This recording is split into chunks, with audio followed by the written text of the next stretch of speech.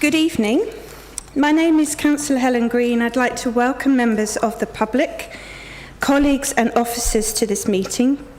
I'm chairing tonight's meeting, and to manage the business as efficiently as possible, I will invite people to speak one at a time to ensure their contributions are properly heard. Therefore, please do not speak unless invited to do so by me. Thank you in advance. The fire evacuation procedure is: on hearing the fire alarm, please leave the building immediately using the nearest available exit. Do not, under any circumstances, use the lift. The assembly point is in the area in the Civic Office car park next to the roundabout, and you should not attempt to re-enter the building until it is known to be safe. Please also ensure that your mobile phones are switched off or on silent. Thank you.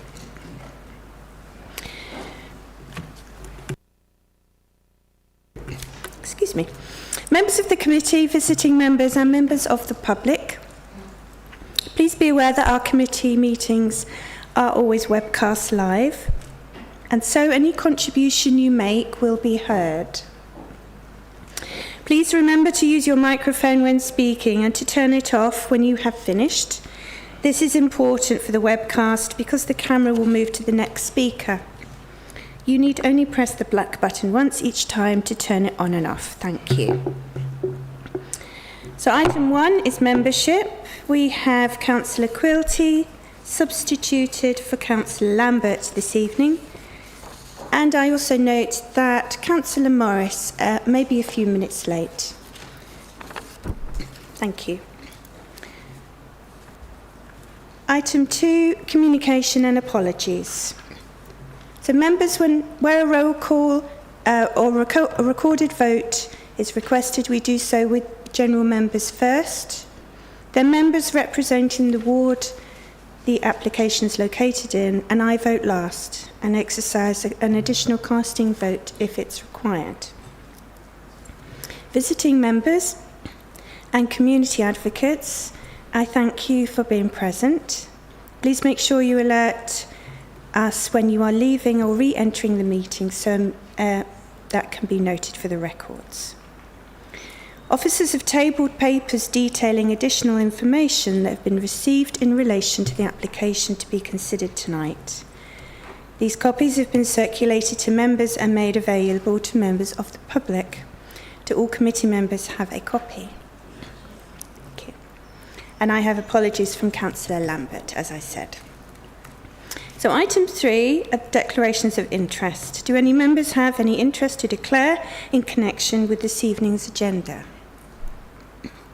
Item 4, the minutes. Can the minutes of the meeting held on the 12th of February be confirmed as a true record and signed? Thank you.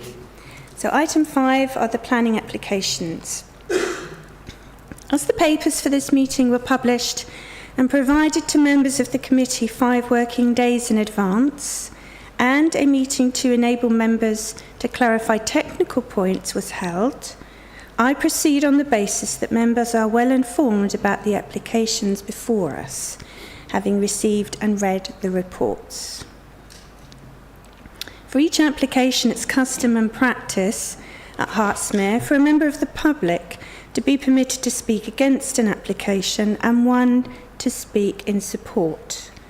Where there are 2 speakers for an application, the person wishing to speak against will speak first.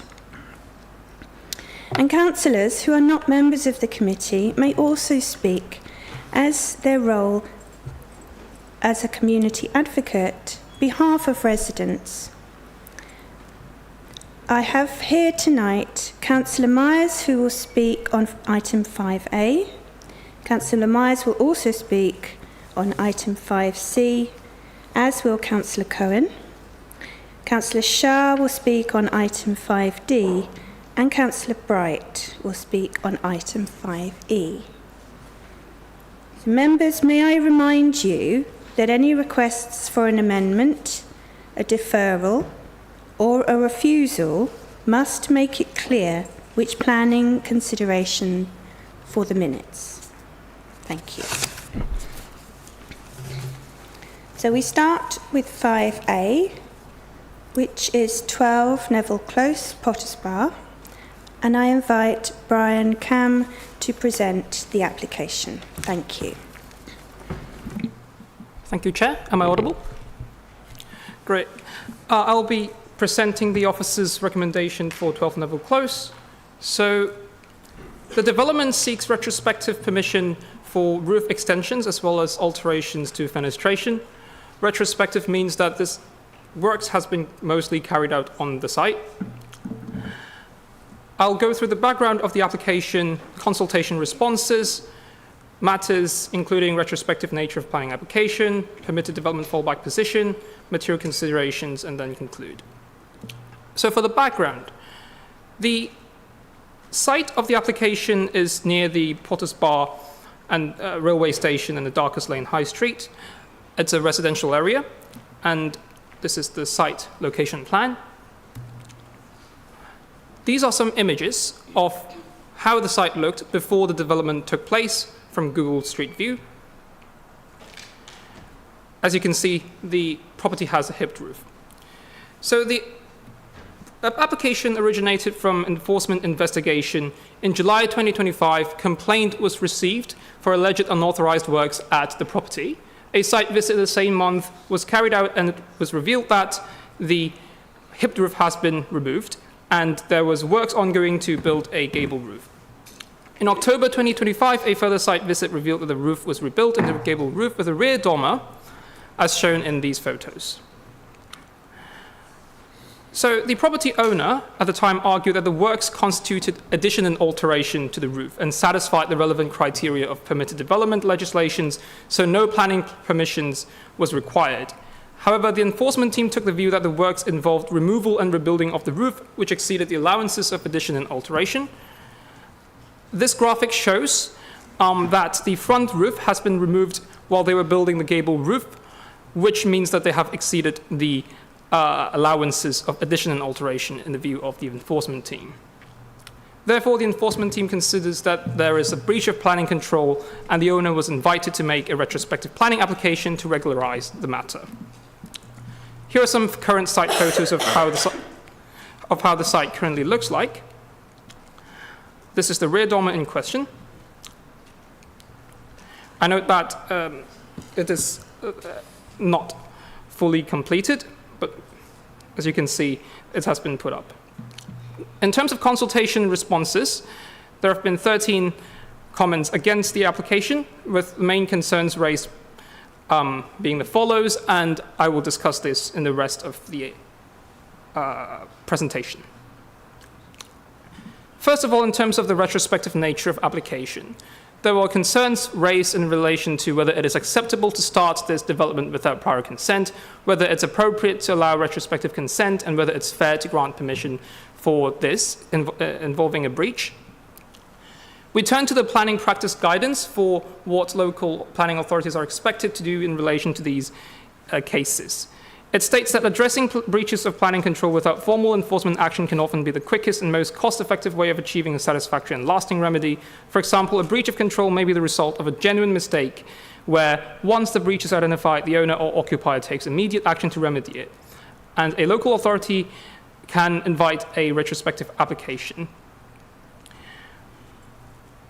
Although the authority can invite an application, it cannot be assumed that the permission will be granted, and the local planning authority should take care not to fetter its discretion prior to the determination of any application for planning permission. Such an application must be considered in a normal way. The implication is that the fact that this application is retrospective cannot be a material consideration. This application provides the opportunity to regularize this matter, allowing neighbors and consultees to comment on the development and for all relevant planning policies to be considered. The next thing we'll consider is the permitted development fallback position. The GPDO legislation has provisions for permitted development that do not require planning permission.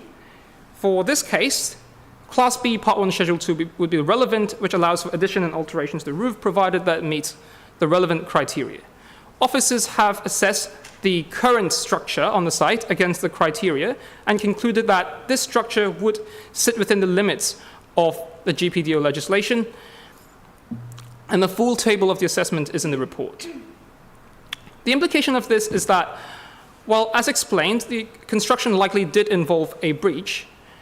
In the case of where this application is refused, and assuming no successful appeal, the owner would be expected to revert the building to the state before the extension.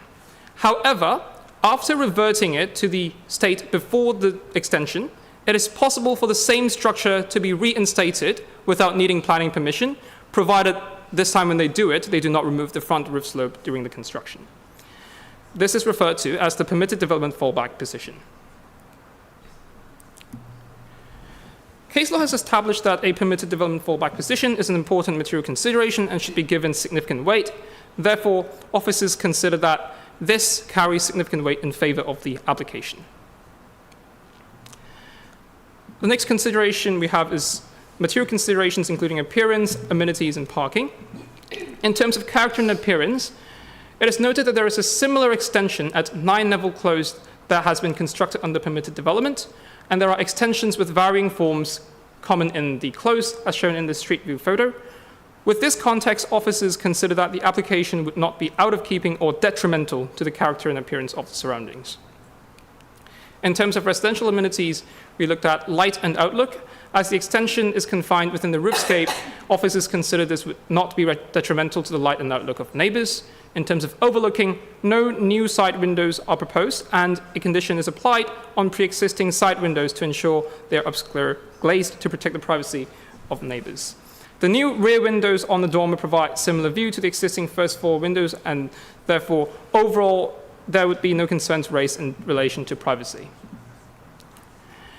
In terms of the concern of overdevelopment or parking needs, the number of bedrooms after this development would increase from 3 to 4. The Parking Standards 2014, which this is assessed against, states that site within Residential Accessibility Zone 2, which this site is within, requires 4 bedroom houses to have 1 parking space. 1 off-street parking space is existent on the driveway, which is not affected by this application, and the application site is also within walking distance from the Darkest Lane High Street and Porters Bar Railway Station. Therefore, it is considered compliant in terms of parking. Overall, the conclusion is that the proposal is policy compliant and would not raise concerns so detrimental as to outweigh the permitted development fallback position. Any potential harms of the development is unlikely to be resolved by refusal because the same structure can be reinstated without needing planning permission. The recommendation is therefore grant permission subject to conditions. Thank you. Thank you very much. So we have speakers. So can you please listen for your name and come forward to the microphone? Please, can I call Mr. Christopher Dixon to speak against the application? Thank you, sir. You'll have 3 minutes. Thank you very much. Thank you, councillors, for allowing me the opportunity to speak on behalf of residents of Neville Close in objection to the application. When you move into a road like Neville Close, you're not just buying a house, you are becoming part of a community and having respect for your road, for its character, and respect for what others around you have chosen to preserve. Unfortunately, this retrospective development does not demonstrate that respect. It seeks to retain a hip-to-gable extension, a rear large dormer and altered fenestration, all of which have been built without permission. While retrospective, it must still be assessed on its planning merits and the harm that it causes. In terms of scale and bulk, this is a substantial development which results in a roof structure that is excessive, dominant, and no longer subordinate to the original dwelling. The officer report itself confirms that both the hip-to-gable alteration and the rear dormer are contrary to the council's own planning and design guide. That is an acknowledgement that this development fails established design policy. The impact is plainly visible. The original hipped roof, characteristic of Neville Close, has been replaced with a large, flat gable, creating a box-like and top-heavy appearance. The rear dormer is wide and bulky, dominating the roof slope rather than sitting discreetly within it. The fenestration adds to this harm. The size and arrangement of the rear windows are more akin to a townhouse-style development, introducing more urban and intensive character that is clearly out of keeping with our cul-de-sac. The report suggests that the development is not harmful to character. This application breaches the council's own design guidance. That guidance exists to protect the character of our area. The recommendation relies on permitted development fallback position. However, that fallback is theoretical. It assumes that the exact same structure would be rebuilt in the same way. What you councillors must assess today is what has actually been built, which is clearly bulky, poorly integrated and not policy compliant. The harm is clear, visible and significant. As residents, we are asking consistency with the policies we are all expected to follow. Granted permission would send a message that it is acceptable to build first, breach the design guide and rely on speculative fallback to secure consent later. Finally, for these reasons, I urge you to refuse this retrospective application as contrary to CS22, SADM 30 and Planning and Design Guide Part E due to the harm of the character and appearance of Neville Close and the amenity of neighbouring residents. Thank you. And if I could just add one thing, I was curious on the slide where it says it was being changed from 3 to 4 bedrooms. My understanding it's being changed from 3 to 6. Thank you, sir. Thank you very much. Thank you. So can I please call Mr. Joe Henry, representing the applicant, to speak for the application? Thank you, sir. You'll have 3 minutes. Thank you. Thank you, Chair and members. My name is Joe Henry. I'm the planning agent acting for the proposal.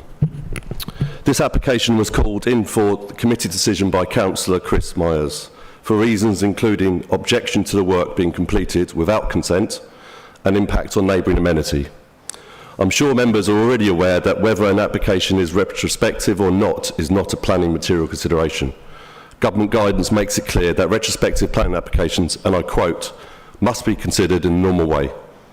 Therefore, decision makers cannot be influenced by the retrospective nature of the development. Also, I would comment that the owner built the roof extension because he was advised it did not require planning permission by virtue of permitted development rights.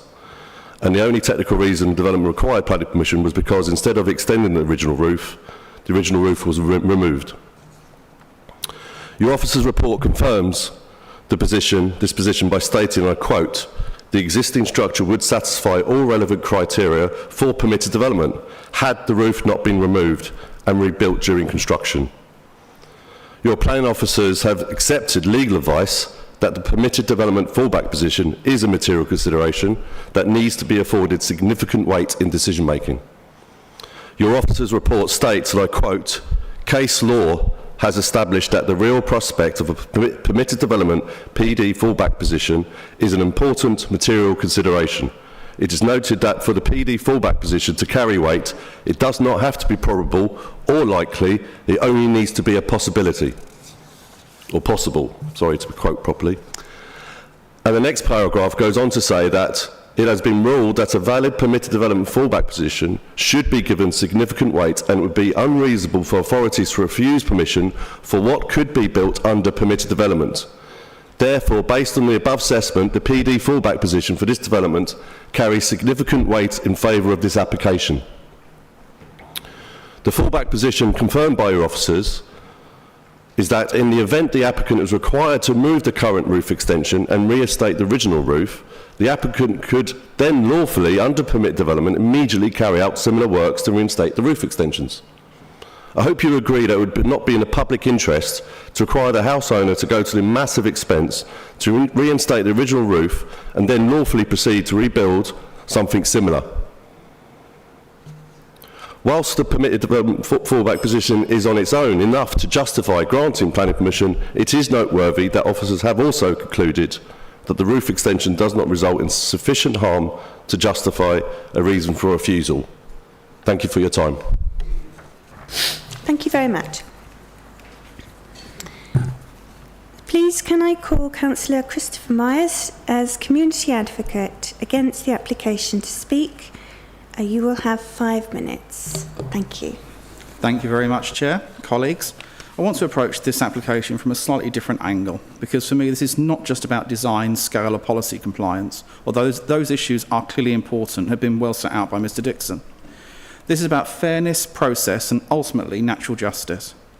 What we have here is not a case of a homeowner carefully following the rules and seeking permission before undertaking development. Instead, we have a situation where work's been carried out beyond what was allowed, and only after the fact has an application been submitted asking us, in effect, to approve what has already been done. That puts this committee in a very difficult position. Because if we approve this, the message it sends out is quite clear, that it is acceptable to push beyond what is permitted, take the risk, and then come back later to asking forgiveness rather than permission. So now let's challenge that idea properly. Why do we have a planning system at all? It exists to ensure fairness. It ensures that every resident, whether in Neville Close or anywhere else in the borough, plays by the same rules. It protects neighbours, it protects character, and it ensures that decisions are made transparently and consistently. But that system only works if people engage with it in good faith. If someone follows the rules, submits an application and is told no, they must accept that decision or amend their plans. That is the social contract at the heart of planning. But if someone can simply build first, exceed what is allowed, and then seek retrospective approval, we risk undermining that entire principle. And we need to be honest with ourselves here. A more sceptical observer might say, well, does it really matter if the end result is acceptable? But that completely misses the point. Because if we allow the process to be bypassed without consequence, we create an uneven playing field. We disadvantage those who do the right thing and reward those who take the chance. That is not a position I think this committee should be comfortable with. And we should also be careful not to let the existence of a retrospective application subtly influence us. The fact that something has already been built does not make it acceptable. It does not create a presumption in its favour. It should be judged exactly as if it was being proposed today. So the question before us is simple. If this scheme had come to us properly before the works were carried out, in the form that we see today, would we have approved it?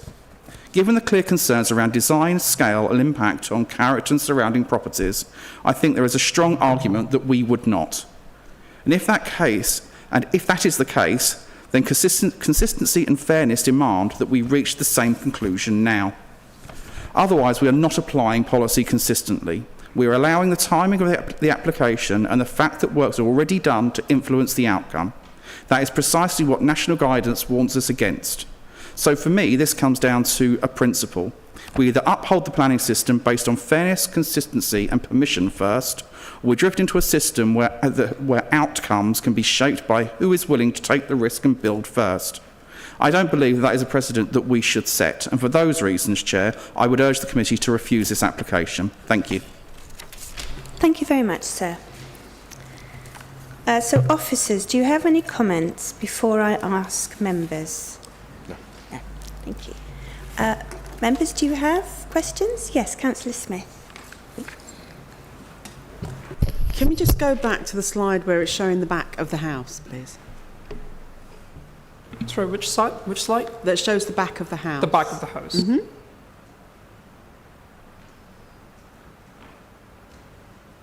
That's the one. I understand we're talking about the roof here, but there are identical doors on the ground level, which looks like the property has been split. So, as they didn't seek permission for the roof, do we know if they've needed or sought permission to do any other alterations in the house?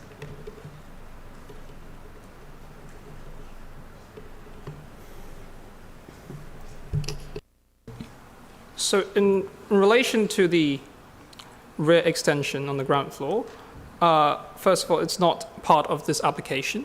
I know your question is about whether this would have required permission. To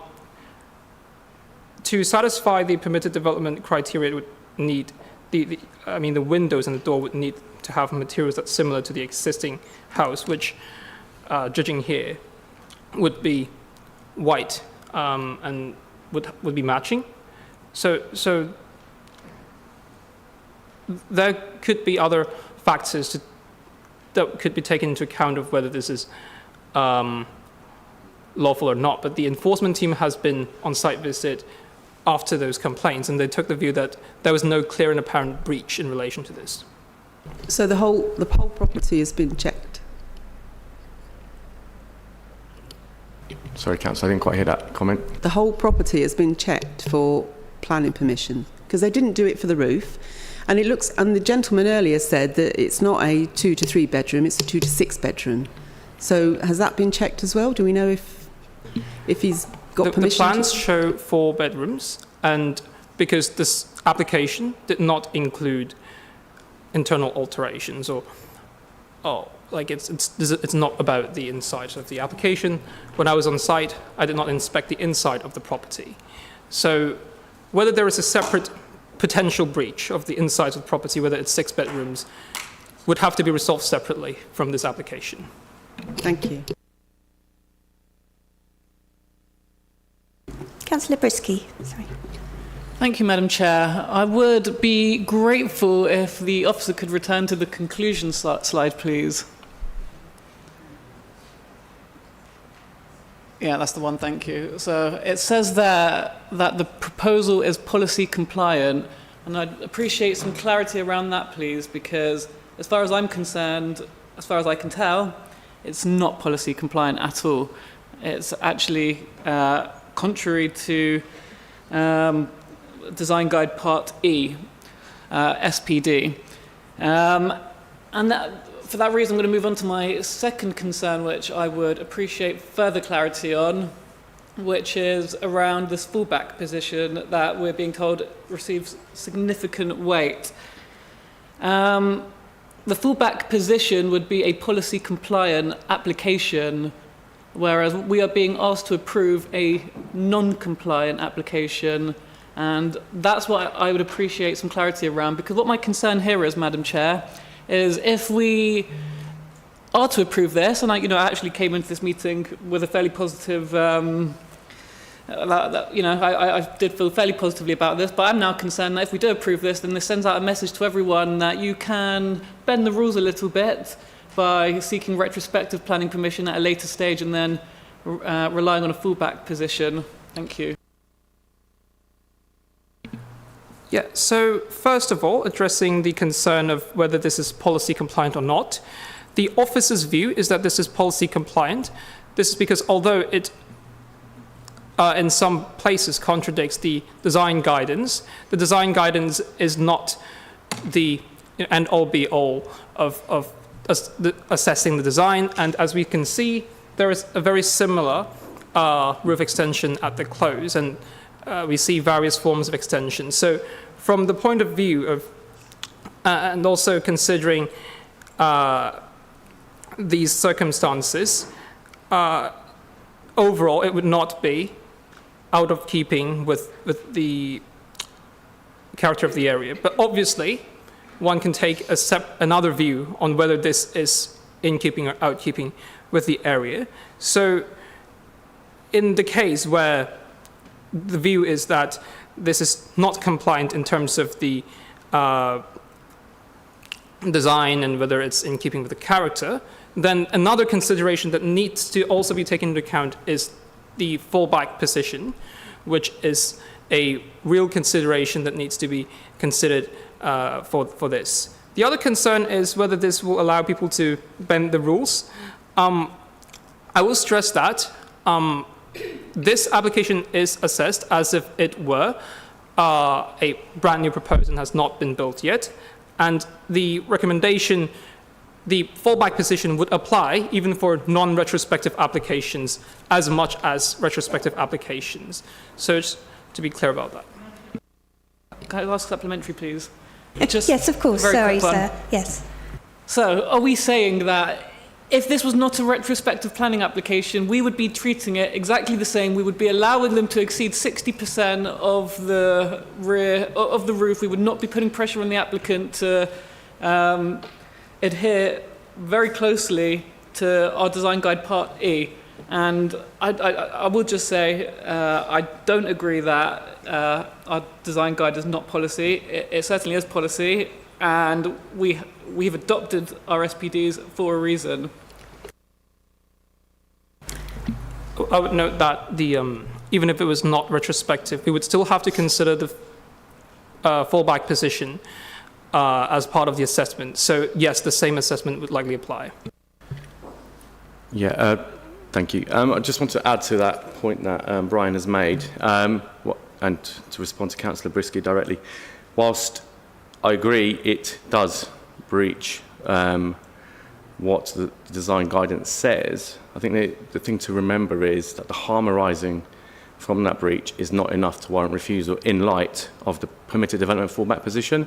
So again, just going back to the original point that Brian made in his presentation, and one of the, I think Councillor Smith raised, is that this is what we term a technical breach, purely a breach in that they didn't build things in the right sequence. So because they took the whole roof down, what they should have done is rebuild the roof and then add the gable and the dormer, which understandably no one would really ever do because it just doesn't make any sense. The final position of what you have there and what you see in front of you that's been built would be exactly the same as if they had just plugged it into done the hip to gable and done the rear dormer. So, and as Brian said, even if this were to be refused and it were seen to be expedient to take enforcement action, which I don't think it would be, you would end up potentially, like the agent said earlier, they could put the roof back as it originally was and then go and do the gable and the rear dormer exactly as they've done. So that's the key factor, and that's why Brian and we have come to that conclusion that despite it being a breach, as Councillor Brisky has said, in terms of it not meeting the design guide, Part E, the fallback position of PD is a material factor, and that's why we have come to the conclusion it's acceptable in this particular instance. Thank you. Thank you. Councillor Allen. Thank you. It's kind of Schrodinger's roof, this, because it both is and isn't compliant. It's a strange case. But can I just clarify? I know we have already talked about it, but I think it is very important. The wording we discussed in the technical meeting, which is before this public event. Can I just reiterate, can I just once again get clarity on a point we have alluded to, that if we refuse this and they take off the roof, that they can put exactly the same roof back on again the next day? That is correct, because yes, what they've built, in essence, is permitted development in terms of the structures as you see. It's just the sequence they followed was not correct, and therefore our enforcement team have taken the view that they need to submit this application and regularize what they built. So in essence, if I may, what they shouldn't have done, to put it simply, is take off the front roof slope. They should have left it and opened the hip to gable and put the rear dormer on. That would have been the correct sequence. But because they took the whole roof off, as you saw from the photo that Brian put up earlier in his presentation, what they should have done is to rebuild the roof, because you can do that under permitted development. So with the hip and the pitch at the back, and then, and only then, built the gable and the rear dormer, which I'm sure you understand no one would really ever do because it's just abortive work. But that was the correct sequence, and therefore that's why our enforcement team, when they saw this, and you can quite clearly see, taking the roof off and started to build a gable. What they should have done, if they wanted to replace the roof, they could have with like-for-like materials or similar materials, and then built the gable. So even if we took enforcement action and made them put the hip back and the pitch at the back, like you quite rightly said, Councillor Allen, they could the next day start building the gable and the rear dormer. With exactly the same materials? Yeah, as long as they are similar to the existing, i.e. which they are. It's going to be rendered, and it's got hung tiles on the rear, which is the correct thing to do. I'm slightly struggling to see what difference it makes either way at the moment, you see. I'm struggling to see what difference it makes, and thanks for the clarity. Thank you. Councillor Gray. Thank you, Chair. A couple of questions and a couple of points. I think firstly, congratulate Brian on his first presentation here to the committee. Although on face value it looks quite small and quite simple, it turns out to be a very technical and detailed presentation and quite an issue to wrangle with. So congratulations on a clear presentation. I want to understand first and foremost, was a lawful development certificate ever issued on this particular development? Because while that doesn't give you planning permission, it does give you certainty that what you're carrying out is planning compliant and legal. And secondly, we talk about the street scene, the look, the feel of the building in situ, and we're using number 9 Neville Close as an example, which obviously has been extended and built up, but to a very high standard. How have we assessed that this will fit in with the street scene? Have they submitted any kind of guidance or plans on how they plan to do that, the materials used, the construction types? Because at the moment, looking at the photos, it's a patchwork quilt of different materials, colours and styles. It's a bit Joseph and his Technicolor Dreamcoat of a building, whereas the one on number 9 that is being used in an example has been completed to a very high standard and does actually quite blend in nicely with that street scene. But I haven't seen any design guides or any design specifications for what they plan to do going forward if they get the planning permission. Thank you. So in response to the first question, whether they have submitted a certificate of lawfulness to demonstrate compliance, they did not, but this is not a requirement for developments that are compliant to permitted development, as long as it complies with the criteria of permitted development. No, I completely understand that, yeah. But then that would have given them the certainty that they wouldn't be sitting here this evening. So yes, I understand. So in response to your question of how do we ensure that this would be built to a high standard and in keeping with the street scene, the application form indicates the materials used in this application will be matching that of the existing dwelling. So, for instance, the roof gable part will be in white render, and the tiles are matching existing as well. So this is how we assess that they have to build in accordance to what they have submitted, and if that is the case, then it would be matching that of the existing and would be keeping the appearance of the street scene. I suppose the word there is if, though. If they'd done things properly, they wouldn't be here right now. If they do build it as it says on the planning application, or not. Thank you. Councillor Sussman. Thank you, Chair. A few points to raise. I'm really confused about this because on page 6 of the report, it says the development involved construction works that exceeded the allowance of permitted development.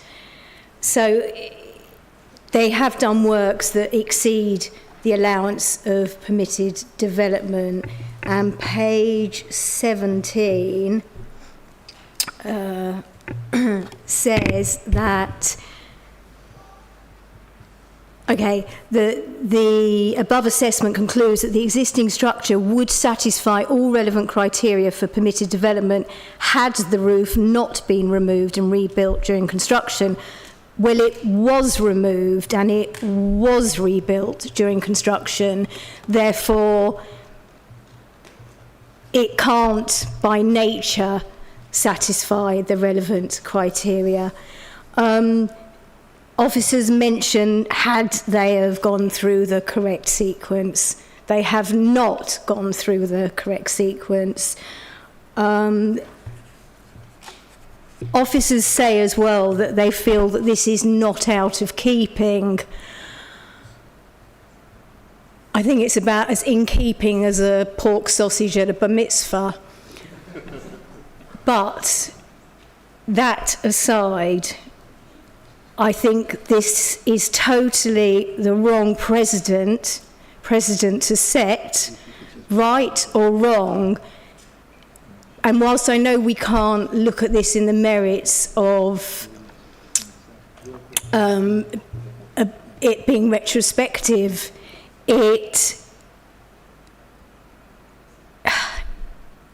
too much wrong has sort of happened. It's not gone in that correct sequence. The resident who spoke very eloquently against this application said about this is, gone from hipped to gable, and how many of those are on the road. And as Councillor Gray mentioned, looking at the whole street scene, there was one property that sort of has half a sort of gabled roof and has really been done to a high standard and very much in keeping with street scene. I think that for an application where they've gone ahead, where they've had an agent to advise them, has been quite ill-advised, and they may have said that they're naive about it, but I just personally, I can't buy that.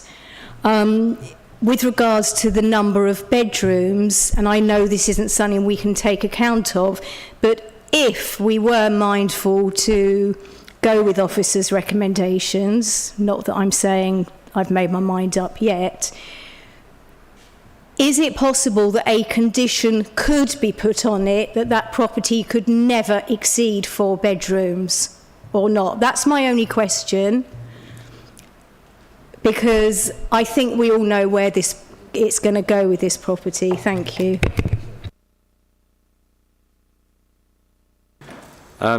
So, for example, sorry, apologies, Councillor Green, I interrupted you there. In terms of, I'll go in a reverse order. So in terms of a condition to stop them from adding an extra bedroom, I don't think we can do that. In terms of, if you imagine, I don't know, for example, they might one day need to convert one of their downstairs rooms into a bedroom for whatever reason. And that's, internal alterations don't need planning permission anyway, so you can do those. And I guess you're going down the route of that this might be an HMO. I think that's where the questions, I'm guessing that's where you're going. Again, that's, if it's 6 people or fewer, then that would be PD if that's what they did. And if it's any more, obviously we need planning permission.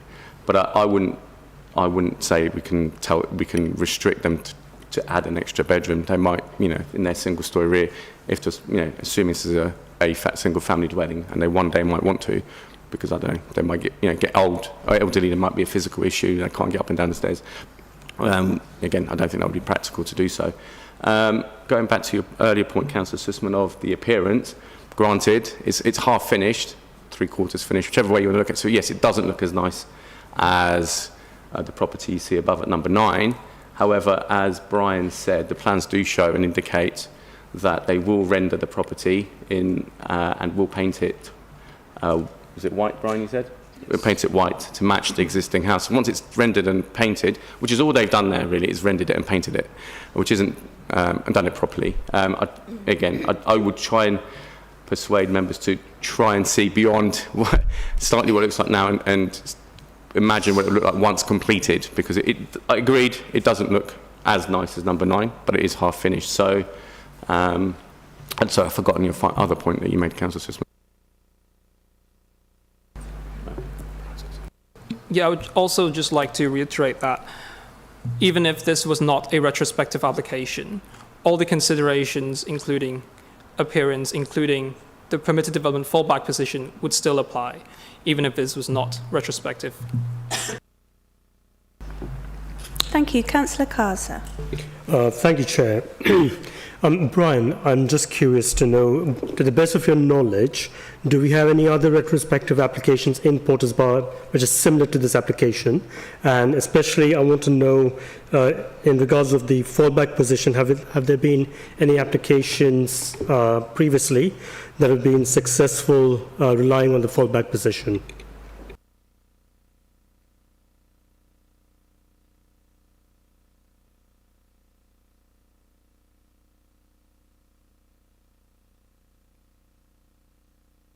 Yeah, we don't have that information to hand, unfortunately, Councillor Kaza. But Yes. Yeah, because, I mean, if we're discussing of possibly setting a precedent, right, with this application, then obviously it would be interesting to know if there have been any other applications in the past. Thank you, Councillor Kaza. I would suggest that we need to obviously look at this application in its merits and maybe, in future ask things like that at the technical quiz so that we could go back and find that information out. But I do take your point. If this keeps happening, it would be a retrograde step. I have Councillor Quilty. Thank you, sir, for waiting. Thank you. The red line of this site is all round the building and covers the garden as well. So I think that's... so it's fair game to talk about anything that's within the red line as part of this application. And that includes the buildings and it includes the roof space. What I'm concerned about is that we've got no details to us, well, I can't see them. What's in this roof space? I mean, it's all very nice to have a roof space and the officer's saying it's policy compliant, right? We don't know what's in there. I don't know whether it's 3 bedrooms, 2 bedrooms and a bathroom, or 3 bedrooms. If it was 3 bedrooms, it could be. It's quite possible. It's big enough to be 3 bedrooms. Then you could have another 2 bedrooms downstairs, and then that presents 5 bedrooms, and that tilts the whole weight of the parking standards in relation to this development. So this is what I'm concerned about. I actually think that it's a, that's a good report, but we should really have designs and figures and plans of what's actually inside the building, as that is part of the development and part of inside the red line. Thank you.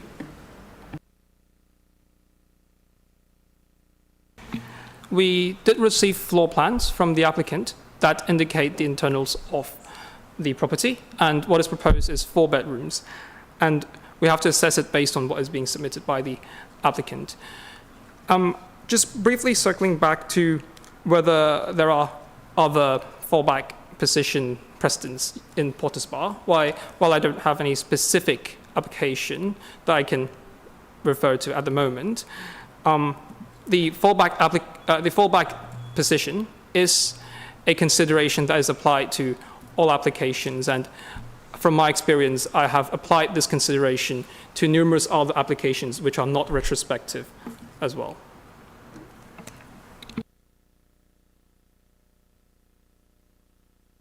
Thank you. Yes, Councillor Gray. Yeah, thank you, Chair. And I think Councillor Quilty raised an interesting point there about actually knowing what's actually happening on the ground and in that building.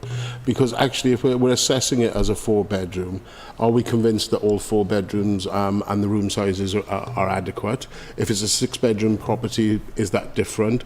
Also, the amenable space outside, is that going to be under or over specification and what needs to be done? There's nothing in our report that kind of details that.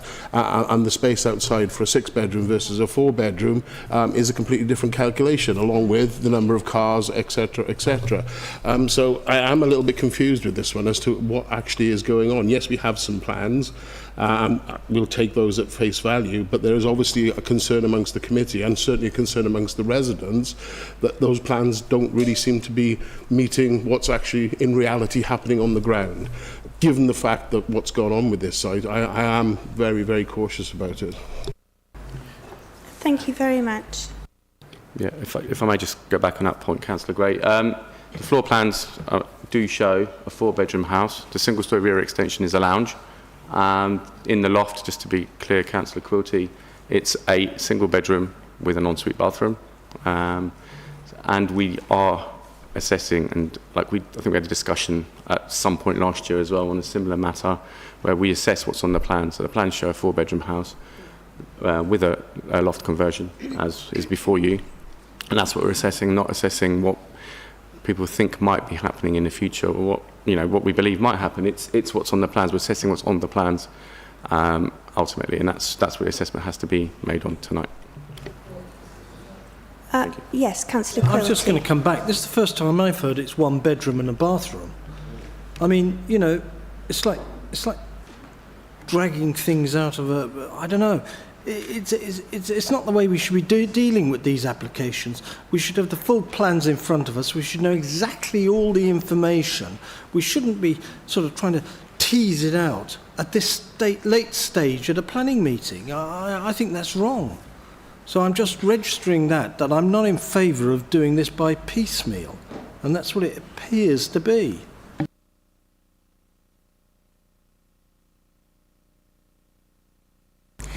You make a good point, sir. Yes, Councillor Brisky and then Councillor Gray. Thank you, Madam Chair. Can we please go back to the slide that shows the development with photo? Because I'll be honest, I came into this meeting thinking this was going to be a pretty straightforward one, but now I'm very confused. Because correct me if I'm wrong here, I'm pretty sure I read somewhere that if they were, sorry, the rear photo, if that's okay, that if they were to rebuild it, it would have to be with a different slope. Is that correct?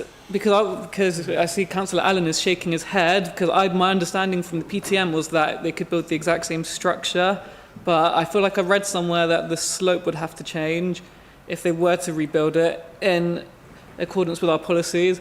And our policies are pretty, our policy, I'm reading it here, part E of our design guide. The reason this exists is to prevent this exact type of development where you have a semi-detached house and then one of the houses decide to build a really dominating roof extension like this. So I'm a little bit confused as to whether this is considered permitted development or not. I appreciate your concern in relation to whether this adheres with the design guide. Unfortunately, our design guide does not fully overlap with the permitted development legislations, and at times they contradict each other. Under the permitted development legislations, this structure is lawful and does not require planning permission, obviously given they don't take down the front roof during the construction. So just to confirm, the slope would not have to change of the roof if we were to refuse planning permission. They would have to take this down and rebuild it. They could build the exact same shape, same everything. Yeah. Yes. I have Councillor Gray, then Councillor Smith. Councillor Gray? Sorry, Chair, I was just lost in thought there for a moment. I am really struggling with this one, and I'm trying to look through the back file on our planning portal to try and get better understanding, but again, it really isn't making much sense, to be quite honest with you, in regards to that. We've got ground floor plans that are proposed, but it says existing and proposed, and there is no existing. It's all very confusing, so I'm a little bit lost to there.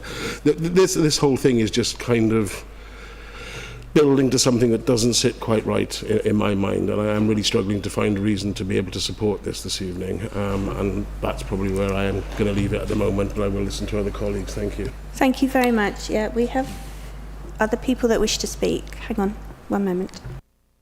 Yeah, just wanted to go back on that point. Again, I appreciate it's not on the presentation, but I've got the plans that were submitted in front of me here. It's quite clearly a single-storey family dwelling. Sorry, a single-family dwelling. Single-storey rear extensions on there that was referred to earlier. It's part of the lounge. And the loft plan quite clearly shows it's a bedroom and an ensuite. So that's what was submitted and that's what we've assessed. So don't quite follow what the issue is on that point, but that's exactly what's there and that's what we're assessing. Thank you. Thank you. One at a time, please. Councillor Smith. Thank you. This has become completely and utterly complicated. It was a simple, he's done a roof without permission and needs to get permission. But the shape of the roof has clearly been altered to accommodate more people. 4 bedrooms does not necessarily mean 4 occupants. It's clearly not a single family dwelling because you wouldn't need 2 back doors identical at the back if it was one family living there. And as the gentleman said earlier, there's the possibility it's 6. Members, can we allow it's 6 bedrooms. Colleagues to ask and make statements, please? Thank you. Sorry, Councillor Smith. 6 bedrooms. So there's clearly if it is 6 bedrooms, there's more people occupying it, and where on earth is everybody going to park? Because there is limited parking out there. It's a little cul-de-sac. So where are all the cars going to go? This is not a simple roof. This needs something else happening to it. Thank you, Councillor Smith. I think possibly the officers will say that we have to No, I understand that. but view it's the clearly more than application that. as it is and not what might be later or what could possibly be done in the future, etc., etc. But Matt said it's a single family dwelling. It's not. You don't need 2 back doors, identical back doors for a single family. Yeah, thank you very much, Councillor Smith. Councillor Allen and then Councillor Sussman. If there are other concerns about this particular property, then there are completely separate mechanisms for investigating or raising those concerns. It's not this. We're not a court of inquiry that can check out any aspect of what happens under somebody's roof just because they apply for a roof. The other things that may be happening in any application site aren't our business. So if there are concerns, they should be raised separately through the proper channels. That's outside our remit, and it has no material bearing on our decision here tonight. And the proposition for us is very specific, and for that reason, I move that we accept the recommendation for approval. If there's a seconder. Thank you. So Councillor Sussman wished to speak. She will be the last person to speak, and then I will ask someone to second your proposal. Sir, thank you. Councillor Sussman. Thank you, Chair. This has come up, and we haven't had sight of these plans that we understand are 4 bedrooms. What are the consequences? What happens if they've submitted wrong floor plans? Wrong in what sense? Sorry, Councillor Sussman. That it's not a 4-bed and it does transpire to be a 6-bed, and we then refer back to this meeting and said, you know what, we all said that would happen. So what are the consequences of that if someone submits something that is incorrect, purposefully or otherwise? If it proves to be incorrect, Councillor Sussman, we can take have an enforcement investigation and take the appropriate action if that's deemed to be expedient at that point in time. However, again, I know you know the answer to this. We're assessing what's on the plans before us. So just to clarify, we're judging this on your recommendations. You have seen plans for a 4-bedroom house. Therefore, we are trusting that what you're saying is based on the fact that you have seen plans for a 4-bedroom house. I just want to be clear that if then, even though we don't have the remit, it comes back and becomes a 6-bedroom house, we might be thinking very differently about this, is the point I wish to make. I agree with you, Councillor Sussman. I think, though, that, apologies for speaking on your behalf, I think officers and us, we have to believe what the applicant tells us. Now, if the applicant could not be telling the truth, okay, lots of people say things that they don't mean, but we have to look at the application as it stands now, and we have to believe that the applicant will put in place what they are asking for. I guess we cannot foresee in the future what may or may not happen. Do I have... Thank you. So, Councillor Allen proposed to accept the officer's recommendation.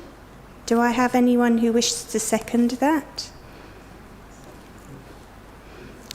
Councillor Rosehill, you wish to second. Thank you, sir. So we can now vote to accept the application, accept proposal from the officers to accept. Thank you very much. Thank you. The recommendation is as set out in the report, subject to any updates. And if I can get members' vote, it's for, against or abstaining. Councillor Allen? For. Councillor Amaron? Against. Councillor Brisky? For. Councillor Handley? Against. Councillor Kazar? Against. Councillor Quilty? Against? Councillor Richards? For, reluctantly. Councillor Rosehill? For. Councillor Smith? Against. Councillor Sussman? Against. Councillor Gray? For the fact that there's two back doors less than a metre apart, against. Could you repeat that?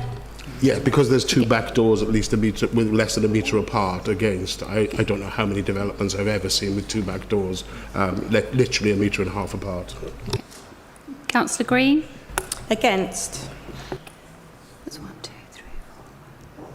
There's 8 against and 4 for. So that motion hasn't been carried and we need another motion.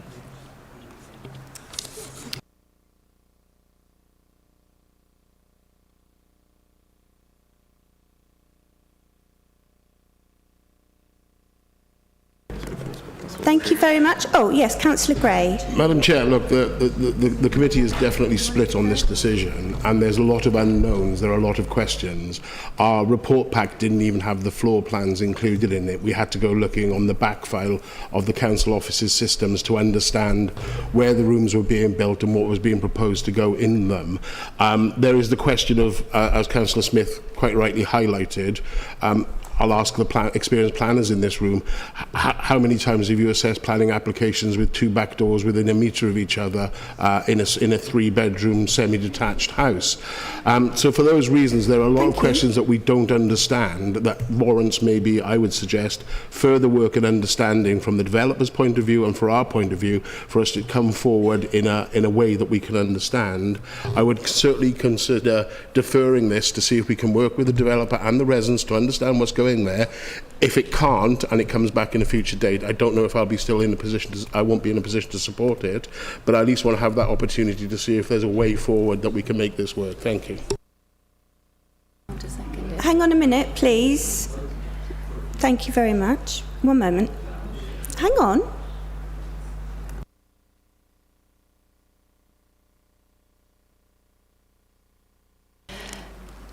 Can you please listen to this lady? Thank you very much. Thank you. So if members are minded, we can put a new recommendation for a deferral on, it appears from what Councillor Gray is saying, on all grounds. We will need someone to second that. So if members are in agreement, then we'll take another vote on that new recommendation. Chairman, can we have some clarity here? I thought we voted refusal. So did I. So that's it? That motion, no, It's it wasn't over. a refusal, it was a recommendation as set out in the report. That would be a new motion. So, one moment. Can I just make... Somebody proposed that we accept it. Someone seconded that. Madam Chair, and we refused I made a suggestion that may be one route forward, but it's down to this committee to decide whether that's an acceptable outcome. The truth of the matter is, the majority of this committee has voted against approving planning permission on this site. I was just wondering if there's a way, if there can be trust built on both sides to actually get to the bottom of what's going on there. I wouldn't want to rule that out, but I'm not convinced at this moment in time I'll be in a position to support it. Thank you. So were we to... Oh, sorry, go on. Did that make sense, Councillor Quilty? Or do you want me, because you were... So I just wanted to clarify that it's the recommendation as set out in the report, which was approval of the application. We voted against the... No, the recommendation would have to be that there is a refusal. Ladies and gentlemen, please, can we have one at a time? Thank you. Councillor Sussman. Thank you. Can I just ask a procedural question? Someone was quite hesitant to second that last proposal. What happens if there is no one willing to second something? Thank you. Then we can't vote on it. You have to have a proposal and a seconder. If someone wishes to propose we reject it, and someone seconds that, we can then vote on that. But you must... I do see your hand up, but if you let me finish, thank you, you will need to have, ladies and gentlemen, if you wish to reject it, and there's a seconder, there will need to be material planning reasons why we are doing that. We voted against the motion or proposal to accept it. If we now have a proposal to reject it, we will have to say why.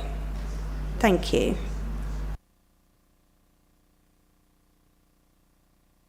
Back on that, I'm just curious why I have to give a reason. If I find that I don't like an application, I'm a democratically elected member.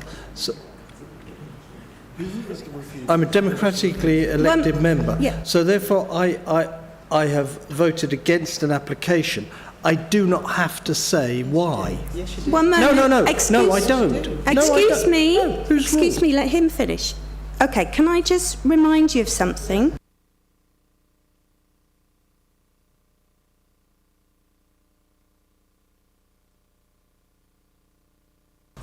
At the beginning, when I talked about the planning applications, I said, members, may I remind you that any request to amend, defer or refuse must make clear the material planning considerations. You're very entitled to say yes or no to anything, sir, but you must give a planning consideration. I'm not too sure if that's correct. Really? Yeah. Okay. No, it's not. Just because it's just someone reads out a piece of paper, that doesn't mean it's correct. As a councillor, no, hold on. As a councillor, excuse me, we do not have to. One moment. Thank you. I will allow you to speak in a minute. Can I please remind everybody, I asked at the beginning, in order to manage business, you speak one at a time. Okay? Otherwise, I'll just stop all this now. You're perfectly entitled to ask questions and challenge, but do it respectfully and do it one at a time. Councillor Quilty, you had something you wished to say. It's just a matter of principle that I do think we need to get bottomed out, because it might come up on numerous occasions, that as councillors we are elected here by the local residents, right? We are not fettered by saying that we agree to certain terms and considerations. We work under a constitution, right? There's nowhere in that constitution that tells us that mandates me that I have to give a reason if I don't like a planning application, and I just leave it at that, and that's all I'm saying. It's just because someone says it, but due difference, you are the chairperson, you've got quite rightly to say it. If you want to, you can say anything, but I don't have to agree with it. I can turn around and say no. So no, I don't. I don't have to explain myself to anyone apart from the law, the constitution, and the residents. So, thank you very much. Excuse me, thank you, I'm speaking. I do take your point. However, if we wish to turn down officers' recommendations, we have to give a reason. Councillor Brisky, do you have something pertinent to say to this development question? I'd like to propose a motion, if I may. We've been sitting here for quite a long time, and this is meant to be one of the more minor applications this evening. I feel like this could be quite a long night if we do not move on quickly. Look, I still feel quite confused about this application. I feel like many other members do as well. So I'm going to propose deferral on all grounds. Hopefully, officers will be able to clarify some of the outstanding questions in terms of floor plans, how the bedrooms are being used, but if the two back doors. But I think we should bring this back to a future committee and deal with this another time. If anyone wishes to second that motion. Thank you very much. So, Councillor Brisky's proposed that we defer it. Does someone wish to second? Councillor Smith. Thank you. We will now vote on that. Thank you very much. Can I just check if officers want to come back, because it's a new motion on the deferral?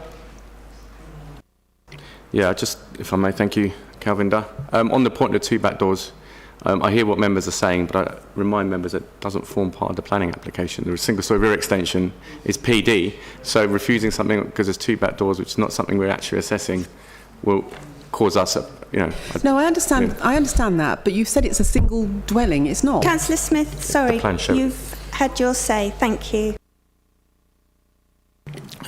The plans that we are assessing that have been submitted do show it's a single family dwelling. I appreciate the comments about the back doors, but again, that single storey rear extension does not form part of this application. And yes, whilst people might not necessarily want 2 back doors, there's nothing stopping anyone putting 2 back doors on their house if they so wish, for whatever reason, I don't know.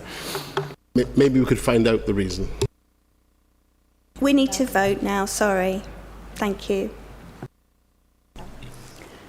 Okay, so the new recommendation is to defer the application for all grounds. If I can take the vote, so it's for, against, or abstain for recommendation to defer. Councillor Allen. Against. Councillor Amron. For. Councillor Brisky. For. Councillor Handley. Against. Councillor Kazar. For. Councillor Morris. Not Councillor. Councillor Quilty. Councillor Richards. Against. Councillor Rosehill. Against. Councillor Smith. For. Councillor Sussman. Against. Councillor Gray. For deferral. Councillor Green. For. That's 7 for a deferral, so that motion has been passed. Thank you. Thank you very much. Do people want 5 minutes break before we go on to number 2? Yes? Okay, we'll come back at 7:15. Thank you very much.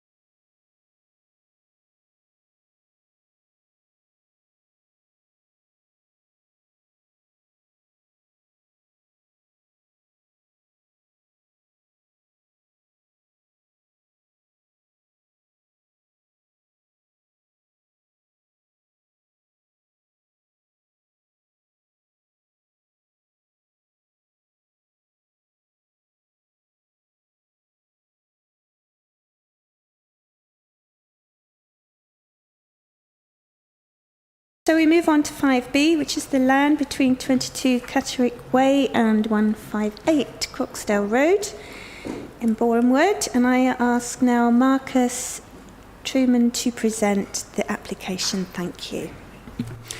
Thank you, Chair. The application is sited on land between 22 Catterick Way and 158 Croxdale Road. The application seeks advertisement consent for the installation of a non-illuminated hoarding signage, and the reason for committee consideration is that it's a council-owned site. Here's an aerial view and location plan. The application site is located to the northeast of Catterick Way within a former garage site that abuts Aberford Park. The site has a rectangular form with access from Catterick Way and Croxdale Road. The surrounding area is characterised by rows of semi-detached dwellings. The red line is the outline of the site, and the yellow line is where the advertisement and the hoarding will be.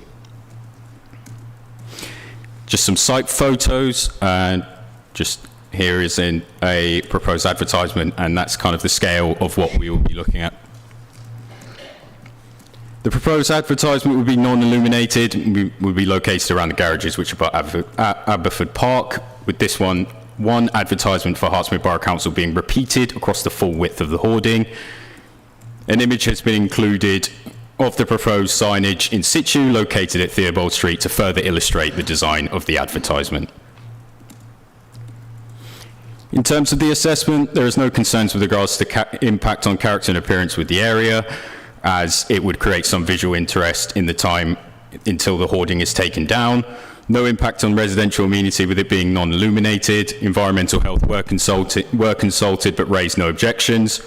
Highways also had no objections, subject to recommended informatives which has been attached.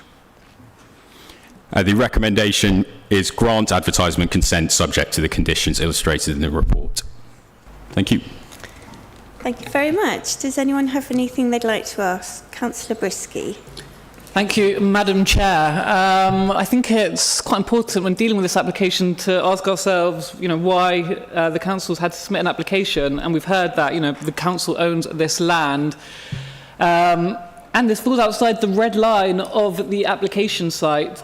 So, the council now knows that I have been holding the council to account for the development associated with this block of flats that's being constructed, which they have now determined is permitted development in terms of the adjacent tarmac that they've laid, as well as the excavation of a footpath. So I find it quite amazing how we've had to seek committee approval to put advertisement consent on the hoardings, but not for the laying of tarmac in the park. Having said that, given that this has sought democratic approval, unlike the other works that have taken place outside the red line that I've complained about, Are you I going will be to approving. ask a question about this application or complain about something else? I was about to conclude that Thank I will be supporting this application. Thank you very much. Councillor Morris. Thank you very much. I don't have any problem with the application in itself. I just thought it appropriate to record a declaration of interest as I own a property around about 150 yards from this location. But notwithstanding that, I don't have a problem with the application itself. Thank you very much, sir. Councillor Gray. Yes, thank you, Chair. This is quite a straightforward one. I'd like to propose we accept the officer's recommendation and move to the vote. Thank you very much. Does anyone wish to second? Councillor Amron, thank you. We can now go to the vote. Thank you very much.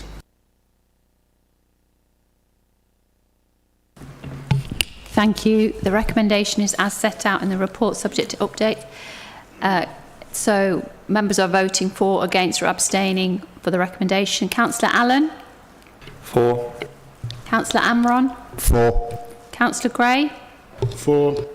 Councillor Handley? For. Councillor Kazar? For. Councillor Morris? For. Councillor Quoty? For. Councillor Richards? For. Councillor Rosehill? For. Councillor Smith? For. Councillor Sussman? For. Councillor Brisky? For. Councillor Green? For. That's unanimous. That recommendation has been carried. Thank you. Thank you very much. We move on to 5C, which is the Borehamwood Football Club, Meadow Park. And I invite Marcus to present the application. Thank you very much. Thank you, Chair. The proposed application is a full application for the demolition of existing spectator terracing, maintenance workshop, control room and turnstiles, and the erection of covered spectator stand and new ancillary facilities, including changing rooms, toilets, turnstiles, control room and maintenance workshop, relocation of pitch irrigation tank and mobile burger bar, additional vehicle and pedestrian site access off Brook Road car park and boundary fencing. And the reason for committee consideration is the land on which the application site sits within land owned by Hertsmere Borough Council. This is also a major development exceeding the threshold of delegated authority in the Constitution. The proposed additional terrace would add 1,862 spectators from 4,061 to 5,863, an uplift of 1,802 standing spaces in line with the Grade 1 requirements set out by Sport England and the Football Foundation. It's just an aerial view of the site. I just wanted to clarify this is not where the construction access is. It will be there. I just wanted to flip it, as last week it was the wrong way round. Just an update from technical, the description of development has been amended to include the removal of the glass house food bar and inclusion of proposed changing rooms, as you can see there, and then of course there. Some site photos of the application site. In terms of the principle of development, paragraph 103 of the NPPF seeks to encourage the planning system to play an important role in facilitating social interaction and creating healthy, inclusive communities. This is addressed in policy SP1 and CS19 of the core strategy, as well as policy SADAM 32 and SADAM 34. The current proposal forms part of a phased project in order to improve the facilities at the football club in order to meet English Football League facility requirements. The requirements, the club need to comply with Grade 1 of the FA Stadium accreditation criteria, which stipulates a minimum capacity of 4,000 with the demonstrable potential to increase this to 5,000 in the third year, as per Sport England and the Football Foundation FA and Hertfordshire County FA.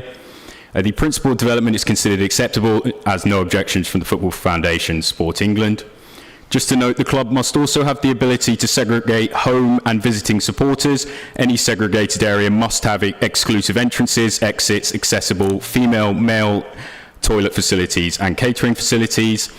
It is also worth noting that part of the development would be sited on a redundant bowling green, which has been disused for at least 6 years and no longer needed for bowls use.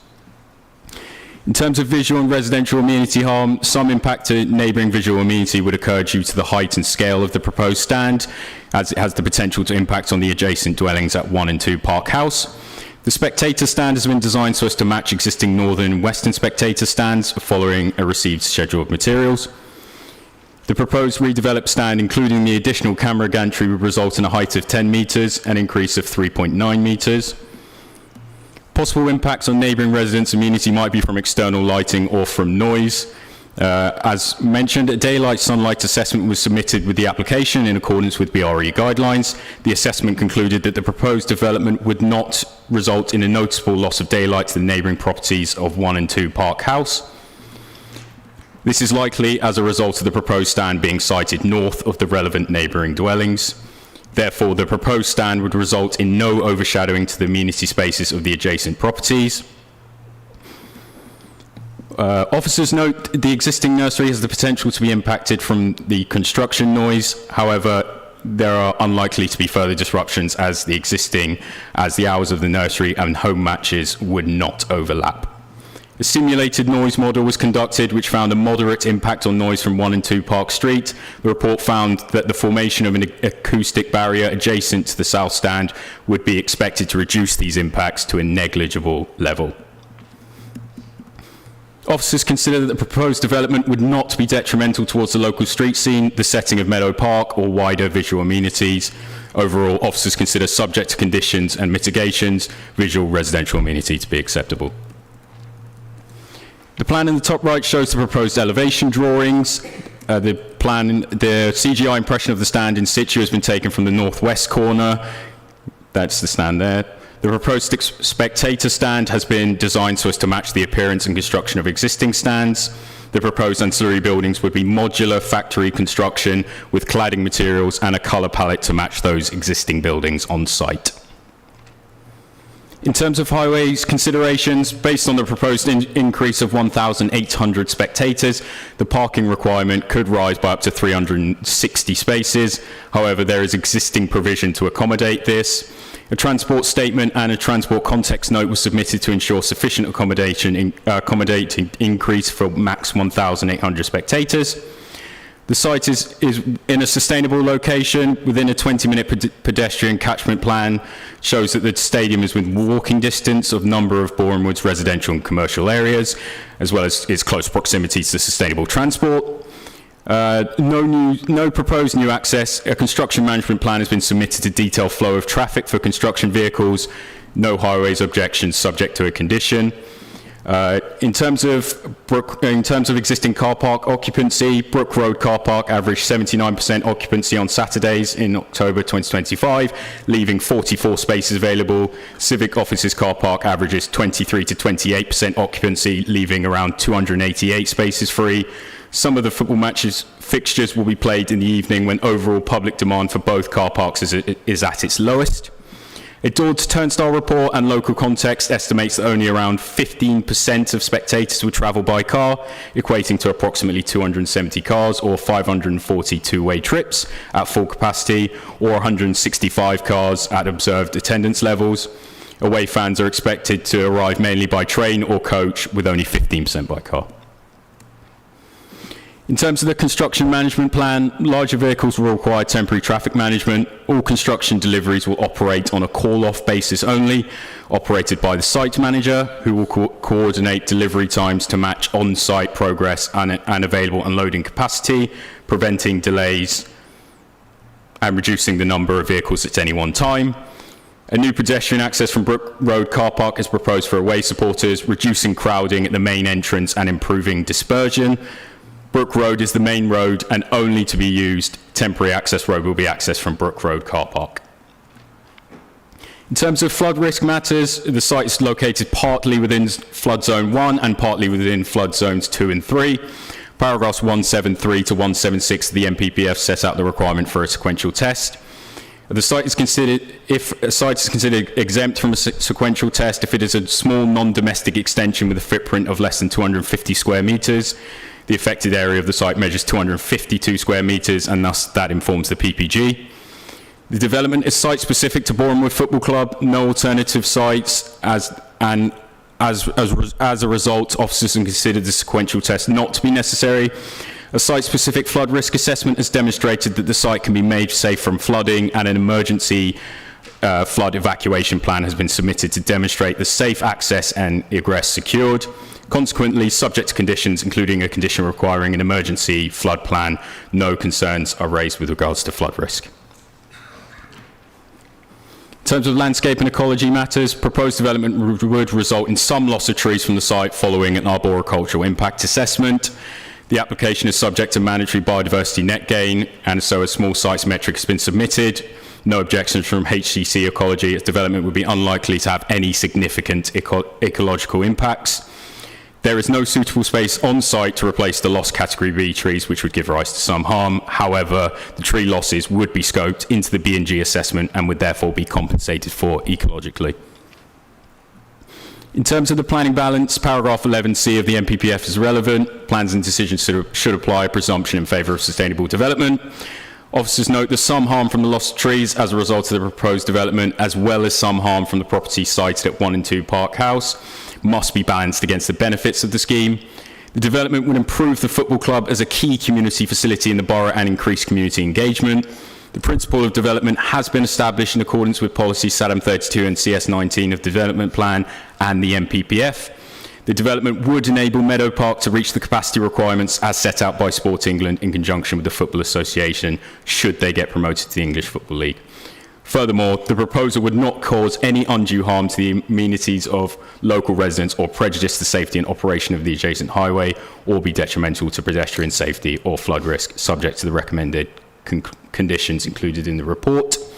And so the recommendation should be delegate to the Head of Planning, Economic Development and Climate Change to issue the decision, subject to no further comments being received from the EA following the consultation period. And then I'd just like to say congratulations to Boreham Wood FC on their National League Cup victory over West Ham United's under-21s. Thank you.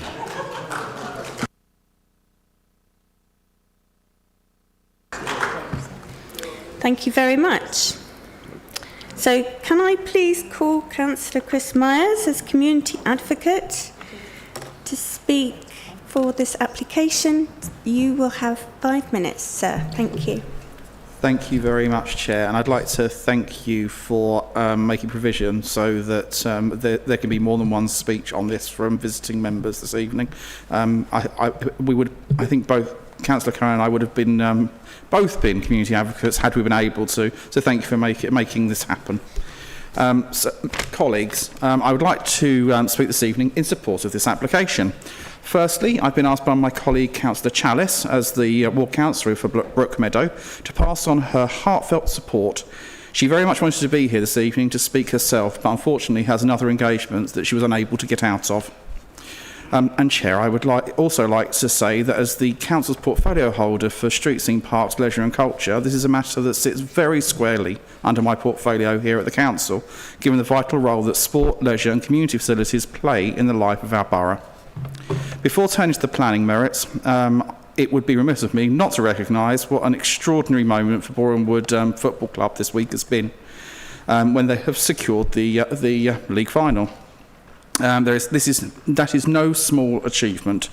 It is a result of hard work, determination and real quality on and off the pitch. I want to place on record my congratulations to the players, the management team, the chairman and everyone involved in the club. But this application is about more than just football. Boreham Wood Football Club is woven into the fabric of this town. It is a source of real pride, not just for Boreham Wood, but for Hertsmere as a whole. On match days, you can see that impact clearly. The town centre is alive. Local businesses benefit. There is energy, activity, and a sense of community that you simply cannot replicate.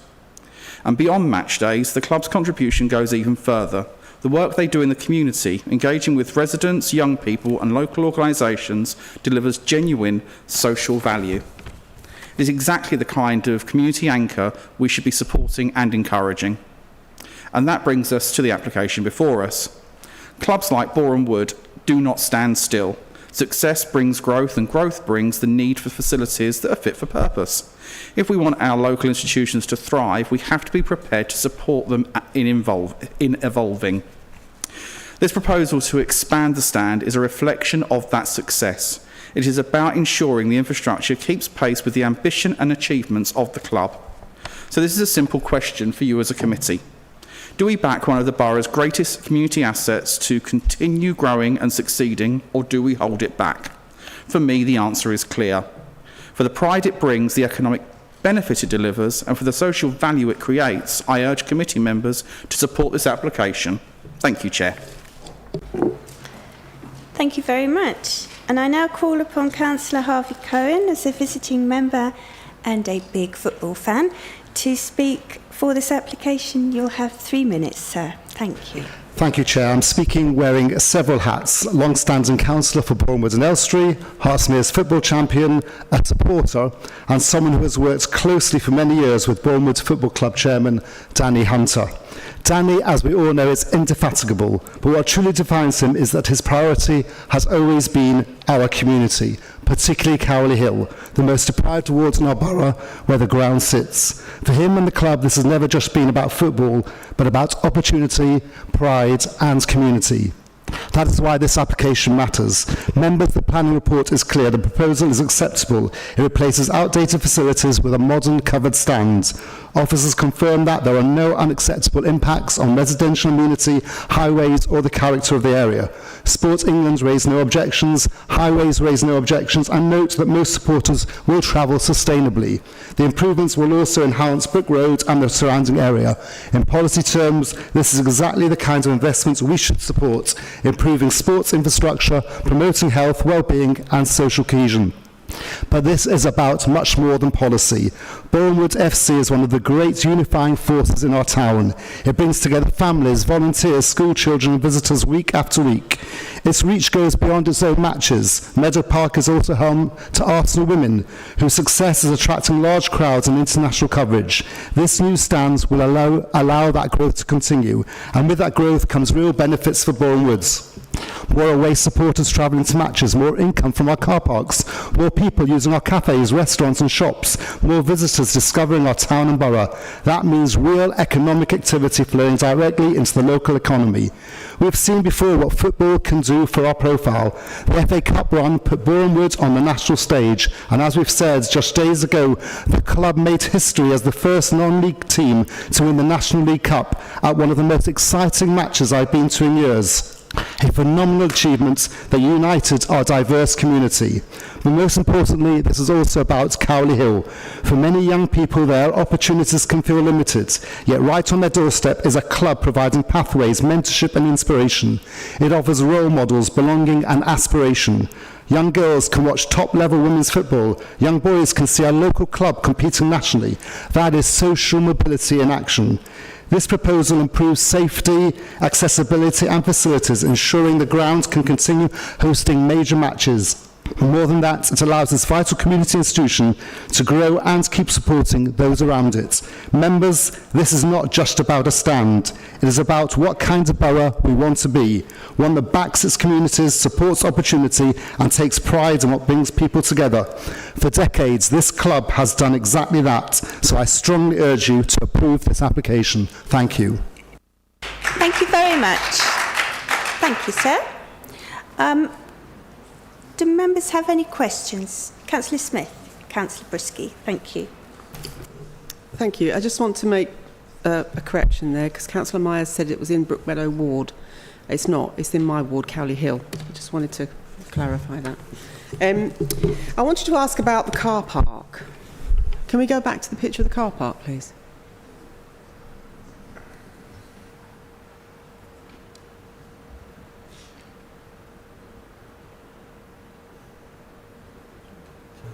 Have you got a closer picture of the car? No. No, okay. It's my understanding that it's two separate pieces. Is that right? So if I drive into the part that's not for visitors and I can't find a space, I've got to drive out, back onto Brook Road, cross the traffic, and then go back into the other part to try and find a space there. Is that right? There's no way of getting across, there's no way of accessing the whole car park. It's into... From what you were saying, it's two separate. There's one for the, you said a certain percentage, I can't remember the numbers, for the away supporters, and then a car park for the rest. But you can't access it all from inside the car park. If you can't find a space in that bit, you've got to come out, cross the traffic and go back in to try and find a space in the other section. Is that right? Am I understanding that correctly? I don't know whether there's probably room for further clarification there, but the percentage is only related to the car parking figures in terms of the spaces available. I didn't delve into the spaces between away fans and home fans, if that... The issue is not the amount of spaces, it's the access. It's my understanding it's two separate sections. It's not the whole car park like it is now, it's two separate sections. So if you can't park in this section, you've got to come out and you've got to go back in and try and park in the other section. That's the issue I've got, because you've got to cross traffic and then go back into the car park. Whereas if there was access... Ladies and gentlemen... Can I finish speaking, please? Ladies and gentlemen, please let... I just want to get Councillor Smith ask her question. Thank you. I just want to get it straight. There is no access from one half to the other. You've got to come out and go back in. Is that right? To me, that's dangerous. Why should you have to do that? Why should you have to cross traffic, and to go back in when you can, surely they can make some sort of access inside the car park like it is now, so that you can just park across all of it without having to go out and come back in again if you can't find a space.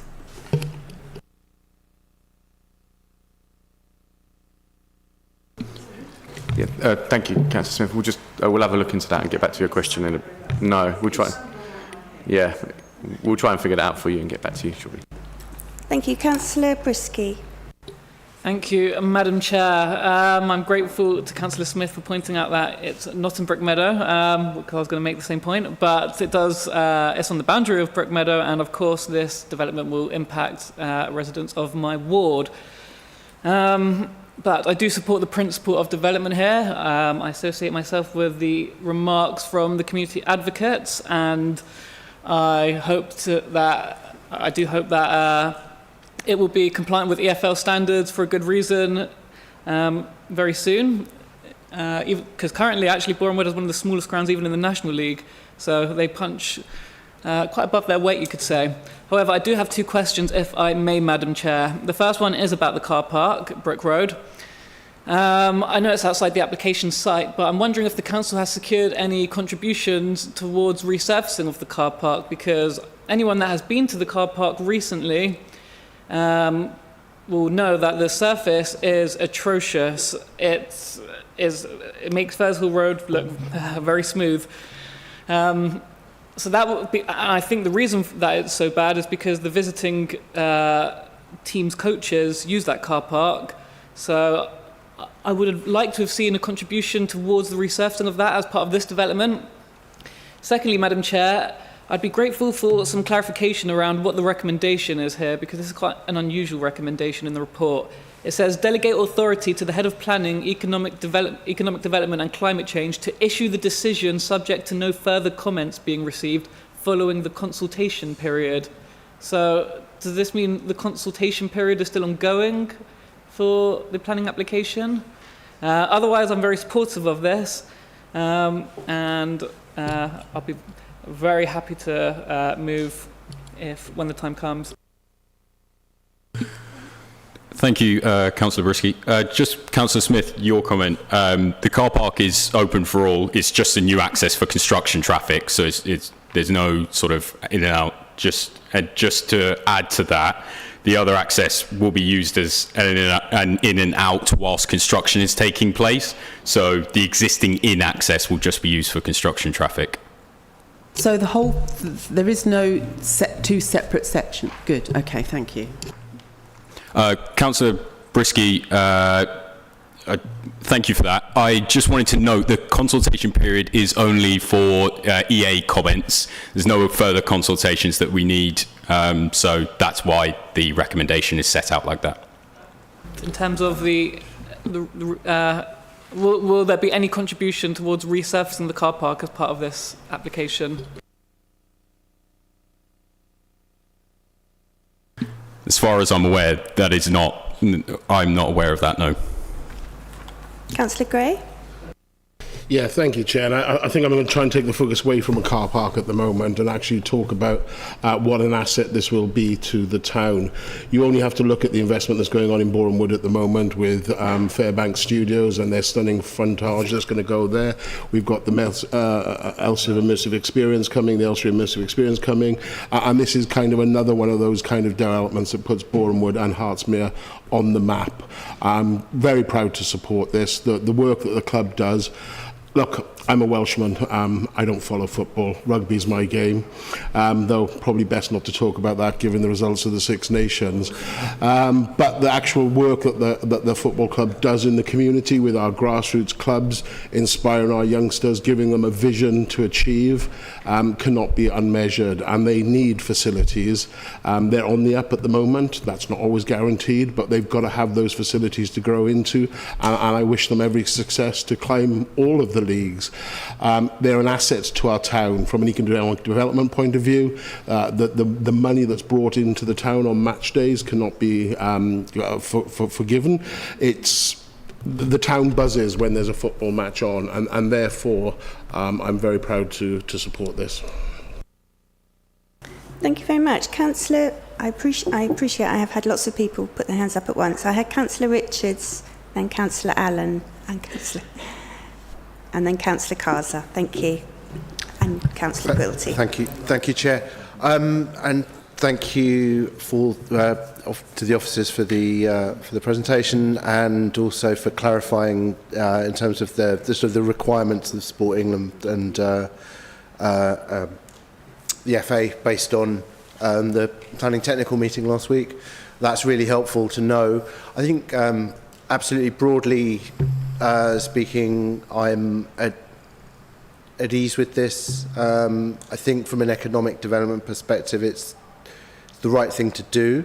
And I think just the one slight shame is that not, being sort of council owned, and in its setting in terms of the park, it would be nice to be able to kind of get the trees that are going to be lost as a result of this planted within or as close to the site as possible, rather than sort of off-site.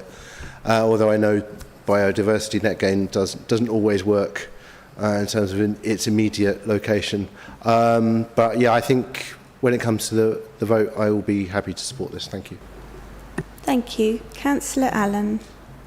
Well, clearly we are all minded to support the endeavours and aspirations of the club, who have a decent chance of becoming next season after the borough's of giving us a chance to have a football league club in the borough, which is obviously a very good thing.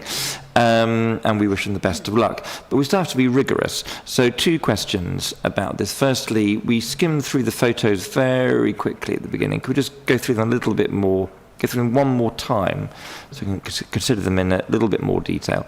And we talked at technical meeting of seeing some images, slightly more detailed mock-up images of what the new stand would look like from the splash park and playground perspective.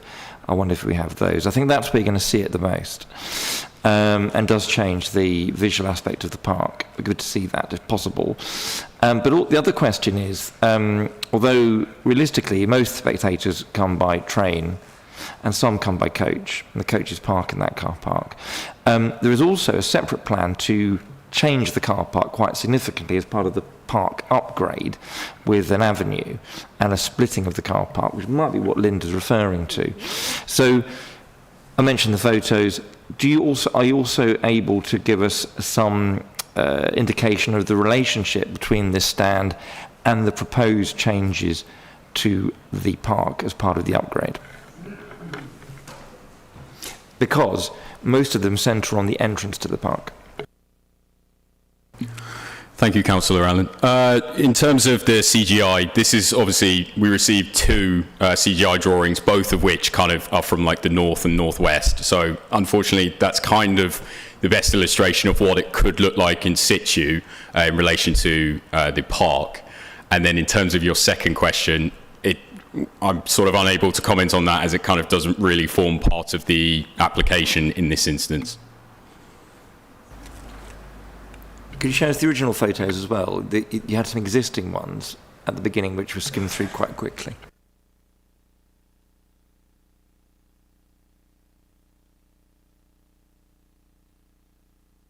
Okay, and it's just the one CGI we have, yeah?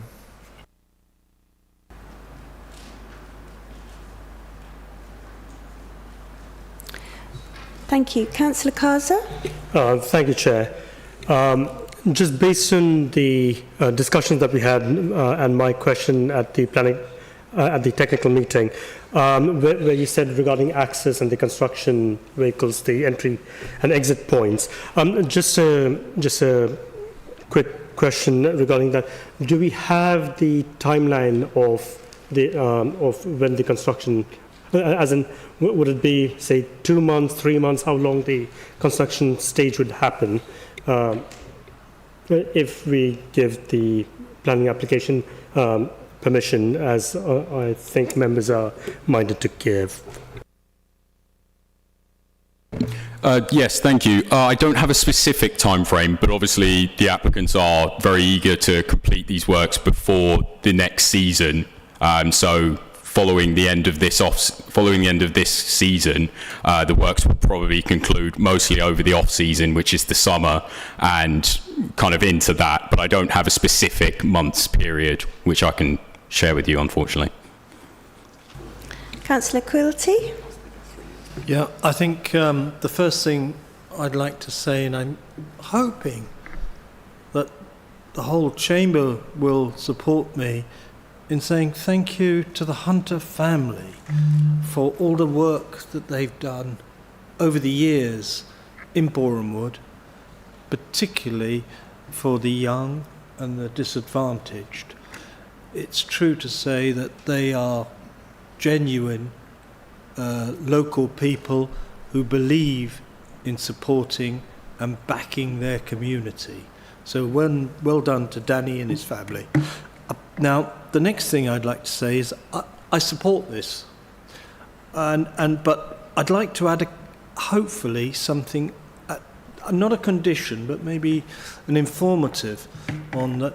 In the event that in the future there are any developments on Brook Road or here in Hertsmere, in the car park here, and the 550 car parking slots that are currently available will not be available because of potential development, can we ask the council to ensure that they will make provision, the same provision for those 550 places, so that it will protect the visitors to this facility in the future, and of course the visitors to the facility across the road in Elstree Film Studios. And it's pretty clear what the points I'm making here, that we need to protect our facilities. So we need the car parking. Thank you.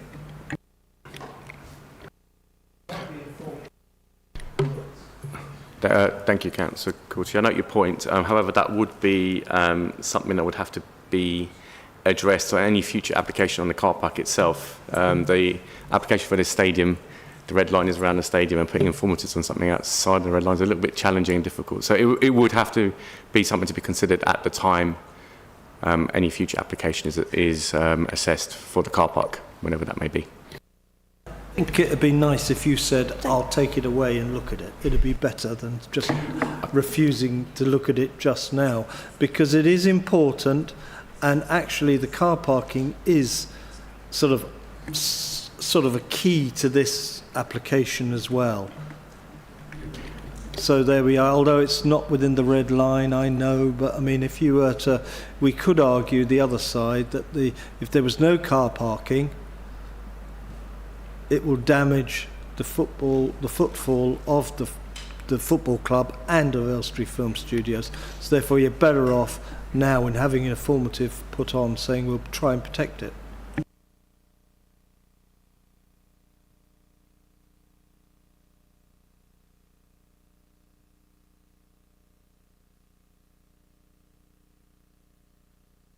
Yeah, I mean, the issue is, Councillor, I note your point, and it's a very good, and I totally disagree. I'll take it away and think about it, but I don't promise, yeah. Thank you. Councillor Gray. Yeah, thank you, Madam Chair. I appreciate that. I'm just a little bit confused by Councillor Quilty's point. Are we asking the football club, put an informative on the football club's planning application to tell this council that we've got to provide parking spaces and not lose any parking spaces?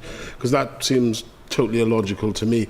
I do agree with Councillor Quilty that we do need to protect our car parking spaces in the borough. They're a good revenue income for the council, and also people need to park to use the facilities, but that could be brought forward as a motion at full council or something like that. It's certainly not for the planning committee to decide.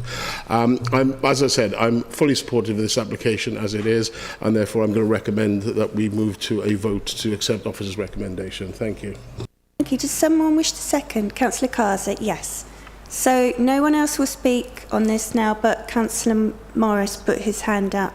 So I will allow him to ask a question, make a comment, but then that's it. We will go to the vote. Thank you. It was really supporting what many have already said, insofar as the benefits of what we're seeing going on around the stadium far outweigh the negatives, and I can't think of a good reason not to support this application. So although that was what I was going to elaborate on, that it seems that events have moved on, so I'm quite happy to support the application along with the recommendation that Mr. Gray here is going to Mr. Gray tonight. Yes, Councillor Gray and Councillor Carter, thank you very much, sir. Thank you. We will now go to the vote. Thank you.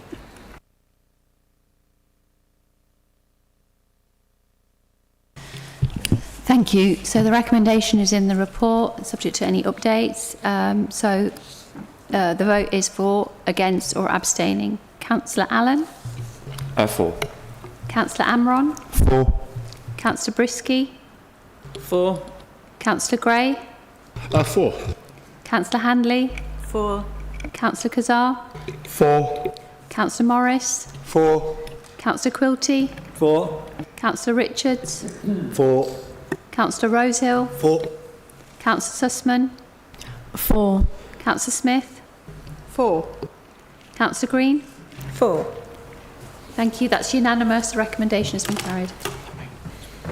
Thank you very much. Would people like a break before we go to the next? Yes.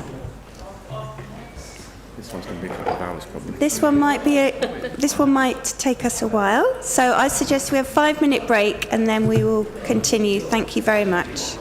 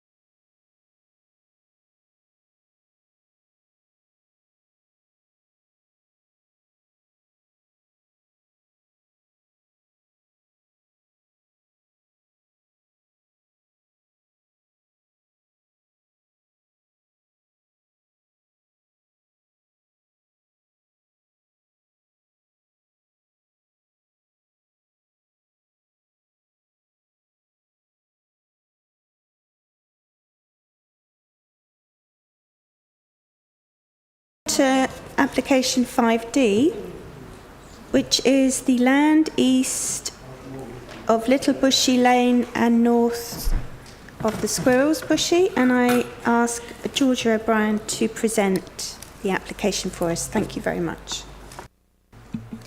Thank you, Chair. Good evening. This application relates to land east of Little Bushy Lane and north of the Squirrels. This is an outline application with access proposed for approval as part of the outline. All other matters are reserved. So this is the site location plan. The land shown outlined in blue here is in the ownership of the applicant, but the development itself is proposed to be contained within the red line. So the full description of development is application for residential development, and that's for up to 280 dwellings with access from Little Bushy Lane, a mobility community hub, that's Class E use, along with car parking, drainage and earthworks, open space and all ancillary and enabling works.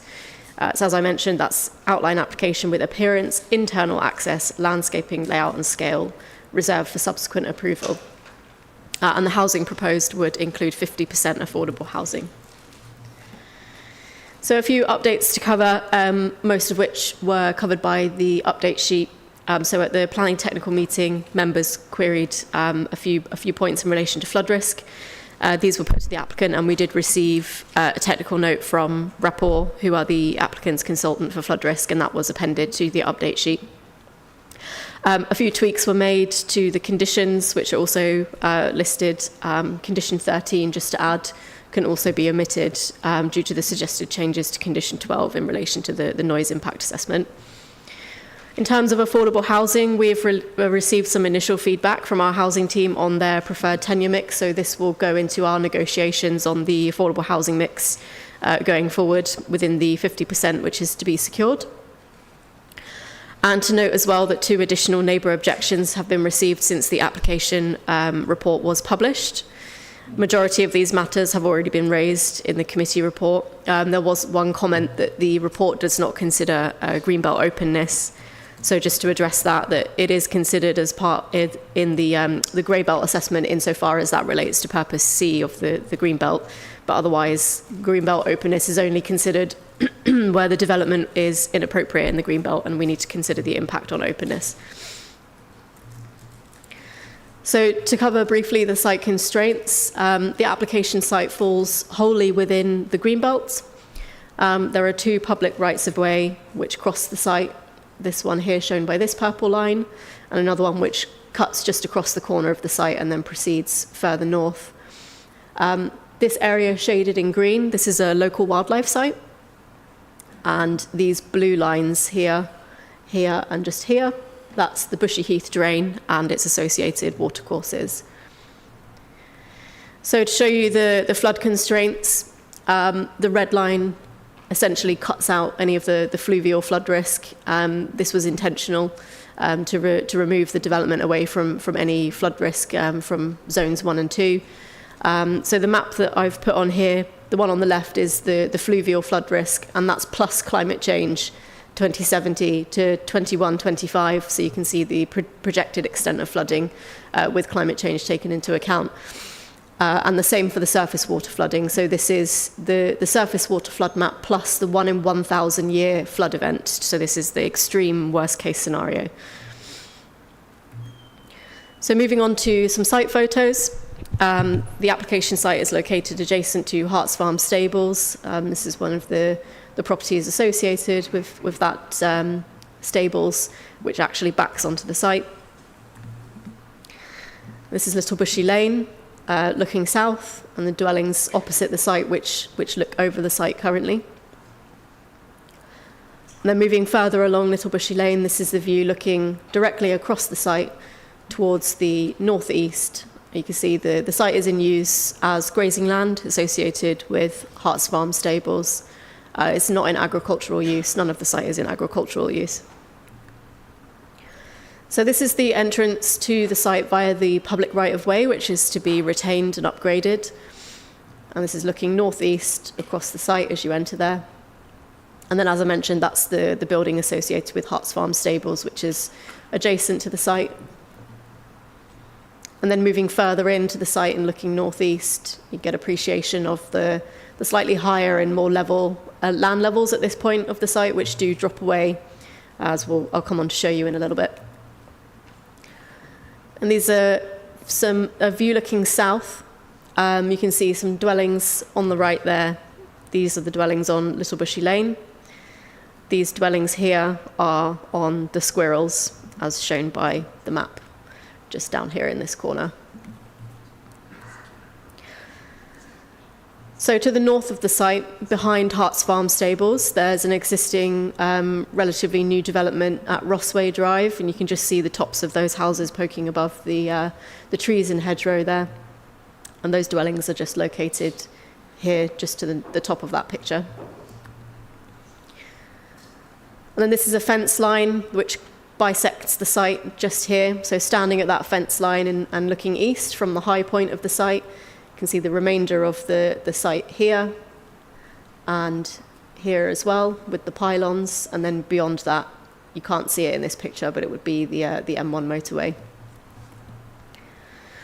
So this gives you an illustration of how the land levels start to fall away. As you move into the site, the levels fall away towards this hedgerow boundary here with mature trees. So the land kind of slopes down, and then there's a sort of watercourse which runs along this hedgerow. So crossing that hedgerow into the southern portion of the site, this is looking back northwest. There's an existing field gate here, mature trees. So that part that you're seeing there is just at this corner here. And then looking southwest, these are the dwellings that you see at the Squirrels. And then in the foreground here, this is an overground pipeline, which will be removed and undergrounded as part of the development. So these are the properties which currently have a view over the site and which will back onto the development as shown here. And then moving a bit further in to the south, here is Wayside Avenue. So these dwellings here are at the corner of Wayside Avenue here, again, moving along this fence line. This is the site boundary along this fence line. And then just to illustrate the overhead pylons within the site as well, these go in this sort of direction. The development is to be set away from the overhead pylons. And then moving back towards this portion of the site here, this is where the existing public right-of-way crosses the two parcels. This public right-of-way sort of runs in this direction. So as we move towards that right-of-way, this is the existing access through. And again, you see the land levels sloping up there as they drop away to this channel here. There again, you can see the dwellings on the Squirrels and Wayside Avenue.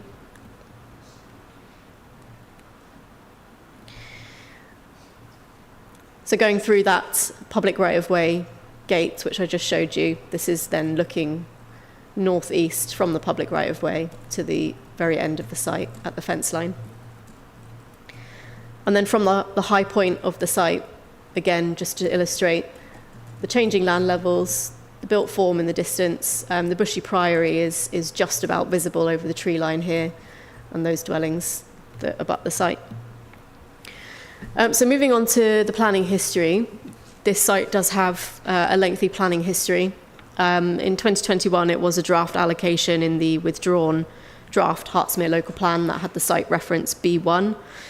This is no longer a draft allocation in the current consultation local plan. In June 2022, we received an outline planning application that was for up to 310 dwellings with a community and mobility hub, land for a primary school and supporting infrastructure. In the course of assessing that application, we received an appeal on non-determination in January 2023. So in February 2023, officers came before members to secure our resolution for what our decision would have been had we been empowered to make a decision. And we resolved to refuse planning permission as it was inappropriate development in the Greenbelt with no VSCs. And at that time, we also had an outstanding objection from the LLFA. So following that, May to July, we attended the public inquiry, which sat over the course of 9 days. And on the 19th of July, the appeal was dismissed. And the inspector's reasons for dismissal of that appeal was substantial harm to the green belts by reason of inappropriateness, significant harm to the character and appearance of the area, very substantial harm arising from failure of the flood risk sequential test, which I'll talk a bit more about later, and therefore this is inappropriate development with no VSCs at that time. So following that appeal decision, in January 2024, the applicant, together with the applicant for another site which has similar circumstances, sought a judicial review, which is a High Court hearing against the inspector's decision.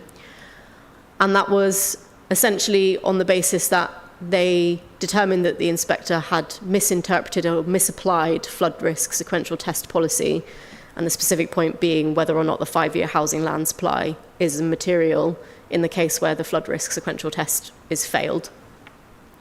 So ultimately, the judicial review was dismissed by the High Court judge, but that decision made some important clarifications to flood risk sequential test policy specifically, and the role of the 5-year housing land supply. So it kind of provided some clarification for LPAs and decision makers moving forward.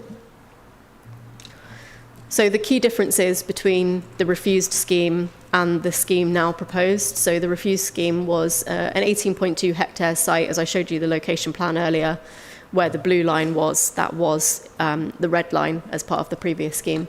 So the site is now reduced in scale. The proposal was previously for 310 dwellings with 40% affordable housing, and it also included land for the primary school, whereas now we have up to 280 dwellings with 50% affordable housing and no primary school.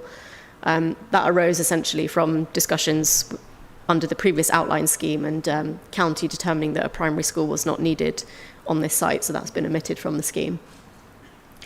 The refused scheme had limited public open space, whereas the revised scheme is landscape-led. It has 46.5% green and blue infrastructure with a central green and play space, which I'll show you a bit later.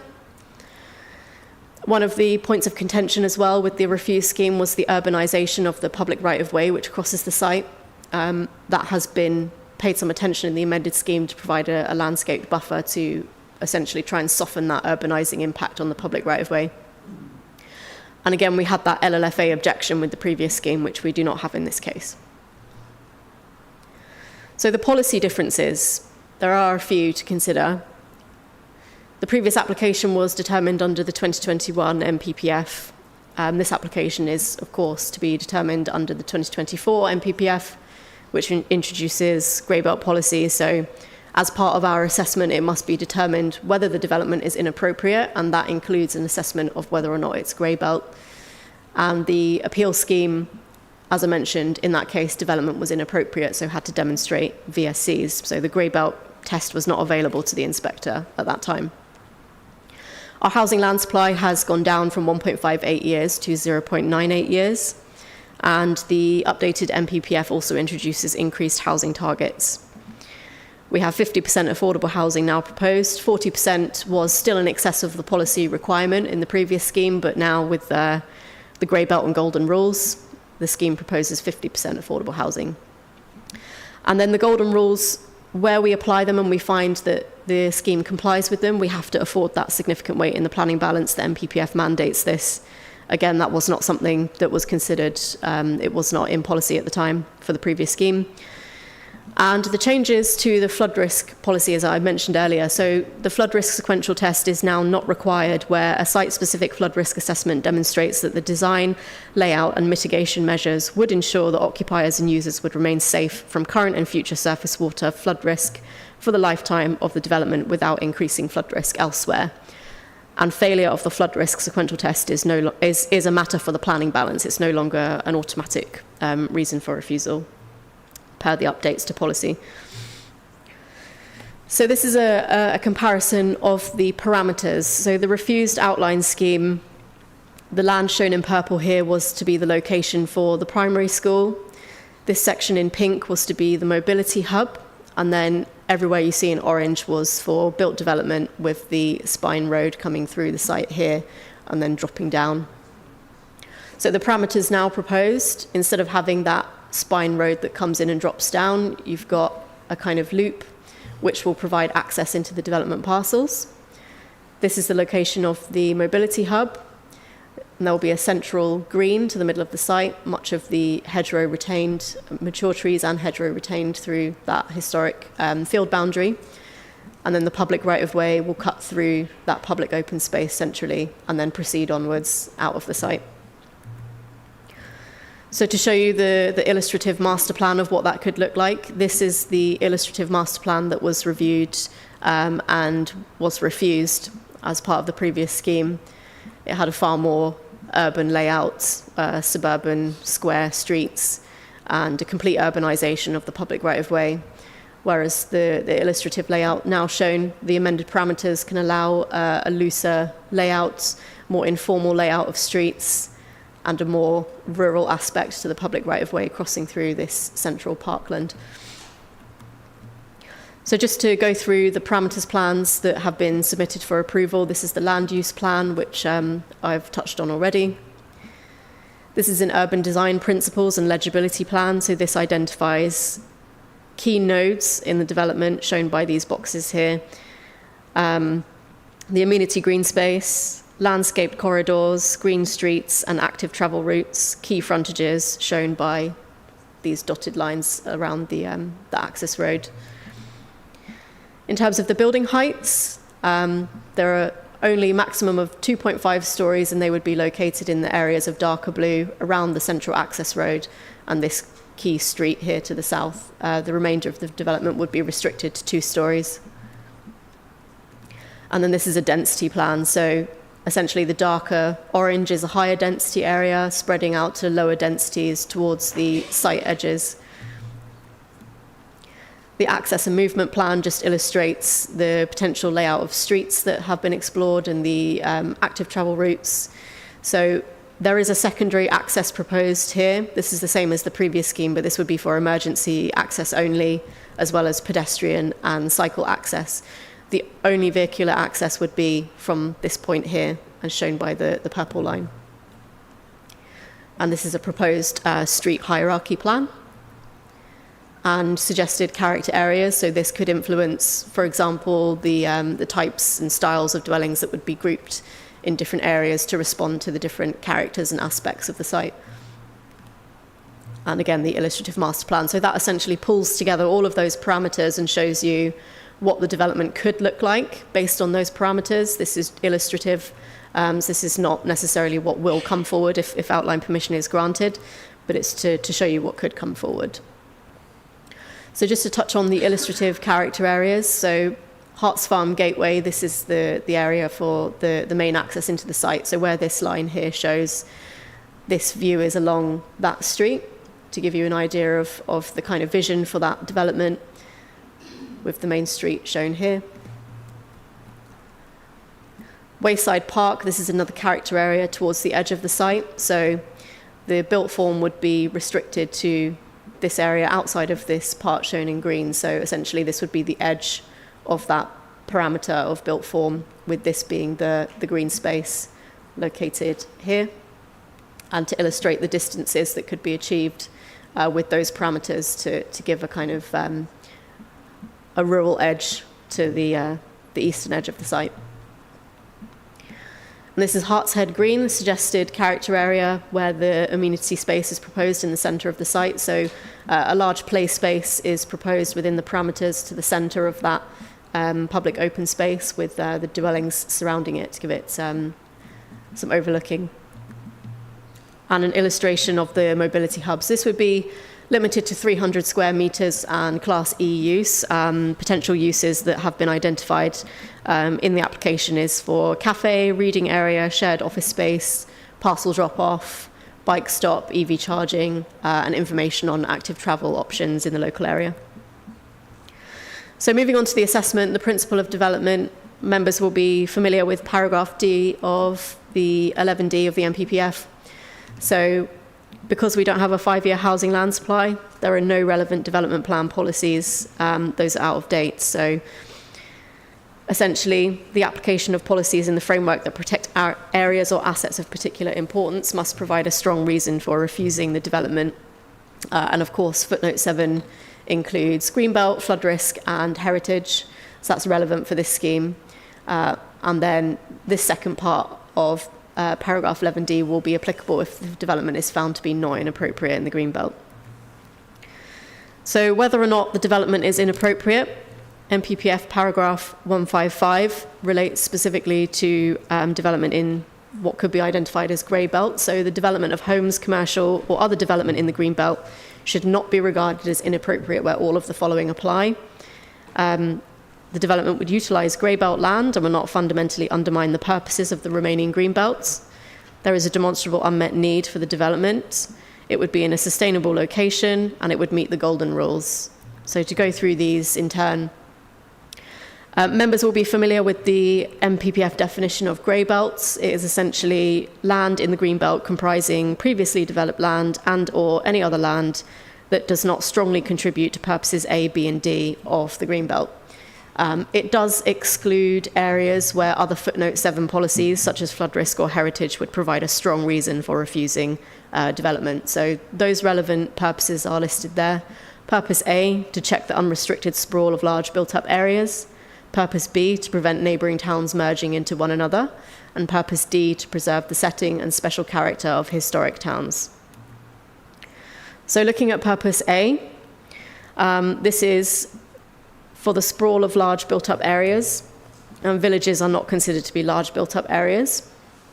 So for the purposes of this assessment, officers are of the view that Bushy is a large built-up area.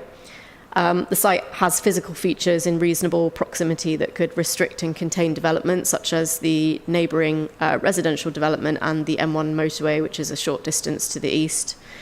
It can be described as partially enclosed because of those features, and it would not result in an incongruous pattern of development. So just to refer to a quote from the Little Bushy Lane appeal decision, this states that while Bushy's village core has been retained, post-war suburban development has altered the overall perception of Bushy as a place. Bushy is larger than some nearby settlements, such as Elstree. Notwithstanding this, Bushy remains a smaller built-up area than Boreham Wood, and spatial separation from other large built-up areas is retained.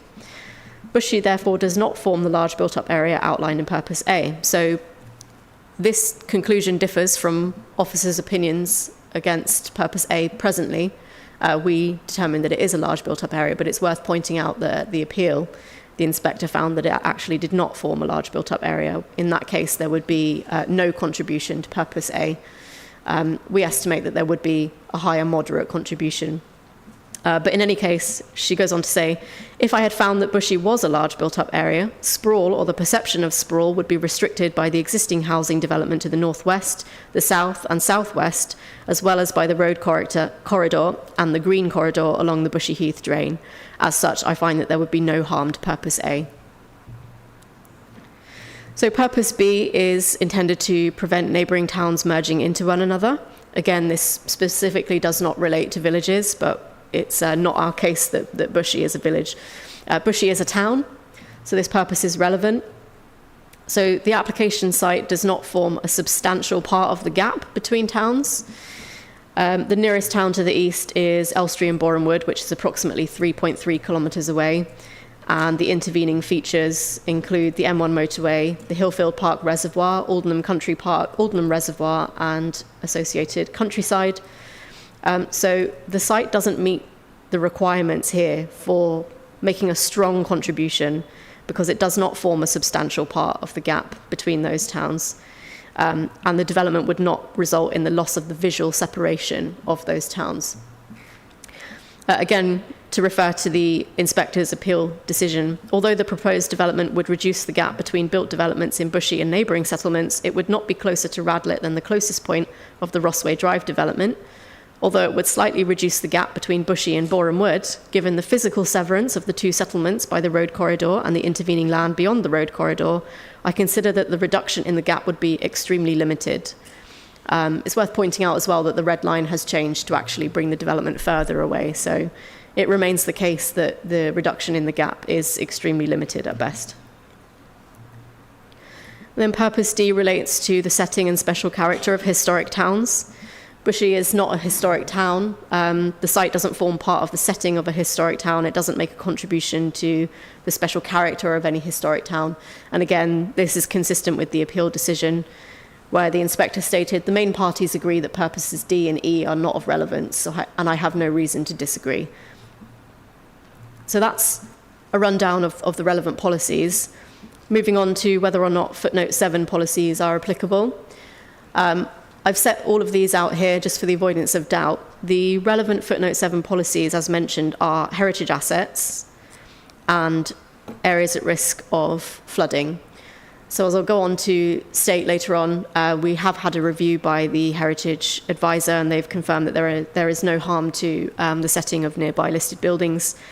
And a very significant consultation process has taken place with the LLFA, resulting in them to raise no objection subject to conditions. We've also had an independent review of the applicant's flood risk documents by Tetra Tech. That's essentially concluded that the applicant's documents are policy compliant. So essentially there are no flood footnote 7 policies that would provide a strong reason for refusal.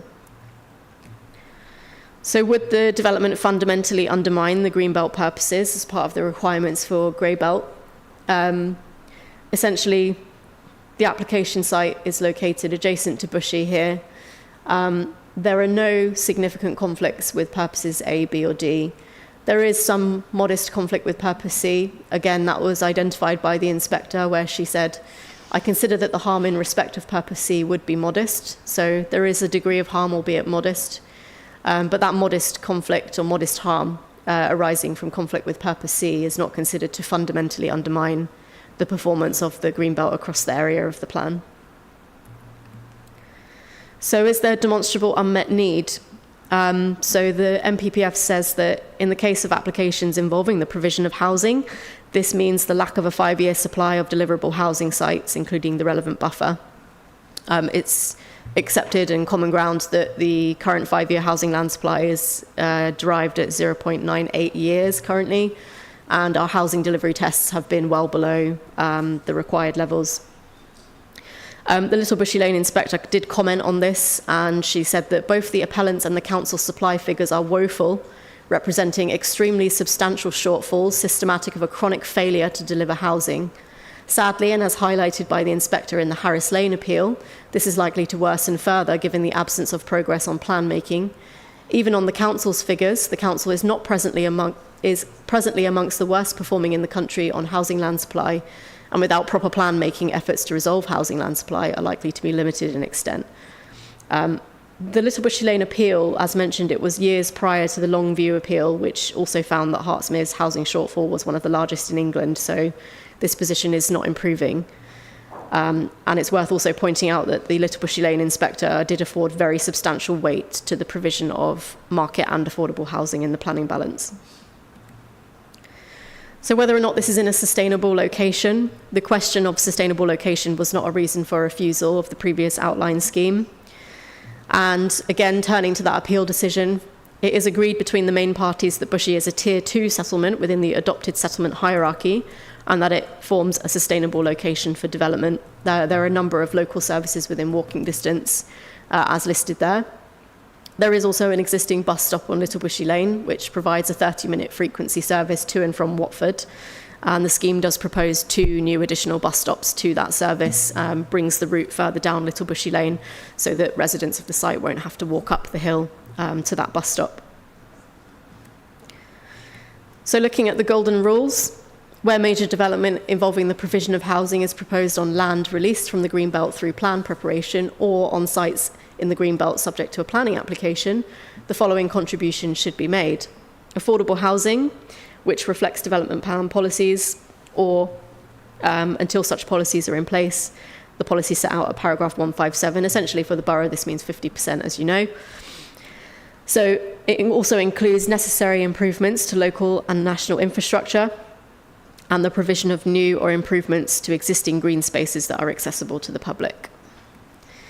So in terms of affordable housing, yes, we have 50% affordable housing proposed in compliance with the golden rules, and the tenure mix is being negotiated with the housing team will be secured in the 106.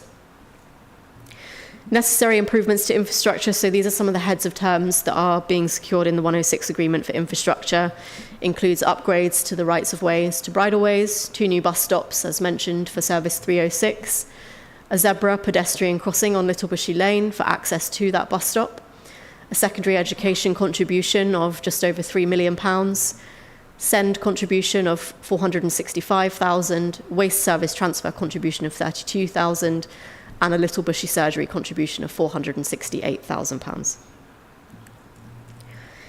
And in terms of the green spaces, there would be on-site public open space accessible to all.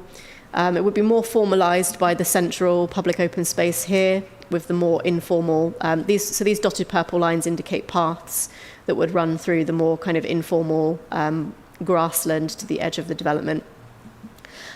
This forms part of the open space strategy, which was submitted with the application, and it includes a mix of parks and gardens, natural and semi-natural green space, amenity green space and play space, as well as dry basins, swales, and permanently wet basins. So the conclusion on the grey belt and the green belt assessment is that the site meets the definition of grey belt as set out in the NPPF. There is full compliance with paragraph 156, full compliance with the golden rules, and therefore it follows that the development is not inappropriate in the green belts. Landscape impacts are relevant. The site is not within a valued landscape, but there is landscape value to the site being within the green belt and forming part of the countryside setting of Littlebushy Lane. There is a significant variation in the topography, which means that development can be visible. And the LVIA was submitted with the application and place services consulted. Ultimately, their comments have set out that the revised scheme does address their concerns that were raised with the previous outline application. This arises from the reduction in homes and looser layout, which groups development away from the central valley to retain the important field boundaries and mature vegetation.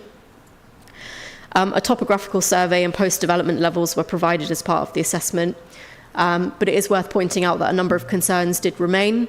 That was that the loss of some hedgerow for the internal roads between parcels was not fully quantified in their view.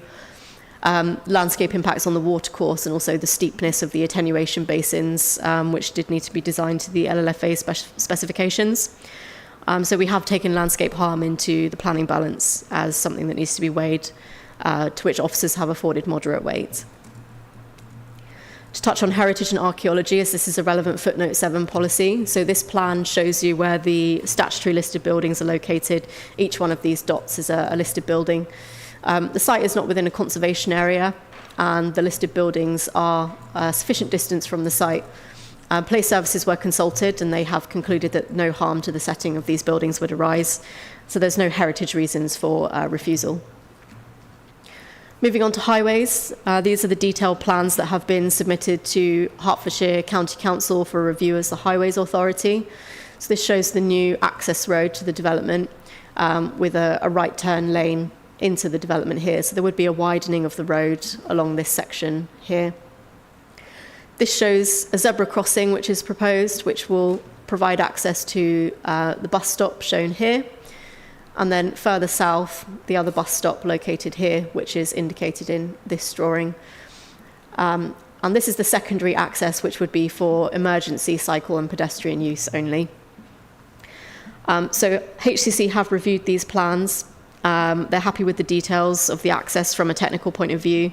There's suitable visibility displays, and the access, as shown here, has also been subject to a stage 1 road safety audit. So there's no concerns with that access. So I've provided here a table of the anticipated trips generated by the development. Highlighted in yellow is the car vehicle movements, a range of other movements are shown there. So HCC, in summary, have concluded that the zebra crossing to the north of the site is welcomed as part of the active travel provisions, and that's to be secured by Section 278 agreement. The new bus stops and the diverted, I should say, 306 service is also welcomed, and to be funded through the Section 106 agreement also. There's no changes proposed to the public rights of way in terms of their alignment. These would also be upgraded to bridleways. The new pedestrian and cycle access to the site is also a positive, and they have raised no objection subject to relevant conditions as set out in the report. National highways were also consulted due to the proximity to the M1. Their comments did initially raise concerns in relation to the M1 traffic impacts and the flooding, but this was resolved through consultation as detailed in the report, subject to conditions. So essentially the scheme is acceptable on highways grounds subject to those conditions and planning obligations. Trees and ecology. There are no TPO trees within the site, but there are a number of mature trees and hedgerows, particularly along the boundaries, as you can see here. There are some tree and hedgerow losses proposed to facilitate, for example, access roads, and including here also. And these are to be mitigated for by a scheme of landscaping, which proposes significant new tree planting, including the tree-lined streets and the public open spaces and parkland proposed. A tree protection plan has been agreed with Place Services, and full details will be secured at Reserve Matters as usual for an outline. And in terms of ecology, HCC again have raised no concerns regarding habitats and species surveys which were submitted. They have recommended conditions for construction ecological management plan, lighting strategy, LEMP and HMMP. A minimum of 10% B&G can be secured on site and also within the Blue Line land, which is an option that the applicant is considering for their B&G on site. And there'd be no conflict with the local nature recovery strategy. So turning to flood risk and drainage. The previous application, flood risk reason for refusal, arised from the outstanding objection from National Highways in relation to the M1 and the LLFA. The objection from National Highways was actually resolved before we went to inquiry, so the outstanding objection from the LLFA was the only matter for flood risk. So at the public inquiry, it was determined that a flood risk sequential test was required, and ultimately the appeal decision determined that that flood risk sequential test had failed, and that was a reason for refusal at that time. The High Court judgment commenting on this essentially said that where the flood risk sequential test is failed, the decision maker may reduce the weight afforded to this in the planning balance where there is a substantial shortfall in the supply of housing land, and failure of the flood risk sequential test would not necessarily be a reason for refusal in that context. So as a result of that High Court judgment, the MPPF and the PPG were actually amended to reflect the findings of that High Court judgment. So the MPPF now says the sequential test should be used in areas known to be at risk now or in the future from any form of flooding, except in situations where a site-specific flood risk assessment demonstrates that no built development within the site boundary, including access or escape routes, land raising or other potentially vulnerable elements, would be located on an area that would be at risk of flooding from any source now and in the future. So essentially, where your flood risk assessment and drainage strategies show that the development can be made safe, you don't need a sequential test. So the Environment Agency were consulted and have raised no objection subject to an informative for a flood risk activity permit. This is not surprising given that the Environment Agency deal with fluvial flooding and the site does not contain areas at risk of fluvial flooding, so zones 2 and 3. National Highways also commented in regards to flood risk to the M1. They're satisfied that that risk can be mitigated for subject to the conditions and ongoing management, so that is attached to the recommendation. There's been extensive engagement by the applicant with the LLFA over many months that this application has been under determination. A suitable drainage scheme has now been secured, and the development can be made safe for its lifetime, and the risk of flooding elsewhere would not be increased as a result of the drainage strategy that's been agreed. Quite a number of detailed conditions have been recommended by the LLFA. Again, this is usual for outline schemes, and that includes a final surface water drainage scheme, which must be implemented prior to occupation, interim and temporary drainage during demolition and construction to ensure that there's no flood risk to neighbours while the development is being implemented, maintenance and management scheme for that surface water drainage scheme, detailed verification reports, detailed designs of watercourse alterations, and detailed hydraulic modelling of the ordinary watercourse and flow paths. So following the LLFA lifting their objection, officers received a request from members to have the applicant's drainage strategy and technical documents reviewed independently, which we did do. So the council employed Tetra Tech, an independent drainage consultant, to review the flood risk assessment, the drainage strategy, and all of the comments that the LLFA made. And their report concluded, having reviewed all relevant information in detail, it is considered that the flood risk assessment, flood modelling and drainage strategy provided is robust and in line with national and local policies. As part of any future applications associated with the site, so reserve matters, discharge of conditions, they recommended updating the FRA or providing an addendum and to make use of the most recent LiDAR information. So this would be covered by the LLFA conditions for the detailed drainage strategy at reserve matter stage, for instance. So this has been addressed. So we have confirmation from the LLFA that this is appropriate and in line with national policies and local policies, and that has been verified by Tetra Tech. Before we move on, I'd just like to point out that this evening we do have a colleague from the LLFA with us, Catherine Waters, who is sat at the end of that row there.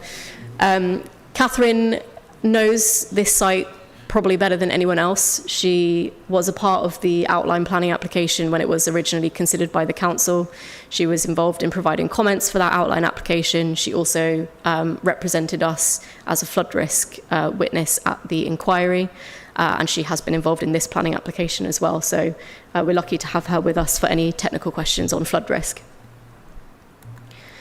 So moving on to planning balance.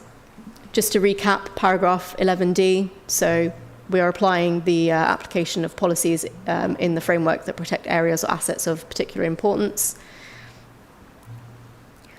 So again, we have gone through the Greenbelt assessment, we have assessed compliance with MPPF 155, and we determined that the site is grey belt, it is compliant with the golden rules, and that it's not inappropriate. And this is consistent with the conclusions of the appeal inspector with regards to the Greenbelt purposes. And as mentioned as well, there are no footnote 7 policies that provide a strong reason for refusing the development, which are heritage and flood risk. So the relevant test, therefore, is 11D2. Planning permission should be granted unless any adverse impacts of doing so would significantly and demonstrably outweigh the benefits when assessed against the policies of the framework taken as a whole, having particular regard to key policies for directing development to sustainable locations, making effective use of land, securing well-designed places, and providing affordable homes individually or in combination. So this is the weighting that officers have set out in the report. The benefits are set out there. Delivery of market and affordable housing are afforded substantial weight. The inspector afforded these very substantial weight in her judgment.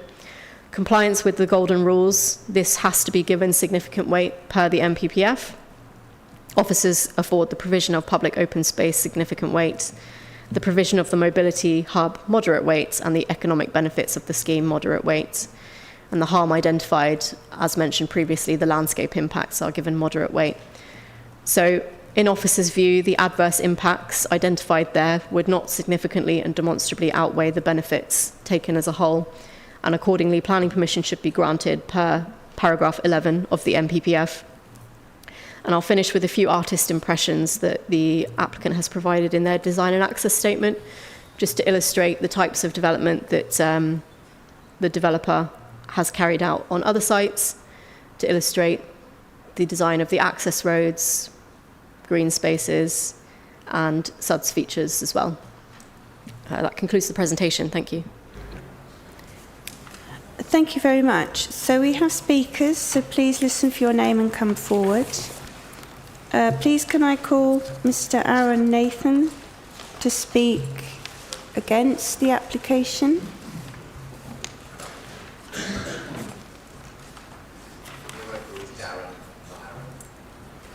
Oh, apologies, sir. That's not what I have here. Anyway, Mr. Nathan, thank you very much for your patience. You will have 3 minutes to speak. Thank you very much. Chair, members, the Bushy community has been objecting to this development on this site for nearly 8 years. It is not just a piece of land, it is a part of the open setting of the livery stables formerly used for dairy cattle and contributes fundamentally to the openness of the Greenbelt. While the planning officer's report places heavy emphasis on the site's contribution to Greenbelt purposes, it fails to properly address openness, which is a defining characteristic of Greenbelt. Grey Belt policy does not remove the need to rigorously assess harm to openness.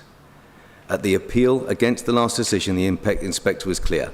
This development would cause significant, long-lasting harm to both spatial and visual openness. That harm was given substantial weight and extended beyond the site itself, undermining the wider greenbelt. The report does not demonstrate how those conclusions have been properly overcome. Landscape concerns remain unresolved. The Council's Landscape Consultancy continued to raise issues around hedgerow loss, drainage features and overall relationship between development and landscape. Yet despite there being no resolution, harm has been reduced to moderate and key issues are pushed into reserved matters when they should be resolved now. The inspector concluded that the site's open character would be lost, the landscape features subsumed into built form, causing significant harm to character and appearance. That finding still carries substantial weight, and the landscape context has not changed. Flood risk is another major concern. The site contains medium and high surface water flood risk. The previous scheme failed on these grounds, and although the objections have been since withdrawn, even the Council's review recommended further modelling and updates. This is an unresolved position. It begs to leave reliance on conditions in order to make a fundamentally constrained site acceptable. The application fails to meet identified needs for formal recreation. While open space is presented as a significant benefit, much of it is simply drainage, buffering or informal space required to make the applicant's proposal work. It does not address the clear shortfall and formal provision identified in the Council's own evidence. There is also a risk of double counting benefits, where mitigation measures like open space and transport features are featured again as public benefits in planning balance. This is fundamentally wrong. National policy requires consideration as to whether the best and most versatile agricultural land. The officer report fails to do this. So the inspector previously found against development, stating it would cause significant harm to openness, landscape, character and the experience of the countryside. Those findings remain relevant and cannot be overcome. The planning officer report does not fully address these conclusions, and in not doing so risks you reaching an unsound recommendation. For these reasons, we as a community urge you to refuse the application. Thank you. Thank you very much. Can I now call Miss Millie Dodd? Thank you.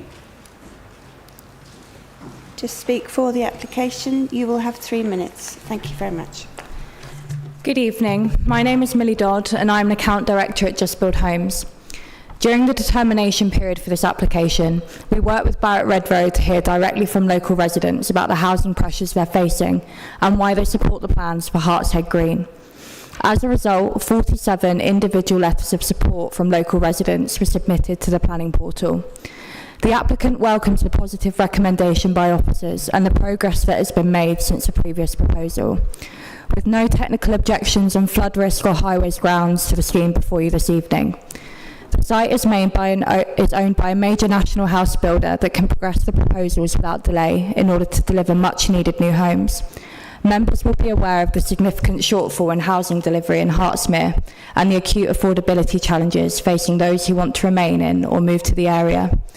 Through our engagement, we heard directly from those residents. For many parents, there's concern about whether their children will ever be able to afford to live independently.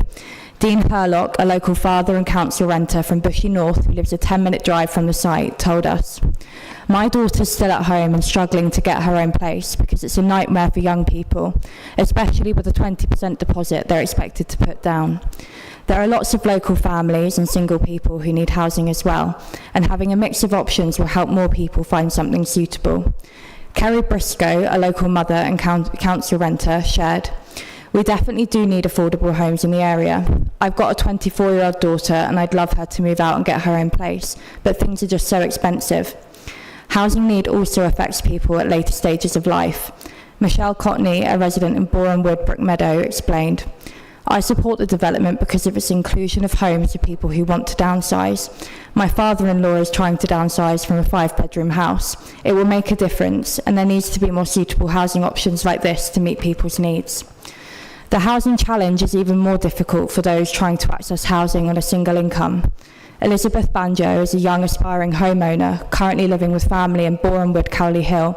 She said, More affordable housing would be good, as everything is so expensive in the area, and as someone who's single, it's really difficult to afford buying a home on my own. I also like the development includes open spaces and a community feel, which I've seen in other areas and really value. Residents also spoke about the importance of community alongside new homes. Donna Hartigan, who lives a 4-minute drive from the site, told us, "We definitely need more housing around here. I like the idea of a community hub, as there's not enough for the older children to do." These voices reflect a clear and consistent picture. People are being priced out, held back, or left without suitable housing options at different stages of their lives. This proposal responds directly to these challenges. Today you have the opportunity to consider those voices and support a scheme that responds to a clear and evidenced local need. Thank you. Thank you very much. Can I now call Councillor Shah as the community advocate against this application, and you'll have 5 minutes, sir. Thank you. Thank you, Chair. So here we go again. Residents thought they'd seen the back of this predatory application. The council refused it, so did the planning inspector. The High Court sent it packing, but sadly, Red Row won't take no for an answer. Little has changed in terms of the proposition. The footprint is slightly smaller. The affordable housing is a bit more increased. But what has changed, though, are the rules. The government has brought in grey belt, and this massively weakens the protection of the green belt. At face value, this new application appears to tick the boxes. No technical objections and, in inverted commas, grey belt. But let's consider the detail and the areas where you have every right to apply your judgment. The first question is whether the location is sustainable. The nearest shops are over 20 minutes walk away. The train station is 40 minutes walk. Officers say that this was never an issue at the appeal in 2023, but that was before grey belt, so it barely mattered, but now it does. If the location is not sustainable, the application fails the golden rules and cannot be grey belt. Neither can it be grey belt if it floods. That has always been a critical factor for this site and the chief reason the appeal was dismissed. Redrow have promised all manner of remedial actions to get around this, but the plain fact is that the land is very prone to flooding. However, what will they actually do? We have some idea, but we don't really know. Members, you haven't been told any detail of the mitigations, so it's a promise on the never never. Give this close consideration. In planning, flood risk must be resolved at the decision-taking stage, not deferred. There is a conflict with Section 14 of the NPPF and the policy SAD M14. The uncertainty is unacceptable. Uncertainty too is purpose A, preventing unrestricted sprawl. Members, if you vote to approve, you must be sure that this site is not contributing to urban sprawl. Officers say it's not purpose A because of a containing feature, the M1. I don't buy it, because by that logic, we could extend Bushy to the M1 everywhere along the full length of the corridor. Is that a principle you're happy to endorse tonight? Countryside is the crux of this case and the reason why Herts Farm must be saved. Members, I hope you've all been to visit these beautiful fields and seen for yourself their importance to the community I'm so proud to represent. And maybe you've got stuck in the mud as well because it's so wet. Little Bushy is semi-rural. The site is its window to the world. The development would urbanise it, and fundamentally it would change forever. Grey belt or not, that is a material factor. At the appeal, the inspector said that this would cause significant harm to the character and appearance of the area. That's not changed. There will be significant harm. But now the officers have said it would cause landscape harm and only give it moderate weight. I say it still carries substantial weight. Members, this is your call. Tonight, if you vote to grant permission, there is no turning back. You will approve 280 homes on a narrow country lane. Highways say it makes a bottleneck junction at the end worse.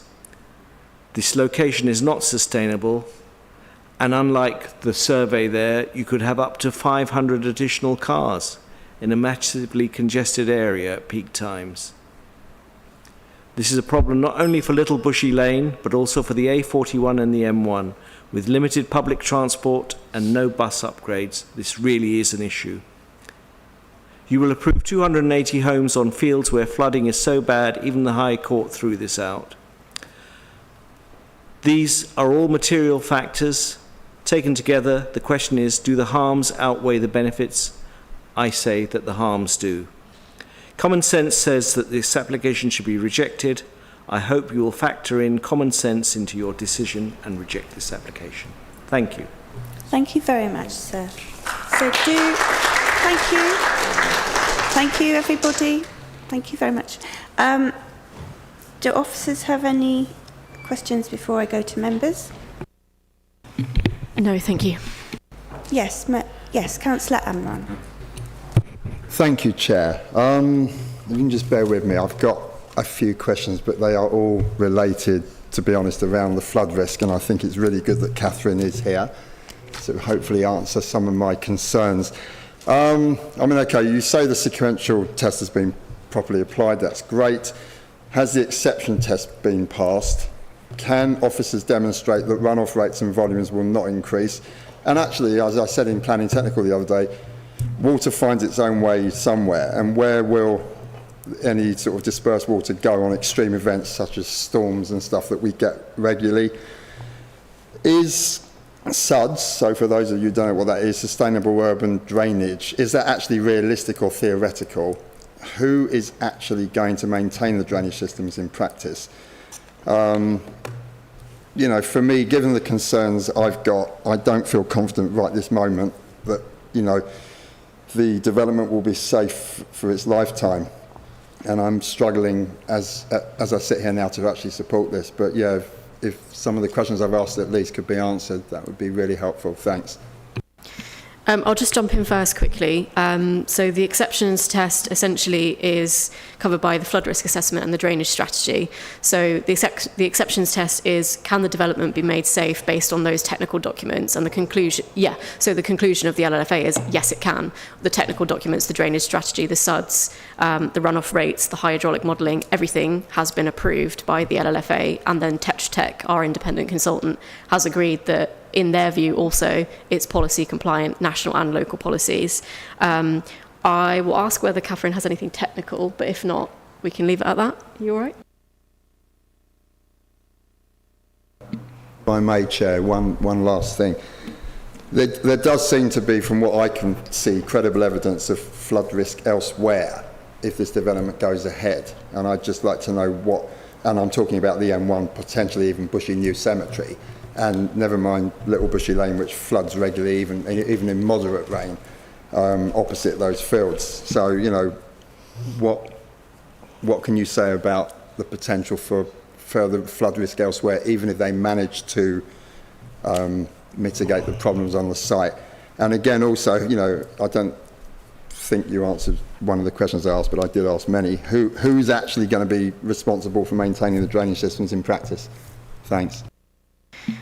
So in terms of flood risk elsewhere, in order to be compliant with policy and to get that sign-off from the LLFA, the drainage scheme and the technical documents have to demonstrate that there won't be an increase in flooding elsewhere. If there was, in any capacity, that would give rise to an objection from the LLFA, and they would say to the applicant, you need to go away and work on this drainage strategy because you're increasing flood risk to houses off-site. So that has to be dealt with, and that has been dealt with. And then your second query was in relation to the responsibility. Who's actually going to be responsible? That's right. Yes. So there's at outline stage, they have to essentially demonstrate that the high-level drainage strategy and assessments are workable. and then we attach a condition for a management maintenance strategy. That was a condition specifically recommended by the LLFA in their package of conditions. So that comes later down the line once the full drainage scheme is designed, once the layout of the scheme is known, and we secure the management. Catherine, do you have any? Yeah, Catherine would like to come in. Thank you. I'll just explain the different types of flood risk on the site. So you seem to be more concerned about actually what the site creates itself. Just to give you a little bit of confidence, the way we do an outline drainage scheme is that we will limit their discharge rates. The application is actually limiting the discharge rate to the greenfield 2-year rainfall event. The design standard is 100-year plus climate change. So the 100-year plus climate change current runoff of that field is actually going to be restricted down to the 2-year. So it's actually going to reduce flood risk because it will be attenuating much more of that water and releasing it much slower back into the main river and back into those ordinary watercourses. So that's done by their modelling that they've submitted. It is an outline, but they've shown us they can get that volume onto the site. The difference is once we know what the layout is, that's when we've got that 20% source control, which is what SUDs do. The problem you have with existing development is your highway drainage can take about a 5-year storm. New development, they have to design it for the 100-year plus climate change. So a highway gully can only take about a 5-year storm through it, whereas where we've said SUDs, so you'll have your permeable paving, you'll have your rain gardens, you'll have a swale, they can take a 100-year plus climate change storm. So those really intense storms will be able to enter into those systems, which they can't currently do on the old drainage system to the old standards. And that is actually why across the country we are retrofitting SUDs to help reduce flood risk, because it can take more water at a higher intensity through it. But it has to be designed to that climate change, and that's why we're limiting it to that Q-bar, which is the 2-year storm event. So you're saying that SUDs is, on this site, is realistic rather than just a theory? Yes, it is realistic, and it's conditioned that it's in there. So once we get the drainage designs through on a full application, once they've got their layout set, that is something the LLFA will be checking, and we would be, again, raising objections if it doesn't come through with it. Okay, thanks, and I'm sure you're going to get a lot more questions like this. Thanks.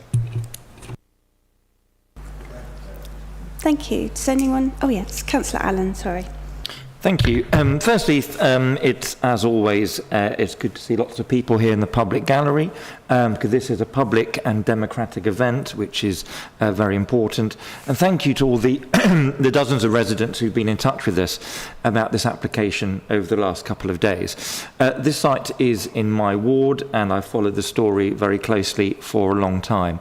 There's a lot to discuss here. It's a large site. There's a lot of homes, it's a large area, and there are many questions still to answer, I suspect. It's very hard to get away from the change to the landscape that this would render. It is fundamental.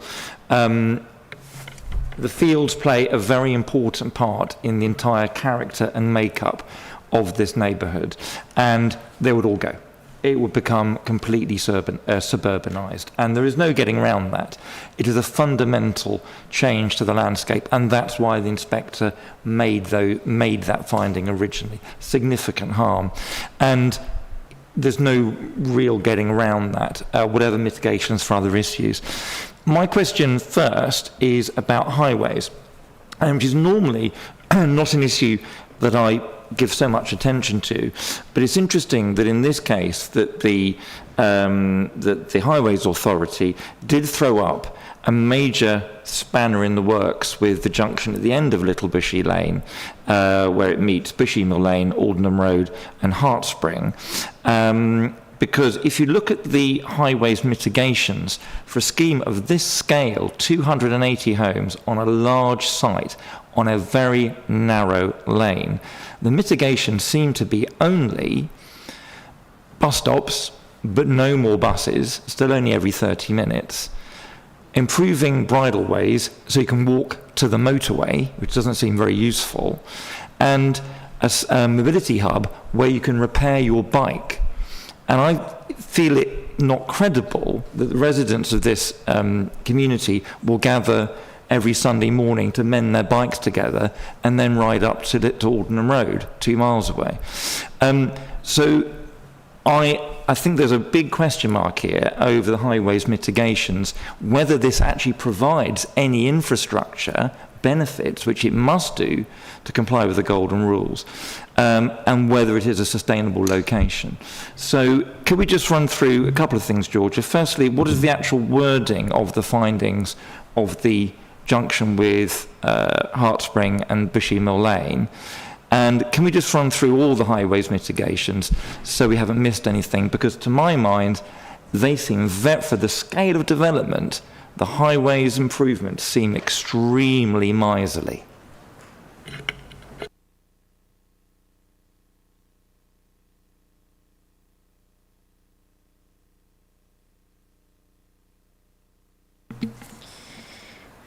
Okay, so your questions for me were just in relation to the highways, is that right? Yeah, okay.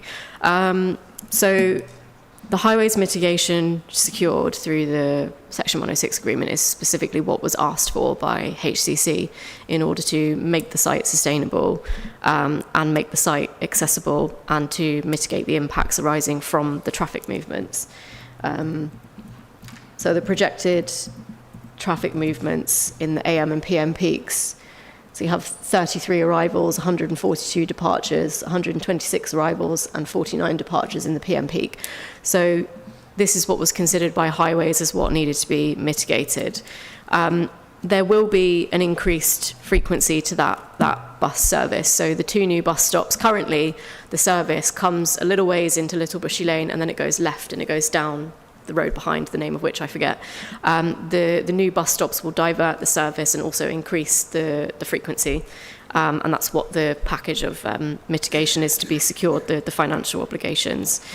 The public right-of-way upgrades, again, is something that's requested by County Council as part of the improvements to the active travel network in the county more broadly. And the mobility hub is also supported by them as well. There will also be travel plans, so part of the financial contributions in the 106 is travel plans for the schools and travel plans for the surrounding residential area. So highways and officers as well have no concerns as to whether it's a sustainable location. They're satisfied that it is sustainable, it can be made sustainable with those mitigations to be secured in the 106. It would be extremely difficult for us to now pursue a line of argument that it's unsustainable when that was not something that was a point of contention at the appeal, because the conditions haven't changed. The site hasn't become less sustainable in that time. And what the applicant is proposing is direct mitigation, which has been agreed by county. So it would be really difficult to raise that now as a material issue at this stage. We were just trying to find the highways comments for you. But on the bus frequency, the report says the frequency will be every 30 minutes, which is what it is now. So how is the frequency changing? Because it's going, as I understand it, it's going 2 different ways. So it will still be a 30-minute frequency, but it's coming down Little Bushy Lane. We're just trying to find So the frequency hasn't changed, because I think the feeling, one way of putting it is that let's say the buses were changed to every 20 minutes. It's not an area well saved by buses at all. That would be a material change in the modality and accessibility, but it isn't. And essentially, the bus stop's a bit nearer, but the bus frequency is the same. And normally, with a development of this scale, you'd expect maybe £1 million to improve the buses, and I can't see any of that.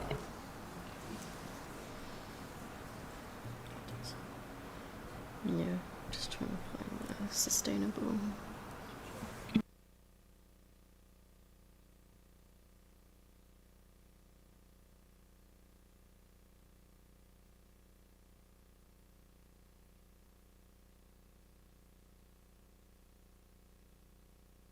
Yeah, so I'm just looking at the full highways comments now. So it says, diversion of an additional 306 service is required along Cold Harbour Lane and Little Bushy Lane to directly serve the development. So the financial contribution was on that basis. It says that the new bus stop facilities and services will improve the sustainable transport offering of the site in line with HCC's policies. and this will run at a cost to the applicant secured in the Section 106. And that was worked out for £1,397,121 to cover a period of 5 years. So that was entirely satisfactory to HCC, and in excess of £1 million has been secured for that. So what does the frequency become then? Are you saying there's 2 different 306 services? There's now be 4 an hour?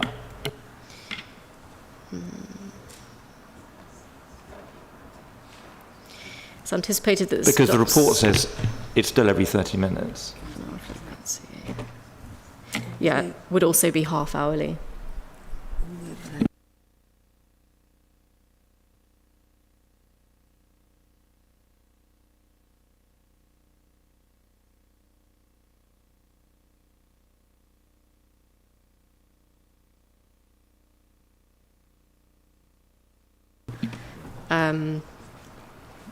I'm reading directly from what's in the HCC comments. It says the 306 service presently operates at a half-hour frequency. It's proposed that an additional service would redirect along Little Bushy Lane also at a half-hour frequency. So it's half-hour frequency. That's the answer.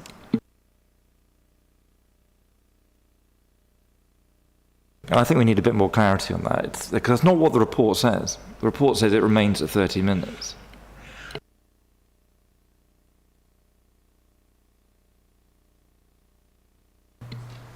I'm not sure where the discrepancy is in the report. Maybe I'm not following what you're saying.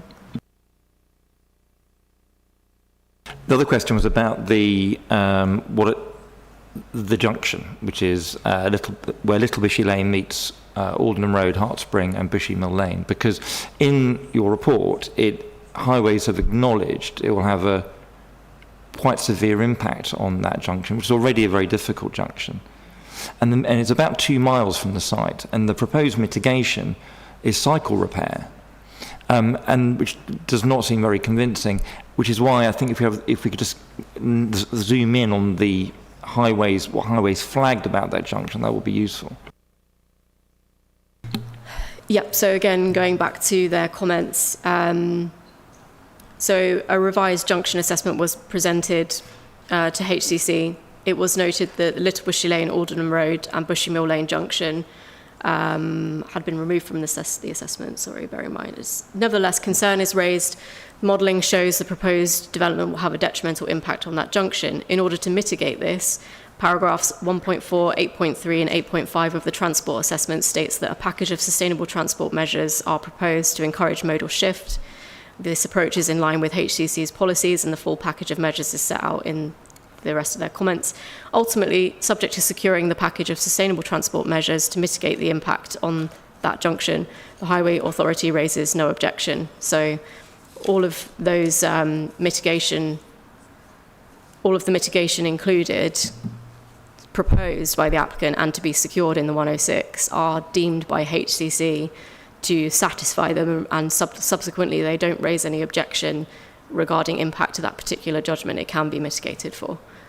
It does seem a bit unconvincing, though, because even whatever the bus, which is confused, it doesn't go to that junction. And so the mitigations remain. You can hire an EV bike, you can hire an electric bike, and there's a place to mend your bike. The rights of way go in the opposite direction. So it's really difficult to see how those mitigations have any impact on that junction, which is in a different direction and a long way to cycle. So the bus is just one aspect of the package of mitigation. So the entire package of mitigation is a sustainable transport strategy, which includes a number of things as set out in the comments that HCC provided. It's not just the bus service, it's also the travel planning and the other things that I've touched on as what would be included in the Section 106. So the bus service is not intended purely on its own to mitigate the impact on that junction. It's worth pointing out that the refused outline scheme was for up to 310 homes. So it was even more traffic than what's currently proposed, and the county didn't raise an objection to that either. The package of mitigation that the applicant is proposing for 280 homes is the same as what they were proposing for 310 homes, and it was deemed acceptable for 310 homes, and it wasn't deemed to be harm to that junction on the previous applications basis. So I'm not quite sure how we can be raising concerns or impact on that junction when this application would actually have a lesser impact, albeit the same mitigation is proposed. There's no harm to that junction. It's not been raised by the County Council. It's not something that was a reason for refusal for the larger scheme. It wasn't a matter at the appeal. But it's our job to scrutinise it, and we might see things that haven't been seen before. And if you look in the appendix to the report with the list of transport mitigations, that information we just heard about the bus is not in there. So we can't read and scrutinise that very important detail about the buses, because it's not, unless I'm missing something, is not in the report, which is the public document. Sorry, which appendix is that? The single or double bus routes, it is not in I can't see it in the report, and that's the document that we have to work off. In the committee report for this application? Correct, yeah. Okay, I'm just looking further into... I'll move on now, but you understand why I've given those matters some scrutiny, because there seems to be, I find it unconvincing. Yeah, Councillor Gray and then Councillor Sussman. Thank you. Thank you, Chair. I sat on this application when it first came into committee, and almost having a full circle moment as I sit here again. Flooding was always a concern for me back then, and it still remains a concern for me now. And it wasn't just a concern for me, it was a concern for the rest of the committee. It was obviously a concern for the planning inspector, and it was also a concern for a High Court judge. I thank Councillor Shah for his advocacy speech. It took me on a trip down memory lane. I remember visiting this site in the depths of winter, and when we pulled up, the puddles had frozen solid to about 2 inches in depth. Yet my fellow councillors, and Councillor Linda Silva, who was chair planning then, all ventured onto the field. And Councillor Carter is no longer on this council, and I sunk to our shins in the mud. And we couldn't work out, while in a bitterly cold winter's day, the complete surrounding area had frozen solid, yet me and him were sinking into the mud. I put it down to the fact that we were both quite rotund chaps, but then we turn around and see that Councillor Silva, who was thin as a rake, was also sinking to her shins in mud. And I've never had an explanation as to why. 7.25 of the report talks about the lead local flood authority, and outstanding objections were resolved. The flooding risk assessment and drainage, insofar as it can be designed at outline stage, was deemed to be acceptable. Insofar, best guess. Yet 7.112 of our papers in front of us says, where a site-specific flood assessment demonstrates clearly that the proposed layout, design and mitigation measures must ensure that the occupants who use it would remain safe from the current and future surface water flooding for the lifetime of the development, without increasing flooding risk elsewhere. Yet 7.25 doesn't even talk about flooding risks elsewhere. I'm really struggling to square this circle about the flood risks on the site. Yes, it is a symptom of outline planning applications, because the detailed work hasn't been done. We're being asked to take a punt on something that may or may not work. We may revise it when further details come forward, but with a site so specific as this, with such serious flooding issues, this work should have been done and presented to us, so that I have 100% confidence that the flooding mitigations that are planned will do the job. Had the developer come forward and proposed to build houseboats as opposed to houses, I might be more inclined to support them, but at the moment I'm afraid I can't. Yes, thank you. Sorry, yes, please. So just to come back on your point about the inspector and the High Court judge. So when this was at appeal, the point of disagreement between the council and the appellant was about the flood risk sequential test, not the drainage strategy or the fact that whether or not the development could be made safe for its lifetime from flooding. It was about whether or not the applicant had done a sequential test to establish whether there were any alternative sites within the catchment area that could accommodate the development at a lesser risk of flooding. So that was the point of contention at the appeal, and also when it went to the High Court. So the High Court wasn't throwing this out by saying there's too much flood risk, it can't be made safe. The the High Court judgment was about the interpretation of the sequential test policy, how you go about determining are there other sites available for this development at lower risk, and should they have been explored rather than this one. That's what the appeal and the High Court judgment was about. So it wasn't anything to do with the drainage strategy and the technical aspects of the flood risk.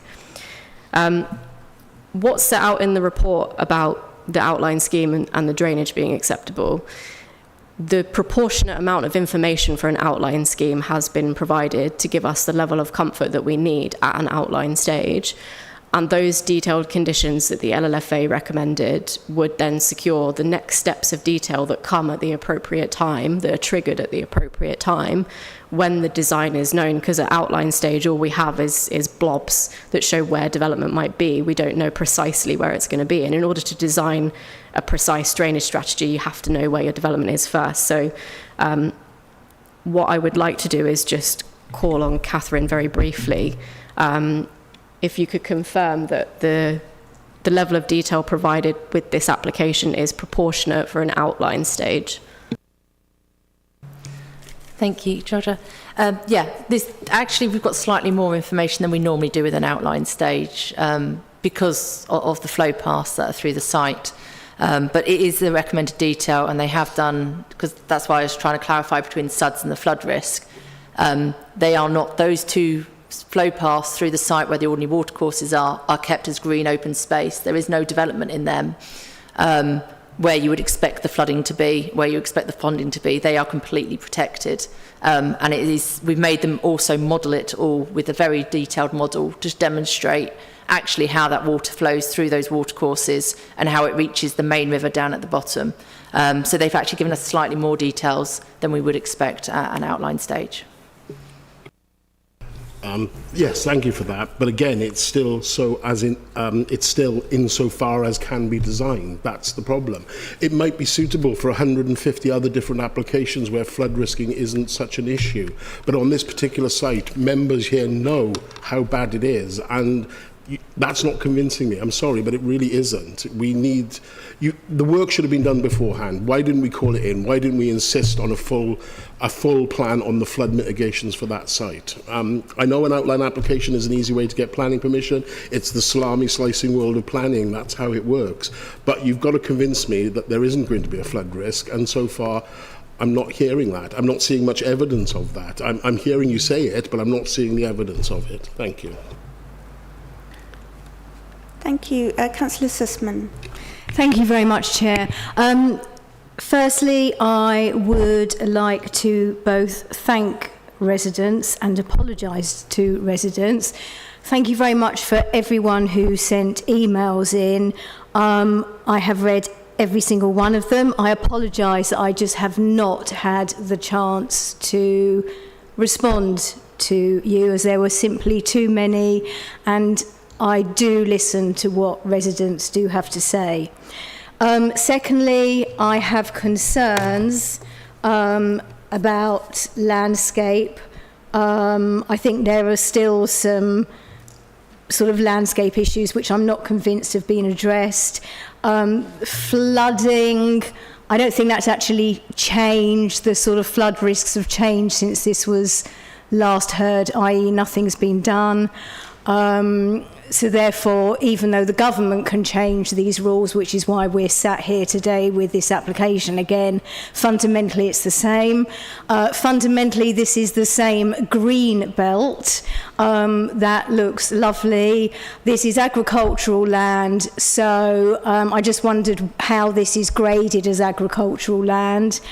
And my final question, which is the one that I would like to address first, which is more procedural, is I was actually quite shocked to see a visiting member in Councillor Oakley just come over and speak to you, Georgia. I think that is highly inappropriate, and I would like to know what was said, and especially a councillor who may well have a pecuniary interest, and perhaps we should see if there's anyone else who might have a pecuniary interest, who also led the campaign against this, and to speak to the presenting officer Please can you say why that was allowed, Chair, and not stopped, and what was said for the sake of opency? Thank you. To answer your point, I didn't see Councillor Oakley speak to anyone, so that's why I didn't stop it. I'm not sure I can. I think that Georgia will just say but anyway, that it did just happen. I'm not sure I'm allowed to stop things like that, but anyway, I take... Why not? It's not advice. something that should happen procedurally. It is not something that is permitted procedurally, and officers visiting members, and I feel sorry for Georgia here, visiting members should not be, no one should be communicating with the officers. I'm sorry, and I feel really, really strongly about this, really strongly, and Councillor Green, I appreciate that you didn't see it, and I hope that had you have seen it, you would have corrected it, and if no one else saw it, I did take a photo actually. I don't normally use the phone for that, so if you want a photo, thank you. Thank you, Councillor Sussman. I will... Yeah. Calvinda wants to speak. Okay, yes, Calvinda would like to speak. Thank you.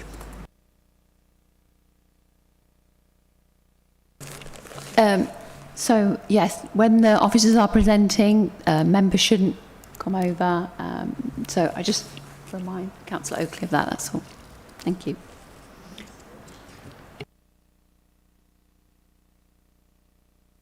Is that finished? Is that it? So that's okay then? Well, it's happened, so I'm not really Perhaps sure. we should put the meeting on hold and you can review the tape, like you can review the recording, because you will see it. It is highly inappropriate. Can we just ask Georgia for clarification on what was said, just to be transparent? Yeah, no problem. Councillor Oakley did come and speak to me. Excuse me, sorry, if you allow the officer to answer your question. Yeah, thank you. Councillor Oakley did speak to me. She just made a comment about the bus service, and I did not pass that comment on. I did not take it into consideration.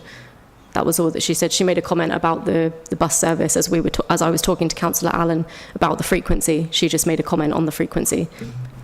And I have no beef with you, George, about this. I feel sad that Councillor Oakley put you in that position, and she should know better.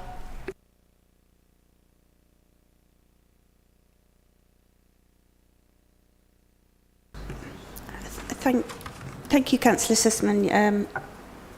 Noted. I shall landscape flood I shall risk. be more vigilant.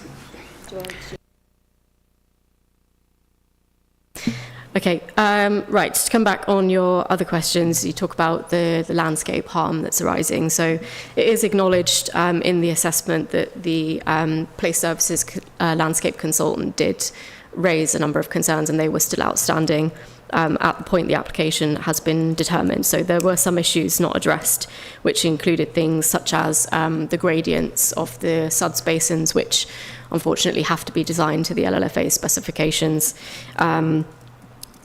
So I do agree that there is a degree of landscape harm, and that's set out in the report.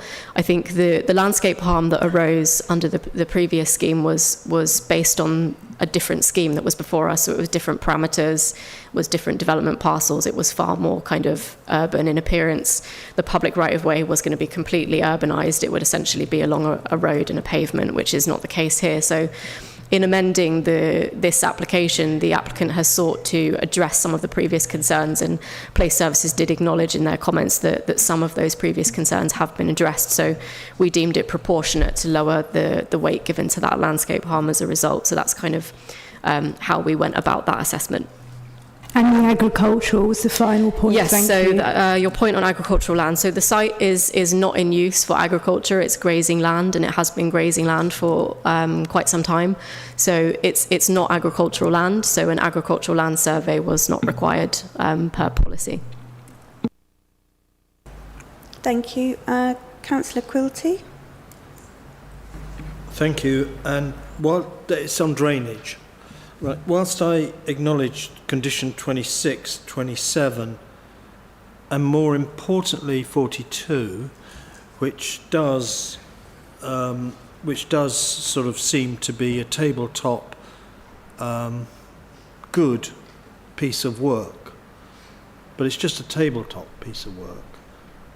There hasn't been, as far as I'm aware, and maybe the officers could advise us, whether there's been a physical survey done on the site. Have they actually gone out there and dug up the site to see where the waterfalls are, where the waterfalls goes? It appears in the case officer's comments, it appears in the appendix that was sent to us that there was quite a lot of words used in relation to this area, but they don't actually confirm whether they've actually dug up the site and done it, because we don't have the plans available. And I think they do say that undertake this sort of modelling is often difficult due to it not being in land under their applicant's control. Now, I don't know if that's just a throwaway comment, or whether maybe in order to do a full impact study and survey, they would have to dig up land outside their control. That could be part of the answer, I don't know. But if it is, so be it. That's what has to happen. I think that if you are going to put an outline application forward, which is going to be there for hundreds of years, and it's going to be developing land that's been open space for such a long time, that we should have full, detailed information about the drainage and whether it works or not. The Highways England say that there is issues about a culvert or whatever. They acknowledge that because it's a culvert. They're hoping it's running at capacity at the moment. They're hoping that they can sort that out. It doesn't really say they can. All it does is say, we might be able to do it, we'll give you the information in the future. But that's after we've given permission, and I don't think that's right. So just briefly on the National Highways point, so when we were consulting with National Highways, they did raise the concerns about flooding to the M1, as you say. So the applicant did the necessary modelling and things that they needed to do to satisfy National Highways that there wouldn't be flooding. It is to do with that culvert. Whether or not physical surveys have been done, I'm not totally sure. I don't know if it's something that would be required to outline, or if Catherine can advise you on that. Thank you. So as part of the hydraulic model that they do, which is standard practice to understand the flood risk anywhere, there is uncertainty, but there is with the flood maps that we have. They're based on LiDAR, and what the applicant has done is taken that, put their site-specific topographic survey, so all of their ground levels that are in there, they have put those in to create a baseline, and that includes the channel surveys of the 2 ordinary watercourses, and it includes the connection into the main river and the culvert at the bottom, because that's the main constraint. So that has all been put into a hydraulic model to understand the flood risk to the site better than what the national mapping shows. So it's much more detailed. We have a thing called the Flood Estimation Handbook, which they've got the latest rainfall data in there as well, which is expected across the country. We've put hydrographs in there, how it all flows, how that water enters the system. As part of that model as well, they put in something called a roughness coefficient, so we know how quickly it gets onto that site. This is the things that we've checked in their model to make sure that they haven't put the wrong roughness in there, because if they put it too smooth, it gets there too quickly, or if they don't put it rough enough, it doesn't. So it can have a real impact, and we make them do sensitivity tests as well to show how that is how that affects it all. So all the crossings, the watercourses they have put in response to the difference to the other application. We didn't get a model until the actual appeal. And that's why we upheld our objection. We didn't have any of this before the appeal on the original application. I was the expert witness at that appeal as well. And these were the discussions we were having. But with this one, they have gone on, they have done ground investigations. It's come up as clay, so they can't infiltrate. The reason it sinks at the top is because of the topsoil that you have on there. It ponds on top of the clay, so you get a perch level. So that top bit gets really quite saturated because it cannot drain properly, just to do with the ground makeup. So they have done all of those tests as well. They have been pretty thorough in what it is. There is always going to be uncertainty. There is even with a full application. But that is why we've got the conditions, and that's why we've got the verification condition on there as well. So with planning, one of the biggest problems we have in this country is that no one checks. And that's why it's so important to have that verification condition. So not only are we making sure it's designed to the standard that it is required, so 100 years plus climate change, we have also got a condition on there that says, you know, you build it to that. We want all those reports to make sure you have put all the controls in, you have put the levels in that you're meant to have put in, and that you have built these basins and all the features, as you said you have, that you've got everything that's in there, and they will have to give us a report, so we will also be checking to make sure what they say they're going to build, they will build. So we have, that's what those conditions are there for. And we wouldn't have removed any of our objections or anything else unless we were satisfied. I can come back. Yes? The word uncertainty jumps out at me there, as I'm sure it has done with the residents as well.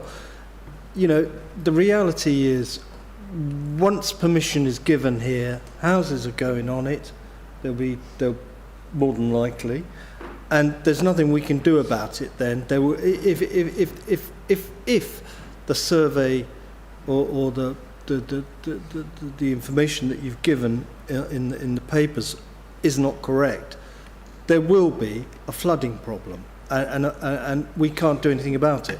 But what we can do now is ensure that we have the maximum belt and braces protection to make sure that the condition 42 is correct.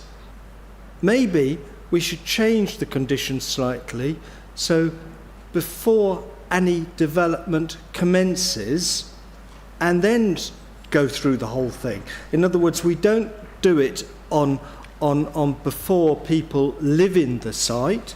We do it before we build on the site, because I think that's the point. What we need to do is protect this particular piece of land in perpetuity for the residents who are going to come in the future.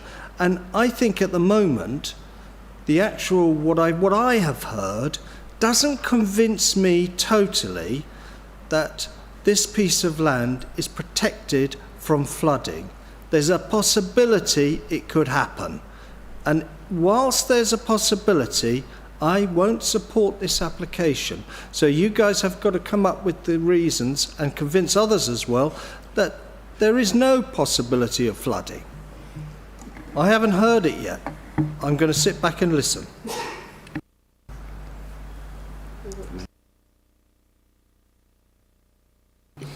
Thank you. Councillor Coulter, just going back to your point regarding condition 42, I'll just read it out to members, I'm sure you know it anyway, but just prior to or in conjunction with the submission of each reserved matters application, in accordance with submitted flood risk assessment, etc., updated technical notes shall be submitted, etc. That's before anything's built, so I'm not quite, maybe I misunderstood what you said, Councillor Coulter, but you were worried that something's going to get built before, but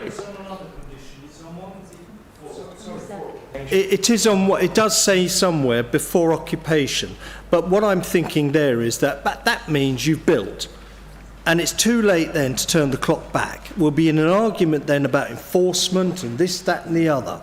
It's in one of the other. I'm not too sure which chapter. Right, it's before occupation. Yeah, it's before occupation, and the problem is that it's a big issue, this, because we'll end up in an enforcement issue then, and. What the hell, it's too late. The land has been destroyed and built on. The open spaces will be ruined if we don't get this right. Yeah, sorry, can I wrote the conditions, so do you want me to, I don't know the numbers because I wrote them, 47. So because we don't know the layout, it's in conjunction with the reserved matters, because that's what's going to set the layout, and we wouldn't be signing off the layout unless it can fit in.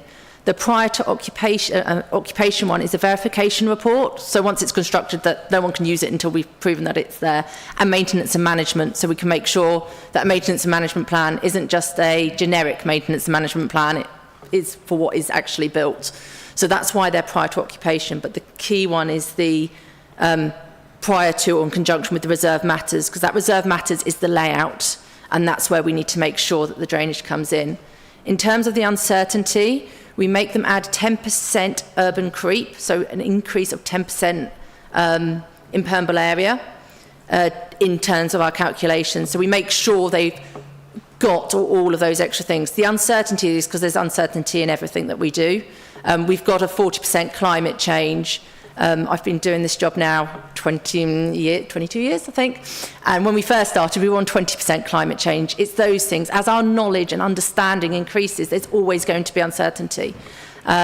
We've got the floor levels of the properties are going to have to be raised above as well.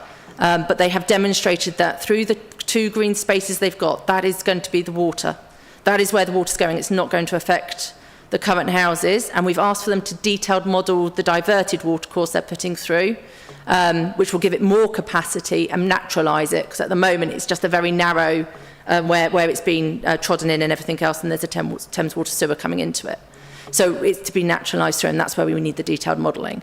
But we add all this uncertainty on there, because as you're right, it's something I do across the country, is we do not want people to flood. And that is one of our key jobs as the lead local flood authority, and what I do is that's what we check with everything that we've got. I can't be any more certain than we are with the industry at the moment. I will never say nowhere will ever flood though, because you might get a rainfall event that exceeds design standards. So. Okay, so I think right at the beginning I asked, has there been a physical survey? Have they dug up and put trenches in and dug up the whole site and looked to see where the watercourses go, and why is there currently why is it getting flooded at the moment? I mean, when you stand on it, you're standing on, you're up to your ankles in water. It's a bit odd. Anyway, tell me. No, happy to. So that's the bit that is in the floodplain is being protected. It's not being built on. So those bits will get like quaggy and then it's flood. It's what's meant to do. And that's why we've got those big green spaces. You've got the 2 aspects. You've got the ordinary water courses that come down, and then you've got the main river as well. So adjacent to the main river has its natural floodplain. That's not on the site. And then the 2 water courses have got their big green space that are coming either side. Again, that is going to flood, but there is not going to be any development in there. The reason some of the other site gets through is where they've done the trial pits. When you look at the geology of the site, you have topsoil, and then you've got clay underneath, and it's the clay stops the drainage. It's what we make of it. It's an impermeable layer, and that's why that will get quaggy if it can't. You'll sink in the mud because it's just topsoil that you go through. Yeah. You just see it on the slide where you're saying that where are we actually building here again? Sorry. So where the parcels being built are the orangey colours. The water courses are down the middle where the tree line is, and then there's one being diverted around. Do you want me to come and show you, Georgia? You don't need to bother, because the place where we were standing was where the entrance is now, which is where you're going to build, and that's where it's flooding. So, We've got... Yeah, sorry, it was flooding where you're building. So we've got a massive swale coming along here to intercept the flow path that comes from the site. There's a water course that goes along the boundary down here, and that is all being diverted along this all green space here as well. There is a water course that comes down here, and you can see the green space either side. It's quite a significant green space. I think it's about 10 metres either side of that. And there's actually a third water course that comes down at the moment. It comes straight down here, but they're diverting it to naturalise it around to then come back in through that area as well. And that's the one that we need to have modelled with their new design through it. But they have got interception swales all along these edges, which are shallow ditches that come through. So there's much more detail in here than I had on the appeal that I went to. Does that make sense? Yeah, thank you. So I am mindful of time, and loads of hands keep going up. Councillor Morris was next, and then Councillor Richards. Thank you. Well, I was probably one of the few councillors that were at the original planning application here, along with Councillor Gray. I sunk a little deeper than he did because I was a little more rotund then. But notwithstanding that, this gives me a great deal of a challenge because to me this is very much about planning by attrition. We've got a situation where if we had a full detailed planning application so as we could see exactly what was going to happen both with the development itself and the flooding issues, but what we're actually seeing is a block plan and assurances from our advisors that, well, we've got it under control. And whilst theoretically that may be the case, until you've got the detail, I'm not sure that we can say that it is fully under control, because once it's built, it's too late.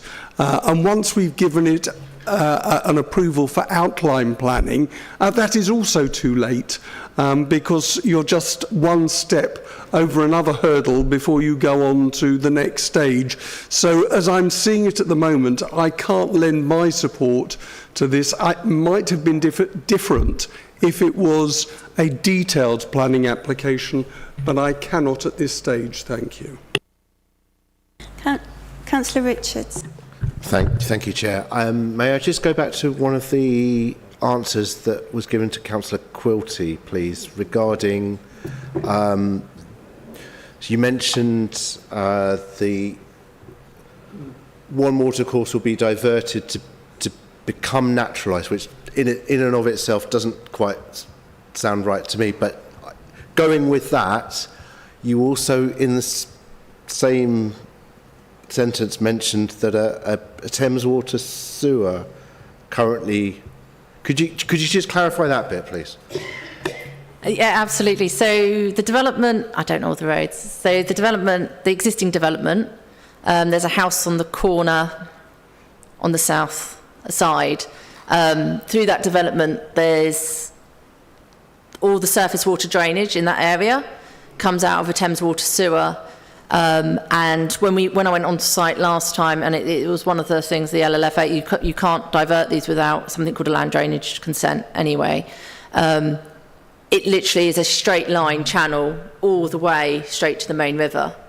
And it's where the horses have been and everything, it's starting to collapse in on the tops, and it's pretty narrow coming through, but that is classed as a watercourse. So the Thames water surface water sewer that takes the highway drainage from the existing development and the house, the roof drainage and things for the existing developments, there's an area that comes down through there. So they've done a high-level assessment of this is the volume of water that's coming through, and this is how big we have to make the channel, but we haven't got, this is exactly what the channel's going to look like, these are all, this is how its gradient's going to be, this is how it's going to meander, but it's, instead of being quite a narrow channel that can get blocked, it's going to be more natural, like a watercourse.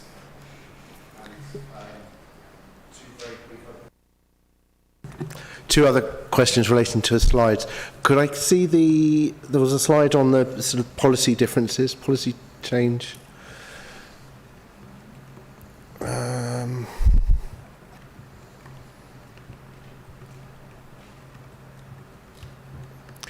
Okay, so I'm thinking here specifically 6 and 7.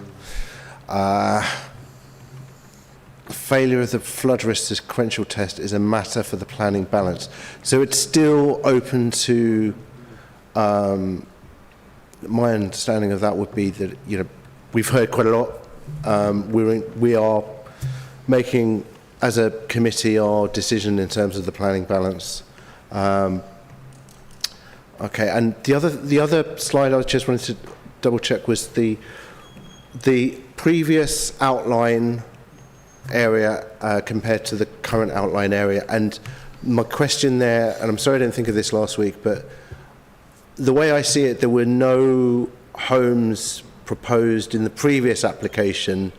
So I don't really understand what difference it makes whether the smaller footprint in terms of the outline.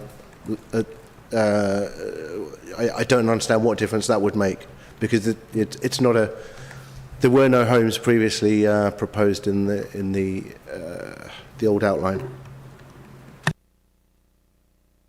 So the difference in the policy that you mentioned was to do with the flood risk sequential test. So with the previous application, they did have to do a flood risk sequential test. But for this application, because they've demonstrated that it can be made safe, per the LLFA's conclusions, they don't need to do a flood risk sequential test. So it's not necessary for this application. I'm not quite sure what your comment was in relation to the development parcels, but what I can say is that this red line essentially cuts in where the fluvial flood risk is. So flood zones 1 and 2 run alongside this part of the site, and previously that was running inside of the application site. So the red line now cuts the site down here, so all of the flood risk is now outside of the site, fluvial flood risk. Councillor Gray. Yeah, thank you, Chair. It's more of a procedural point than anything else, actually. I am a little concerned about the lady who spoke in regard to the application. She named and gave locations of a lot of people. I don't know what the terms and conditions of that engagement was or what data protections they have in place. But I think for us as a council, I think we should err on the side of caution and make sure those names and locations are removed from the minutes, and more importantly, maybe muted on the webcast, because I'm not aware whether we should be broadcasting residents' names and where they live. Thank you, Chair. Just to give you comfort, Councillor Gray, I did speak to the company who spoke there, the PR firm. They do have signed consent from the residents that provided those comments. So to give you comfort on that. That's fine, but maybe that should have been made clear at the start rather than in retrospect. Thank you. I agree with that. I was a bit surprised to hear people's names. Councillor Allen, yes. Then Councillor Brisky. I do see you, but you need to wait your turn. I appreciate it's getting late, Chair, but this is a huge application on a large site, and so we have to be detailed, because if we say yes, then that's there's no turning back. So we have to be rigorous. Just put some context to explain to officers why we are asking a lot about flooding. And the reason is that it floods already. And one of the things that Seamus gets the most emails as county councillor, gets the most emails from me about as borough councillor, is that directly outside the site, it already floods near the junction with Mendip Road. I get photos and videos from 2 or 3 householders. The water comes up to their front doors. And so when, as local councillors, we get asked about this application, and we say, well, the technical report is that the flooding is fine, they don't believe us, and you can see why. And they say, well, how's it been fixed? And we say, well, we don't know, because we haven't been told. And that's a democratic problem, because we all have to explain why we agree that the flooding has been sorted when we don't know why. We haven't been shown any examples of the technology. What does it look like? What are the suds? We had some description there, and it sounds a bit like the flood will be diverted around the houses. We haven't seen any of the hardware, any of the specifications, any of the jiggery-pokery, which we're told magically will sort this out. And it's not that I don't trust in the expert analysis, but from a democratic point of view, it's really difficult when people drive through a flood outside this site and then ask us to explain how it's been sorted, and we don't know. It's a real problem for us. So I have 3 questions about this, specific questions. One is, we've been told there that a flood risk sequential test could be in the planning balance, but of course we don't have one. So we can't weigh that in the planning balance because there isn't one. Why can't we see any examples of the hardware that will sort out this flooding so we can evaluate it and get some sense of it ourselves? And also, once it's in place, who looks after it? Because as we find with unadopted roads, is once these things get built, the people who build them disappear, and we get emails, as Seamus will know, we'll get emails in 5 or 6 years' time saying, it's flooding here, who do I talk to? And we'll say, we don't know. So who will actually look after and maintain all of this hardware in 10, 15, 25 years' time? Whose name is on that contract?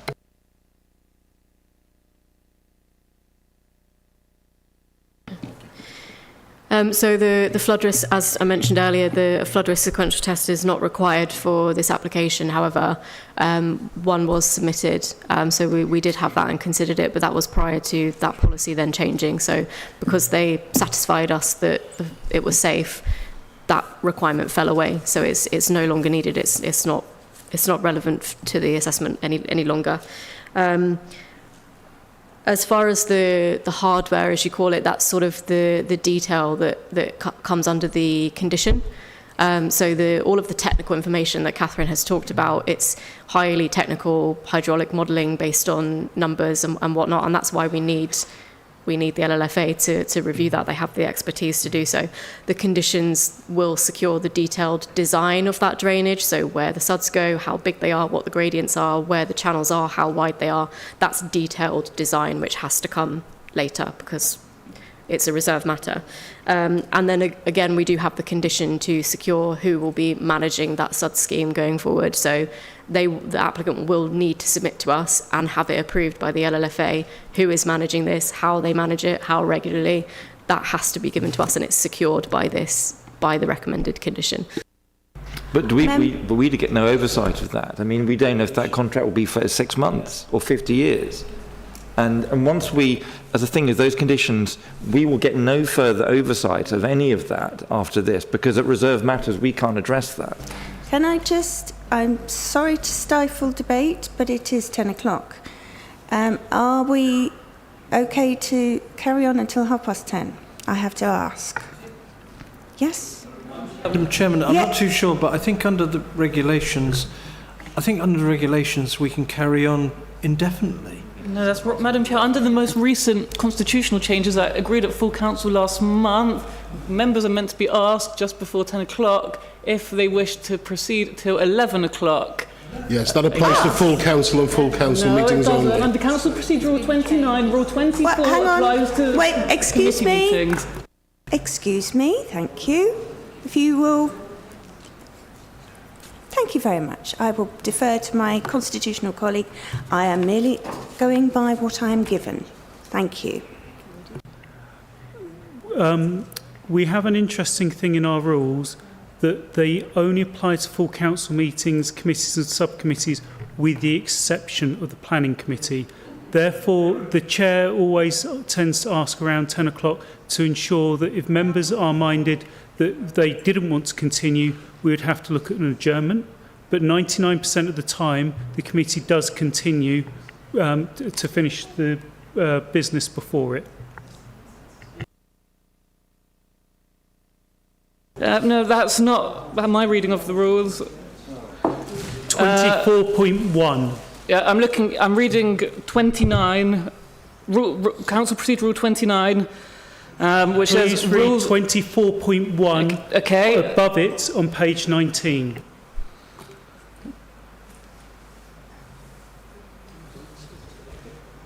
But my understanding is we have amended Rule 24, and this is not reflected in the Council. No, 24.1 has not been amended. Okay, so whilst we're discussing constitutional issues at 10 o'clock at night, do I have agreement from the committee for us to continue to hear this application and to vote on it? I think we need to discuss afterwards what we do with the next one, but thank you very much. Right, Councillor Brisky had a question, I believe, and then Councillor Amron, and then I think we should come to some agreement of what we will do next with this application. But Councillor Brisky, then Councillor Amron. Thank you, Madam Chair. It might surprise colleagues to know that before I moved to Boreham Wood, I used to live on the Squirrels.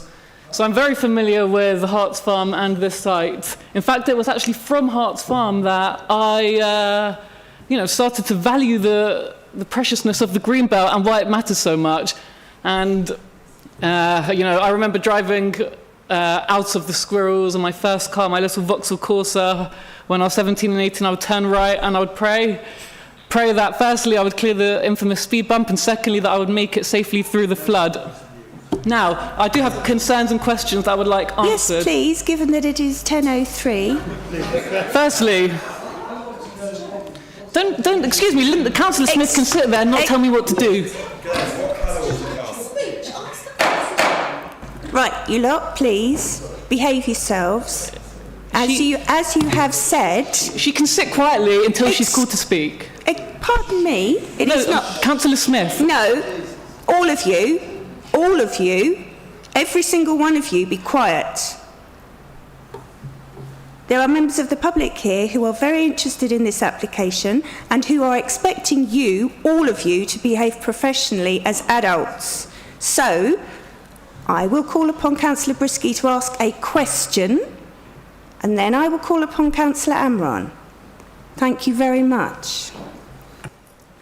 Thank you, Madam Chair. If I may speak uninterrupted now. My first question relates to the consultation response from Natural England, because this is a follow-up question from Councillor Sisman's question about the agricultural land. Now, I understand that the officer responded saying that it's not considered agricultural land, but Natural England were still consulted specifically to seek comment on whether they have on their assessment of the soil, and that is a very important consideration.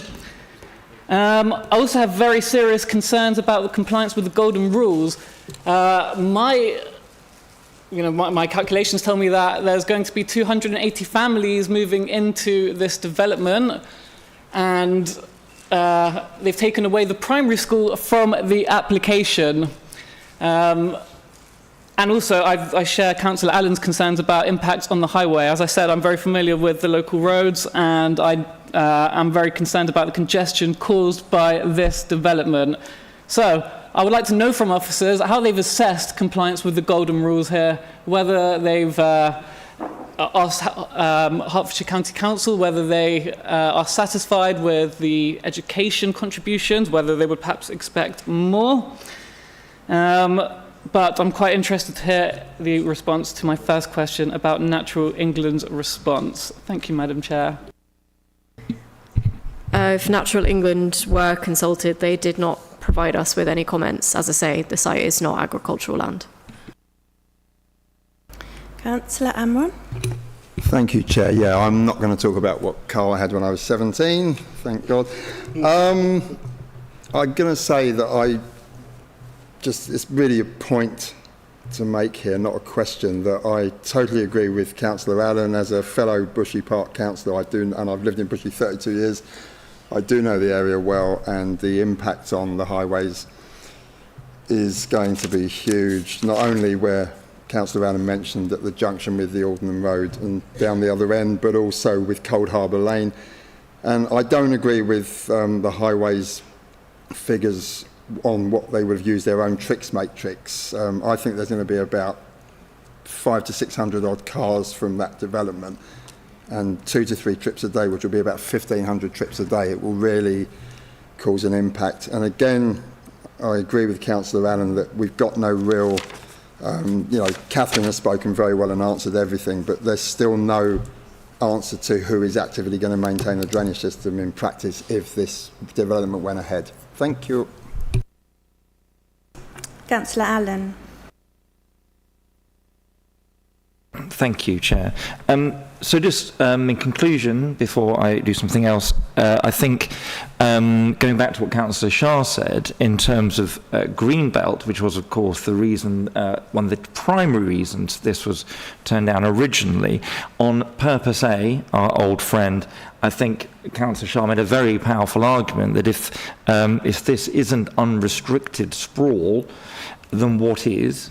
Because it does punch a hole out into the countryside past the existing development, with only the M1. Okay, there's the constraint of the M1, but then, as Councillor Shah says, we could extend the whole of Bushy to the M1. So I think it fulfills Purpose A. On that ground, and also the fact that there is virtually no tangible highways infrastructure provided at all, apart from a cycle repair base, it's not a sustainable location for that reason, with no demonstrated improvement to the bus services. We've heard about the highway's impact at the Little Bushy Lane and Hartspring Junction, and the uncertainty for us as members over flooding is too great to be acceptable. On those 5 grounds, I move refusal.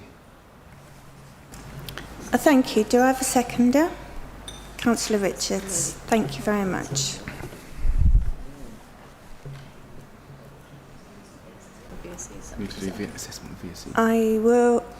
I need to ask officers to give a comment as you wish to refuse their recommendation, and then we will vote. Thank you, Chair. Just on the point, if members do not agree at the grey belt, we have to therefore then go to VSEs, to a VSEs assessment. So that's the next step in the way green belt assessment is done. And Georgia has done that, so if we may explain the VSEs to you at this point. So if it's members' view that the site is not grey belt and that this is inappropriate development in the green belt, we then go to whether there are very special circumstances that would justify a grant of planning permission. This is the planning balance as it would be if the scheme was inappropriate in the green belt. So to the list of harms, you add harm to green belt openness, which is definitional harm because it's inappropriate, as well as the spatial and visual impact. That must carry substantial weight, as is reflected in the table. You would also add in conflict with Greenbelt Purpose C, which again, because it's Greenbelt harm, must carry substantial weight, together with the landscape harm that was identified in the officer's assessment. So what you're then doing is looking at this balance of harms and benefits, and you have to determine whether the harms are whether the benefit, let me just read exactly what it says. Very special circumstances will not exist unless the potential harm to the greenbelt by reason of inappropriate and any other harm is clearly outweighed by other considerations. So you would need to come to the conclusion that these benefits are clearly outweighed by those harms as set out in these tables.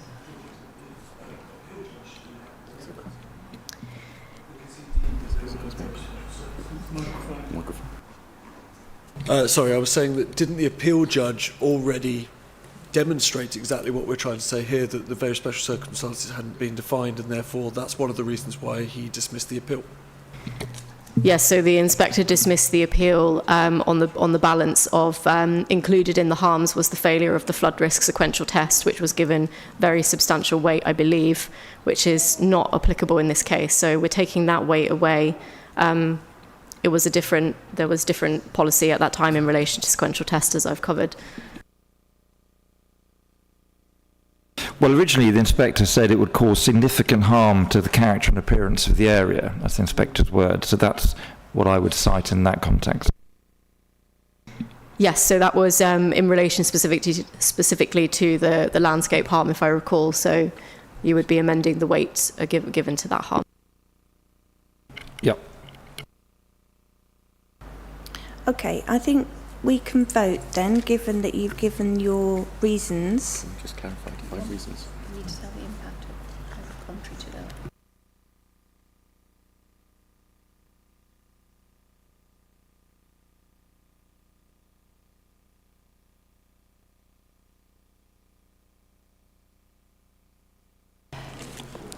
So I just wanted to make members aware that the proposal is contrary to officer recommendation. So the reasons just need to be robust to ensure that the council is protected, and that's all I wanted to bring to your attention. So to ensure that you've discussed all of the reasons that you want to use for refusal, that they are related to what's been discussed today. Thank you.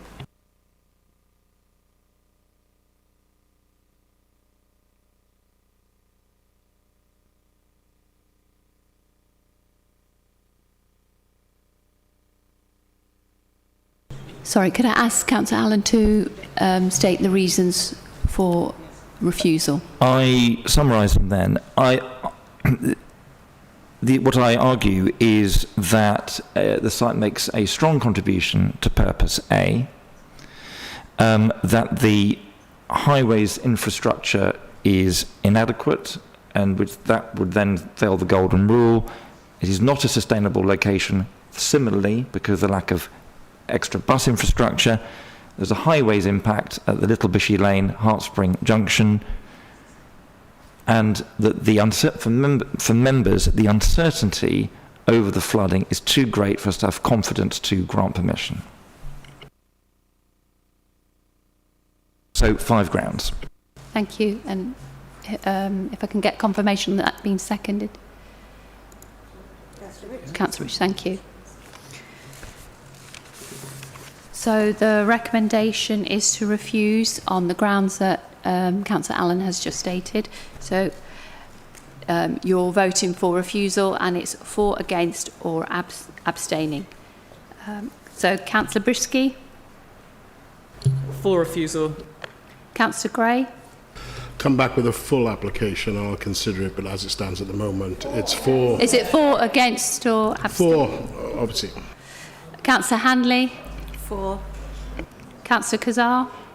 For. Councillor Morris? For. Councillor Quilty? Councillor Richards? For. Councillor Rosehill? For. Councillor Smith? For. Councillor Sussman? For. Councillor Allen? For. Councillor Amron? For. Councillor Green? For. That's unanimous. That application has been refused.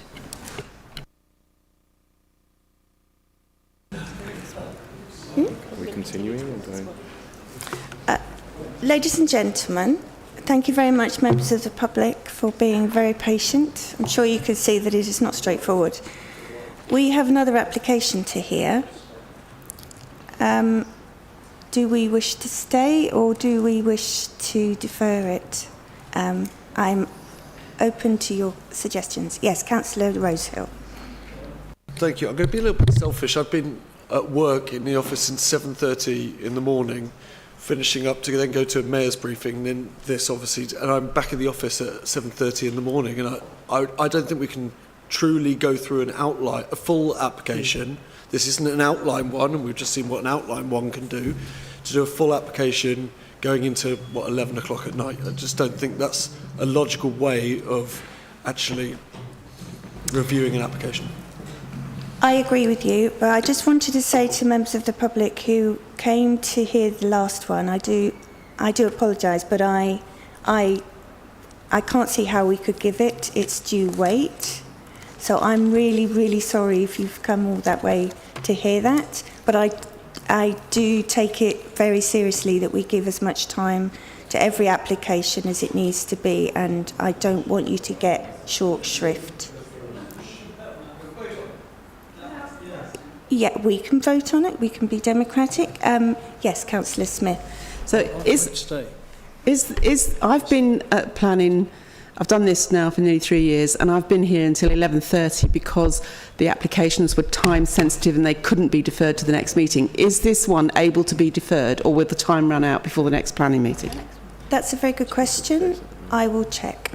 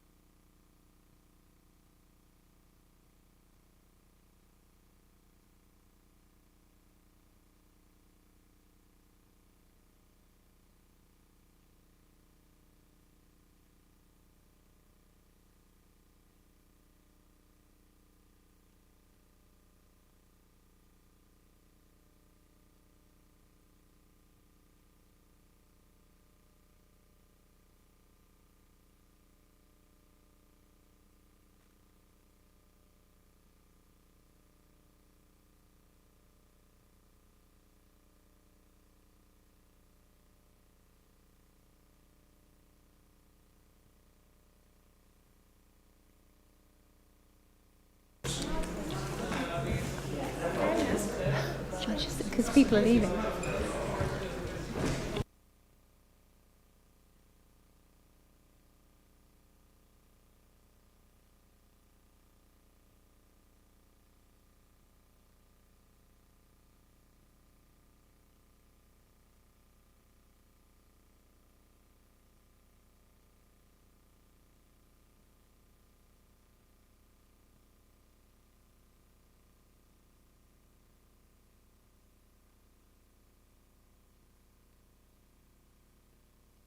So, ladies and gentlemen, I think we should have a very small adjournment to discuss it because there are, thank you very much, there are more.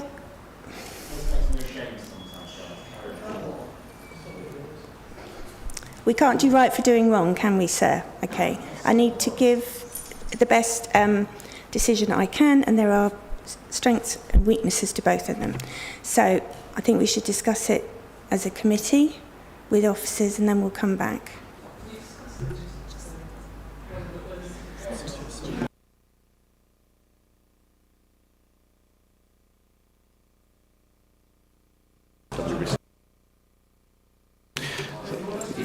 So, thank you, Chair. If I may just explain, we have got an extension of time to cover this committee. Beyond that, we don't have one, and the risk is that they would appeal on determination. So, that's the position. So, yeah, they could appeal on determination if we don't make a determination. But that's for members to decide whether that's.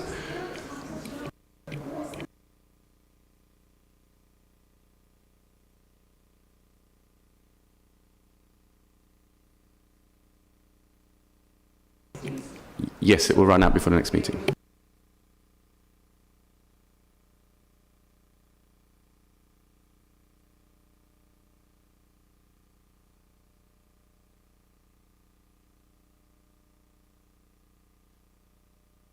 Five minutes and then come back, please. Thank you.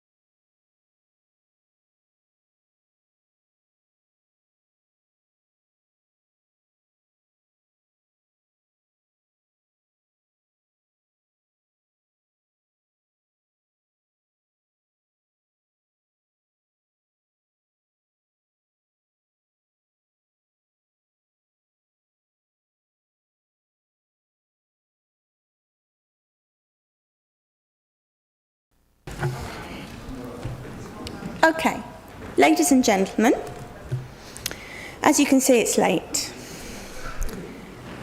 We have, some members could not stay because they needed to go home. I'm going to put to the committee, who's here, the vote. Do you wish to defer this application, or do you wish to hear it tonight? I have an opinion, but I want to ask you for yours. Councillor Morris. On the basis that we're still sitting here, my proposal is that we just carry on and get it done, although I'm getting a nod from the other direction over there that doesn't agree with me, but I don't. But he's not on the committee anyway, and I am, so I'm quite happy to propose that we just get this done, particularly with our guests that are here this evening. Are we in agreement that we're going to carry on? I certainly agree. Okay. Yeah, me too. We will be here a long time, because to do this properly and to give it due diligence and to do exactly what we would do for any other application, we'll be here a while. So I want you all to be known that we need to make as good a decision as we would have done had we heard this at 6 o'clock. Yes. You say you've had an opinion. Are you able to share what that opinion is, or do you not want to prejudice the authorities' position? No, I'm pro-democracy, Councillor Brisky. I personally, I'm in two minds, to be honest. I personally think that whatever we do will be considered wrong. If we hear it now and we make a decision that people don't like, we'll be accused of rushing it. If we defer it, that will also be, kicking the can down the road, and we can't keep doing that. So, if we can keep our questions to be pertinent and professional, I believe we can make a good decision this evening, and we hear it tonight. But I just want to make it clear to people, the members of the public, that the members of the committee who are not here are not lazy and can't be bothered by this application, but for their own well-being and health, they needed to go home. And I want to thank everyone who's still here, who has had a very long day as well, for your time. So thank you very much. We'll hear then 5E, which is land to the southwest of Vale Avenue in Boreham Wood, and Lisa Page will present the application for us. Thank you. Thank you, Madam Chairman. So this is a full planning application for the development of the site for 98 homes with a mix of houses, apartments and associated development as set out there in the description.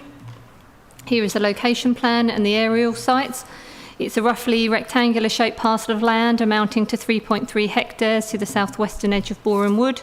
So you can see I've crudely drawn on the site there. You can see its relationship in terms of the High Street, Elstree and Boreham Wood Station, some school provision on Furshill Road.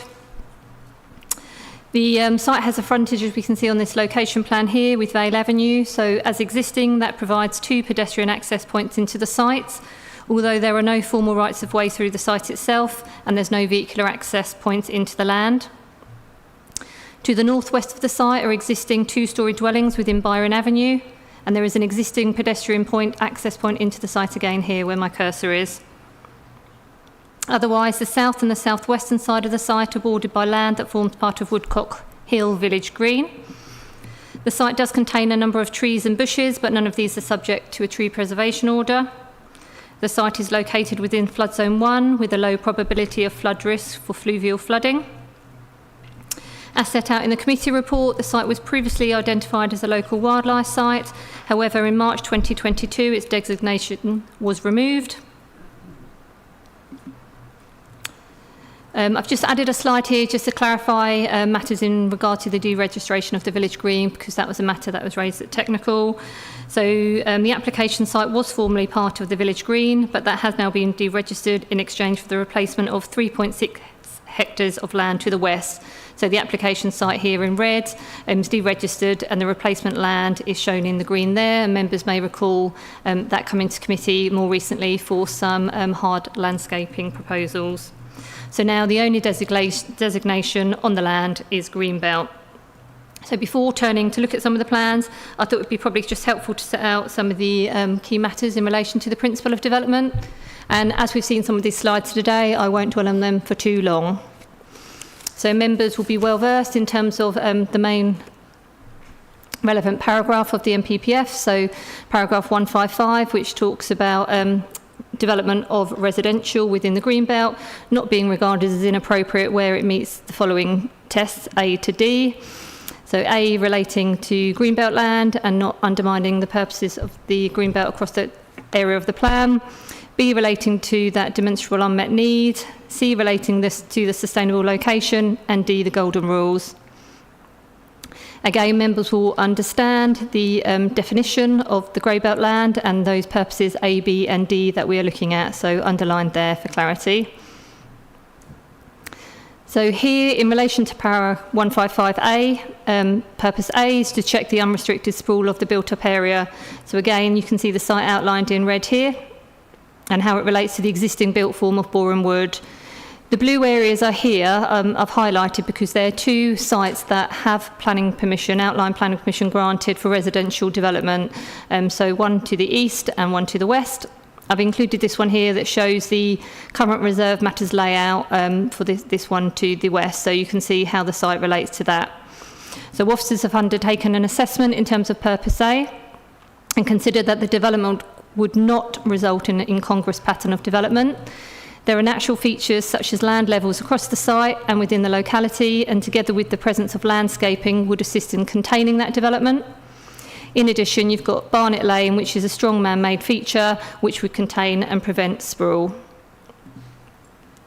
In relation to purpose B, preventing towns merging into one another, the plan here shows this site by the star, so it's quite clear that the site does not form a substantial part of a gap between towns. The development would not result in the loss of visual separation of towns, and there would be no reduction in the physical or perceptual scale of the gap between the settlement of Boreham Wood or Greater London. Purpose D, there's no conflict with preserving the setting and special character of the historic towns, and therefore officers' position in terms of the summary on Grey Belt is that it does not make a strong contribution to purposes A, B or D, and the site is Grey Belt.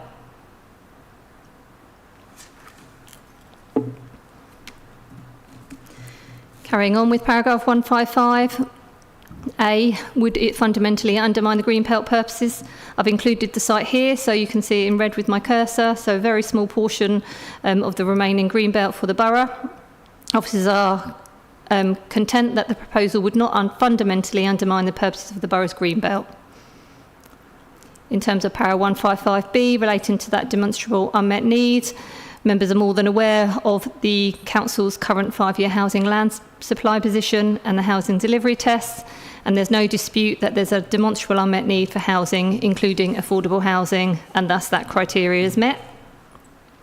Sustainable location, I've set out within the committee report and summarised here some of the distances to the facilities and services within Boreham Wood Town Centre. You can see the proximity of the site to primary school and secondary provision. Distances to the railway station, so 800 metres, and these are all measured walking distance, not as the crow flies. And the nearest bus stops are around 430 metres, and members will note within the committee report the financial contribution of 875,000 towards improvements to that bus service, so that's increasing the number of buses on that route. And future occupiers of the site would be able to readily access the services and facilities in the town and the public transport provision, and the site is considered to be in a sustainable location. Golden rules, again, understand what the golden rules require in terms of affordable housing, improvements to infrastructure and improvements to existing green open spaces. So in terms of looking at those points, the development would propose deliver 50% affordable housing. So obviously being a full application, we've looked fully at the housing mix, and this is supported by officers. It would be secured within the Section 106 legal agreement. There's a significant suite of financial contributions towards improving infrastructure, as set out in the committee report. So GP service, ambulance service, education, waste service transfer, that bus service contribution and SIL. and there would be significant provision of new and improved existing green space. So there would be on-site public open space of over 1 hectare, or 35% of the application site, to be taken over for green space. It's within walking distance of the development and the wider community, and as I'll show you later on a later slide, there's high quality landscaping, play on the way, and some seating across those areas. And therefore, in terms of a greenbelt conclusion, the site does meet the definition of grey belt and would not undermine the remaining greenbelt purposes. It fully meets with the other criteria of Para 155 relating to that unmet need and being in a sustainable location. It complies with Para 156, so the golden rules in terms of affordable housing, infrastructure, public open space. And as we've heard earlier today, compliance with the golden rules is given significant weight in favour of the grant of permission. So the overall conclusion on that matter is that the development therefore is not inappropriate.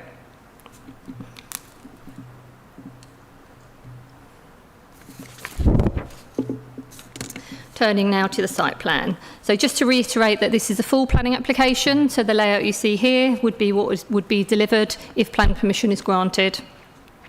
So there's one vehicular access point into the site via Vale Avenue. This then results in a main, apologies. Obviously lent on something.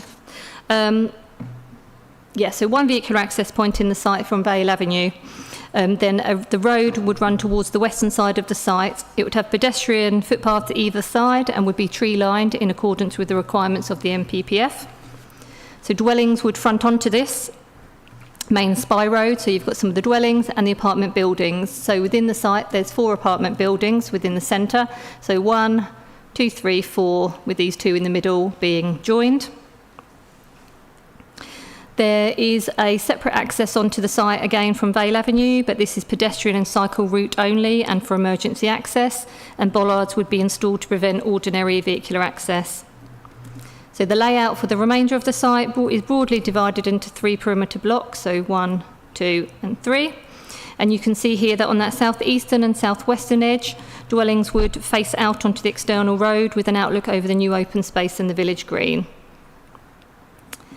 The application includes areas of play across the site, and again that's clarified later on another slide. So you've got some play within this frontage landscaped area and some towards the western new village green. And there is another, in terms of open space, there's another area within the centre of the site, so Oak Green, which celebrates a retained oak tree and has further seating provision there. So within the landscaped area there's 2 suds areas. So one at the frontage here, and these form part of the amenity area. So as you'll see on some of the CGIs later on, they're well integrated into the landscape. This frontage one has some boardwalks so people can pass closely and enjoy the amenity of those suds area.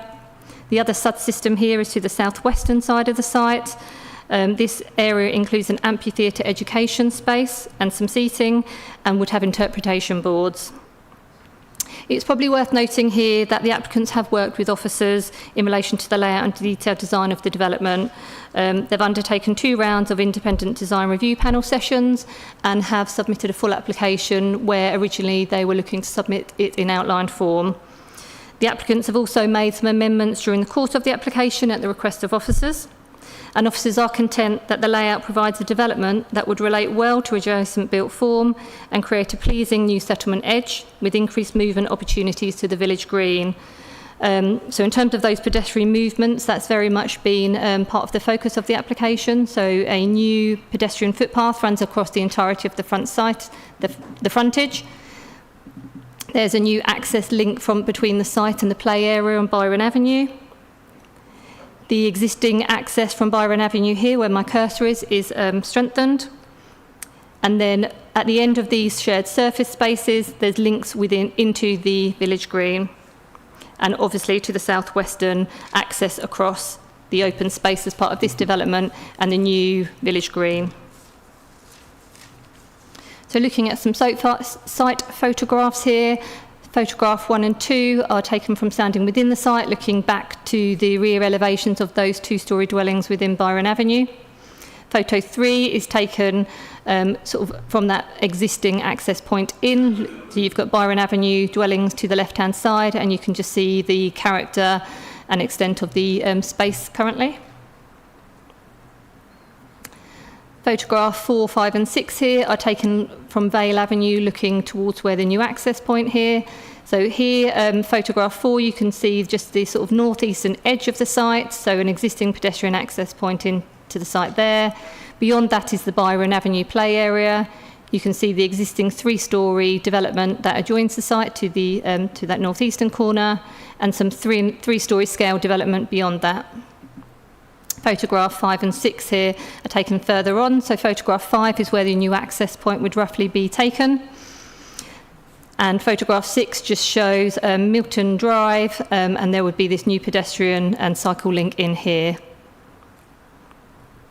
In terms of the tenure plan, the development proposes a split of 50-50 between market and affordable in accordance with those golden rule tests. Officers are content with the mix of dwelling sizes for both the affordable and the market dwellings, and we can see here the distribution across the site is well distributed and supported.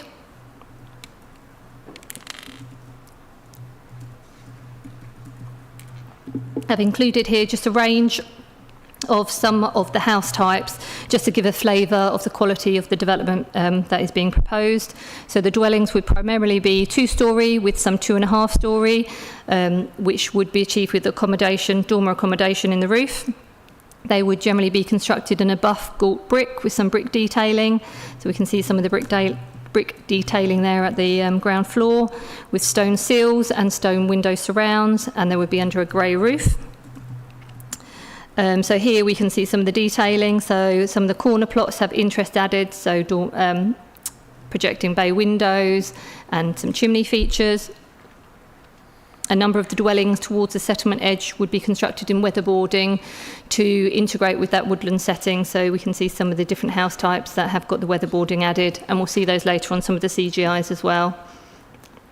In terms of the apartment buildings, again, these are the four blocks sited centrally within the site, so officers are content that that's the most appropriate location for some increased height. So 3-storey, which in scale, which reflects some of the varied scale of development in the locality. So as we saw in the photographs, there are some 3-storey flats, buildings, just where my cursor is, just off that site plan there.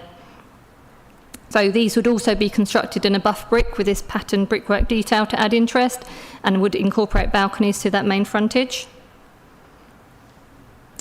Looking at some street scenes here, so this top one is the Vale Avenue. So if you were standing on Vale Avenue looking across to the site, where my cursor is would be the vehicular access in, so you can see that tree-lined street approach, and you can see the scale of the dwellings here and how they relate to that sort of increase in land level. The southern photo here is that southwestern street scene, so facing the new open space that would be created. And again, you can just see the mix of dwelling types, and you can see here how on that softer edge you've got the introduction of some of the weatherboarding. Here now we are looking either side of the main spy road, so you can just see the top one is your residential dwellings that back onto the dwellings in Byron Avenue, and to the south are some of the dwellings in the apartment buildings. Again, this now is the outlook street scene that would look onto the sort of more southern existing village green boundary. So again, you can see much more prevailing weatherboarding, which is more appropriate for that sort of woodland setting and that sort of new rural edge of the settlement of Boreham Wood. In terms of open space, the application's been submitted with a detailed landscaping master plan. It sets out an approach for a landscape-led development. So there'll be a new soft edge to the village green, as we can see here, so it integrates well into the adjacent open space. There's a large area of open space to the southwestern corner, so that adjoins a new village green here, and a new landscaped area to Vale Avenue. So this setback aligns with the setback for the adjacent play area, and it provides appropriate soft buffer to Vale Avenue. So we can see here, and I sort of outlined earlier, the main spy road would be truly tree-lined, and across the site there'll be the addition there would be a total planting of 126 trees. We've got the two sud systems. These would be quite low in terms of water depth, so 0.8 metres in depth, so very much forming part of the amenity and the open space there. And areas of play are annotated by the star, so you've got an area of play sort of within that frontage area, and then some towards that southern, southwestern, so this sort of more play on the way, integrating into that open space. And full details of that have been included. I added a slide here because I think there were some comments at technical meeting in terms of trip generation. So, the vehicle trip rates, so the AM peak is shown to have 14 inbound and 46 outbound, with the PM peak 36 inbound and 17 outbound, and that's set out within the committee report. So members will note that National Highways advised that there would not be any adverse safety implications or a material increase in queues and delays on the strategic road network. And just to highlight to members that trip generation has factored in growth assumptions and has included the nearby residential sites. And indeed, the EIA screening submitted to the council prior to this application coming forward also did consider those two adjacent sites in terms of that cumulative assessment.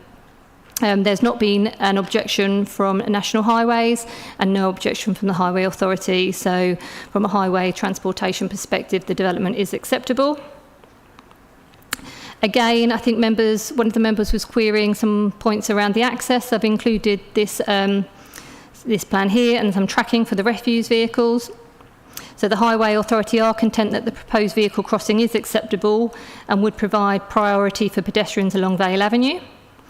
So to provide the appropriate visibility displays from this access, it would be subject to some road markings prohibiting some of the parking, and that would be subject to a traffic regulation order. Subject to this, the Highway Authority have no concerns. Just carrying on with highway matters here, looking at some of the vehicle parking. So I've set out within the committee report the provision of parking allocation for the dwellings, and that is as summarised there. Whereas for the apartments, as I said, as you saw in the site plan, they fall within sort of three main blocks because those central ones are joined. In essence, you're getting one space per flat and some visitor spaces for those. And then across the site, there is a range of visitor spaces well distributed across the site and would serve all of the units. Officers are content that the parking provision is acceptable, in addition with the cycle provision. So some CGIs here. So this one here is a view from the front, as we can see here. So looking across the SUD system, so you can see the SUD system here, the boardwalk to increase sort of movement through the space and the enjoyment of it. This would be the main access point in, so you can see how the dwellings are designed to be genuine court turning units. So you've got some interest added with the bay windows, the chimneys, you've got that brick detail, and you can see the quality of the development in terms of those stone surrounds to the windows. This is a view now looking down the main spine road, so the tree-lined spine road. So you can see the apartment buildings on the left-hand side here. You can see some of the brick detailing, the interest added to the flank, and how the balconies add interest and activity to that front elevation. These now are we're now sort of towards the southwestern end. So we're looking how the dwellings would orientate to the sort of the open space. And this is a new eastern edge. So again, you can see here the change in the material for that for the use of the weatherboarding. But again, these turning units where that shared surface comes out has more articulation in the fenestration. So in terms of member update, members will have seen what's been circulated. So just a quick one from Growth and Infrastructure Officer at Herts County Council.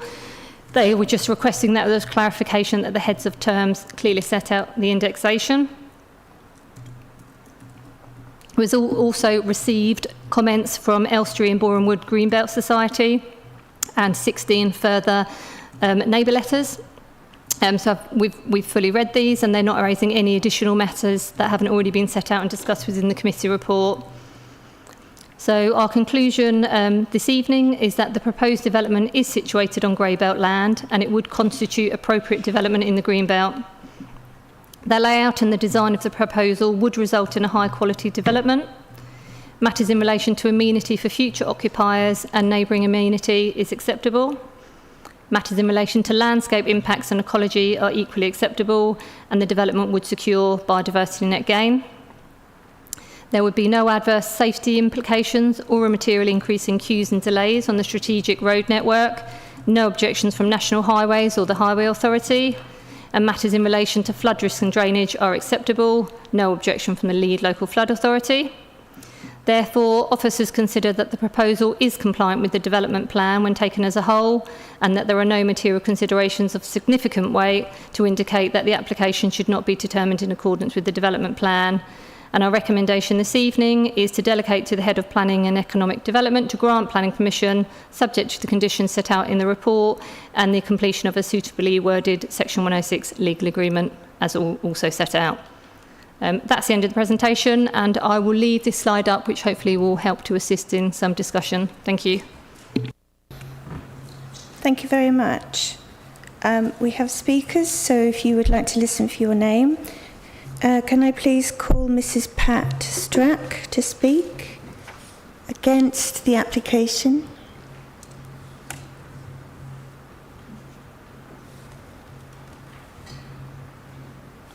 Thank you very much. If you press the black button.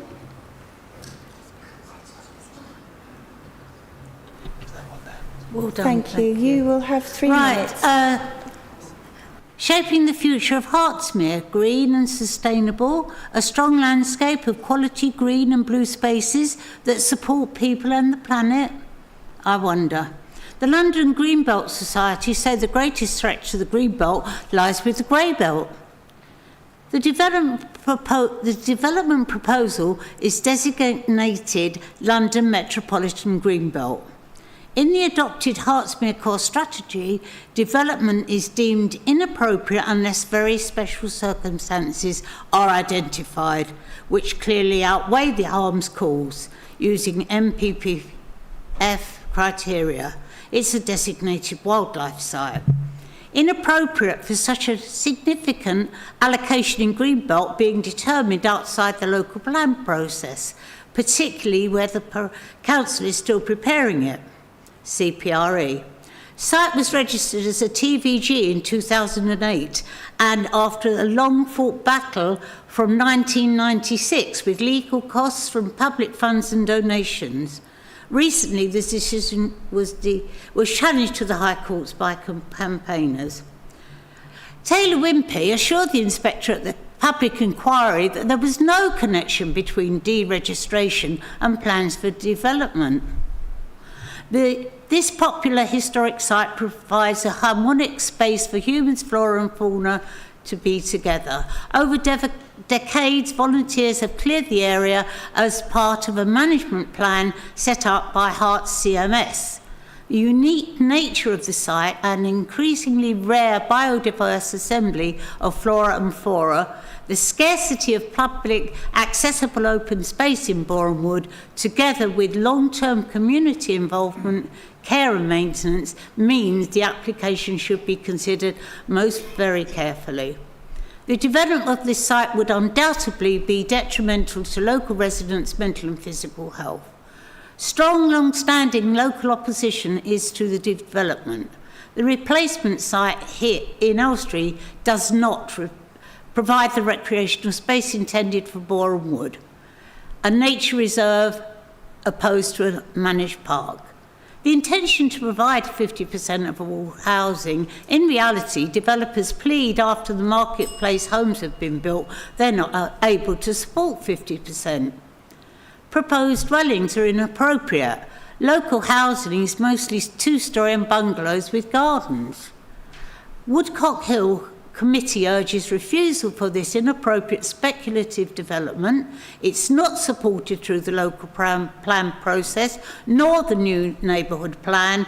An unjustified loss of protected greenbelt and former greenbelt land fails to meet the strict national criteria for grey belt development would cause irreparable harm to the local character and biodiversity of Boreham Wood, destruction of habitats, and most importantly, destruction of 5 ponds which help to soak up and stop the flooding. So I beg you, please do not build on this site. Thank you very much, Madam. Yes, thank you. Can I call now Mr. John Murch to speak? Thank you. You will have 3 minutes, sir.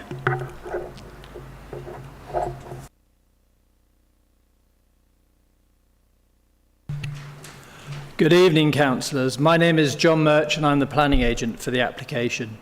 The officer's report covers issues relating to land use principles in great detail. We agree with their assessment, so we don't wish to take up your time by restating these points. The site is a fantastic location for development. It is on the edge of Boreham Wood with a town centre and station circa 800 metres walk. The site's location is highly sustainable. The scheme proposes 98 homes, with over a third of the site being given over to publicly accessible green space. At the pre-application stage, the design team worked closely with officers over a number of months and volunteered to undertake independent design review. We listened to the feedback and incorporated it into the proposals prior to submission. The layout of the green space has led to the scheme's design. The intention has been to provide a soft edge to stitch in and provide a sensitive transition with a surrounding village green. This includes step-free access to the village green from within the site. Informal play has been provided around the site, including wildlife interpretation boards and an outdoor classroom designed as an amphitheatre for use by local schools. 50% of the homes proposed are affordable, including social rent and affordable rent. There are 18 3- and 4-bed family homes included as part of the affordable housing offer, which is supported by your housing officer. In respect of flooding, a drainage strategy has been agreed with the flood authority that protects the site and the surrounding area. This strategy is based around natural features incorporated into the landscaping, including attenuation basins, rain gardens and swales. In respect of infrastructure, the scheme will provide circa £2.25 million in SIL and Section 106 contributions, including £875,000 towards local bus improvements, over £160,000 towards healthcare, and £140,000 towards special education needs. The scheme meets or exceeds all other planning policies, which has led to your officers being able to support the application and recommend it for approval. The application is being brought forward by Taylor Wimpey, who are a national house builder with the North Thames division working exclusively in Hertfordshire and North London. If permission is granted, the homes will be delivered immediately, contributing towards the council's housing supply. We respectfully ask that you grant permission in line with the officer's advice. Thank you very much for listening. Thank you very much. I now call upon Councillor Maurice Bright as Community Advocate against the application. Indeed, I'm speaking on behalf of... Thank you, Madam Chairman, and thank you also to the committee for continuing to sit this late at night. It's really at the coalface here, and I know how tough this is for everyone. I'm actually speaking on behalf of the Elstree and Bournemouth Green Belt Society. I'm acting as their community advocate.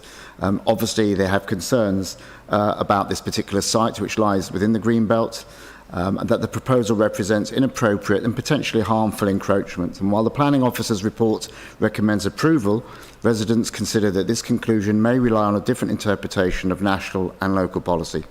Planning officers suggest the site meets the definition of grey belt due to its location on the suburban edge and its perceived weak contribution to the strategic purposes of the green belt itself. However, the site differs significantly from previously developed or derelict land. It remains an area of natural character, comprising grassland, scrub, and emerging woodland. And paragraph 143 of the National Planning Policy Framework identifies key purposes of the Greenbelt, including preventing urban sprawl and safeguarding the countryside from encroachment. Development here would create a protrusion of housing into open countryside, conflicting with these objectives. So the question is whether it is really appropriate to classify this valued landscape as grey belt. Officer's report indicates that there are no assets of particular importance that would provide a strong basis for refusal. Residents highlight that the NPPF Glossary Annex 2, December 2024, excludes land from the grey belt definition where policies relating to important assets apply. Footnote 7 includes local green spaces and areas of biodiversity importance. This site formed part of the Woodcock Hill Village Green between 2008 and 2022. Although the designation has since been transferred, the land continues to hold community and ecological value.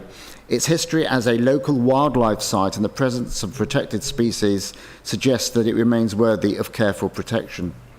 Officers note that the scheme includes naturalistic buffers to support a transition to the adjoining open space. Whilst this is acknowledged, there is great concern that the proposal will not fully reflect the character of the existing village green.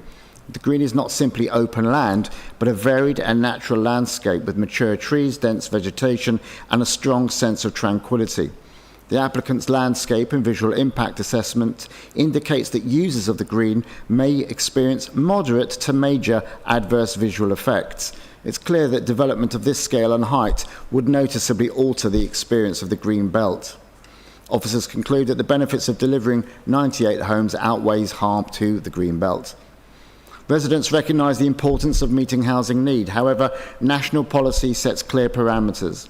Under paragraph 11d(I) of the 2024 NPPF, the presumption in favour of sustainable development does not apply where protected areas, including the Greenbelt, provide strong reasons for refusal. Paragraph 153 further states that inappropriate development in the Greenbelt should not be approved except, as we know, in very special circumstances. While housing supply is an important consideration, it may not outweigh the long-term importance of preserving greenbelt openness and permescence. Officers consider that the design would respond appropriately to the character of the area. Residents say that the scale of development may be difficult to reconcile with local policy requirements. Policies CS13 and SADM 26 emphasise maintaining openness within the green belt. Introducing 98 homes into this space could have a serious visual impact, particularly within the Elstree Ridge and Slopes, which is characterised by its wooded skyline. The applicant's biodiversity net gain report also indicates that the proposed replacement land would provide only limited ecological uplift, which clearly would not fully offset the loss of habitat on this site. While recognising the need to deliver new homes, the proposal raises important questions regarding greenbelt policy, environmental protection and local character. I was walking along this site further up at Woodcock Hill between Christmas and New Year, when you'll remember it was frozen, a little bit of snow, and I remember with my son how beautiful it looked. I know that with this plan coming forward, it's unlikely it will look like that again. As far as delivering their homes immediately is concerned, I do hope that we get the roads sorted out first, not just the state of the roads, but the congestion that runs through it at the important rushes parts of the day, and bearing in mind the additional applications which were recently accepted for 250 homes on the corner of Barnet Lane and Furshill Road. Gridlock is not going away, whatever contributions toward bus routes are being made. I do hope the committee can give careful consideration to all the concerns raised and consider a refusing of the application. Thank you, colleagues. Thank you very much, sir. Officers, do you have any comments before I ask members? Yes, thank you, and thank you for the comments. Just picking up on some of the comments made in that question time. So the site isn't a designated wildlife site. It was historically that designation was removed in 2022, as I set out in my presentation. I think there was also some comments regarding sort of the quality of the replacement land for the village green, and just to be clear that that does not form a material consideration to this application. The Secretary of State have already determined that that replacement land was acceptable, and that's already been undertaken. So that isn't something for us to be considering today. And then also just picking up on the community advocates comment, really just to confirm that there are no statutory or non-statutory nature conservation sites within the application site itself. Thank you. Thank you. Members, do you have any questions? Councillor Quilty, yes? Thank you. And I've got two questions, really. The first one is to tidy up on something that happened at the planning technical meeting. You may remember this was last Thursday, and I referred to the application here and Thames Water's comments. Now, it's very clear in their box where we get all these different views from different people. Thames Water said at the time, objection. Now that's changed. It's now advise the following. The word objection has changed. Now I'm just curious as to the words underneath advise the following, whether that changed at all, and if so. Now I do note that condition 24, and I can't remember at the time whether there was a condition 24 and whether I read it with great detail, but because it's late at night, but it does appear that condition 24 is sufficient when you take the other things in line. But I'm just a bit anxious that, you know, did Thames Water put an objection in, and have they had any input into these new set of words that are in this report? So that's the first one. The second one, which is more technical, I suppose, is in relation to the development itself and the highways within inside the development, which is there up in front of us. There's a lot of roads and paths and everything else. Are these all going... Now, I know they won't be adopted by county. Well, I'd be absolutely gobsmacked if they were, but they won't be. You know, are they going to be built to the highways, Hertfordshire Highway Standard? So in the event they could be adopted, you know, or something happens, pigs will fly and all that, they might be able to adopt them. Is that clear? Yeah? Okay. Thank you. Thank you. Two That's points. helpful. Thank you. Nice and concise. So in terms of the first one, Thames Water, as I understand, Thames Water have never objected to the application. So the committee report, as you're seeing this evening, was as presented at technical meeting. Their advice from the outset has been that, as set out there, they're obviously recommending a condition, which, as you know, condition 24 is restricting occupation until those sewage works upgrades have been undertaken. So I think that was a point at the technical meeting, I think, when another councillor actually sort of suggested it was a benefit for sort of the sewage capacity in the locality. So, yeah, that wording is as recommended by Thames Water. In terms of the highway point, as I understand, the only road potentially to be adopted by the Highway Authority would be the main Spy Road. So the other spaces sort of within those sort of three areas are shared surface spaces. They wouldn't be adopted by the Highway Authority. But you'll note there is a condition, so condition 16 relates to the road capacity. So it says the design and construction of the roadways shall be designed to accommodate the largest vehicles that may use them, including those that can weigh 26 tonnes. So it's really to enable refuse vehicles and other such like to cross over those without causing any damage to them. Clarify that. So does that mean that they're all built in accordance with the HCC guidelines for adopted roads then? Although they're not going to be adopted, but they're built in guidance to that. I can't comment in terms of whether they comply with all of HCC's recommendations, because I don't know what all of those recommendations are, but in terms of the weight capacity of those roads, they would meet with what is required in terms of HCC guidance for that particular point. Councillor Brisky. Thank you, Madam Chair. Madam Chair, I'm grateful that the officer inserted the requested photos that I asked for last week, about showing the access from Vale Avenue, which I think is unsuitable, but I appreciate Highways have not objected. But I'm wondering if Highways have considered the cumulative impact of this development and the other planning applications that have been approved adjacent to this one, because the concern that I raised at PTM is the traffic on Furs Hill Road and Barnet Lane, which we are all aware of already. It's horrendous around school drop-off time in the morning.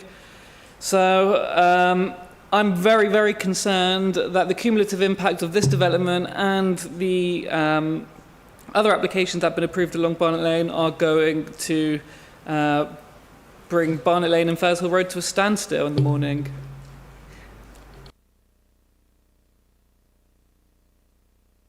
Yeah, I'll come back on that, thank you. So yeah, as I set out briefly within the presentation, the applicant did submit an EIA screening opinion to the council prior to this application being submitted. So as part of that screening opinion, which we did consult the Highway Authority on, they did consider those two additional sites, so the Carla to the east and the larger site of Barnet Lane to the west.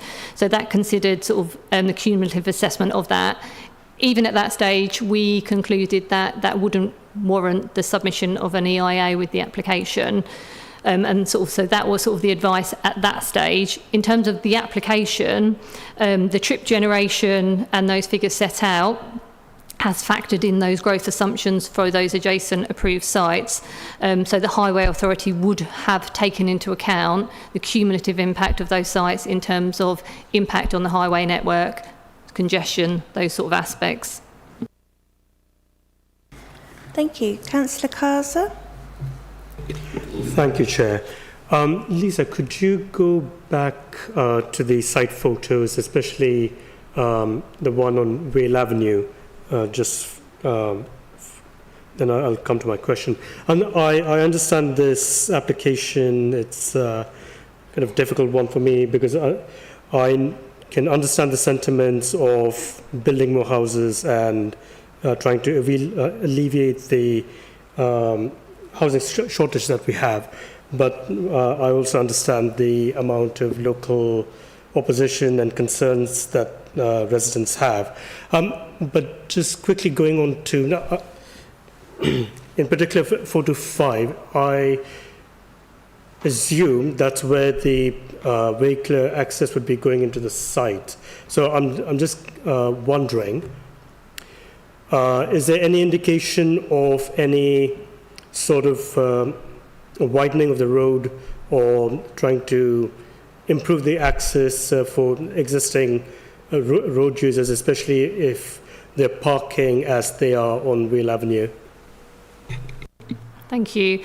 Yes, as part of the access point to achieve the visibility displays, some of these cars would ultimately need to not be parked there. So they would need to submit a traffic regulation order to prevent parking there, so almost like double yellow lines, so the access visibility displays are clear in either direction. That would result in the displacement of around 5 vehicles, but as the committee report sort of sets out, a parking survey has been undertaken which demonstrates that there is capacity further along the road that could accommodate those displaced vehicles. So that's generally the works that are being proposed. Obviously, there's a pedestrian footpath also going along the frontage here, so you've got those sort of wider visibility displays with when these vehicles wouldn't be there, but really that's sort of the extent of works to the highway. But there's no indication that the road would be widened as it has been, because if this is built out, then I'm just concerned if people are parking as they are, and then it essentially is a kind of one-way street with. Sorry.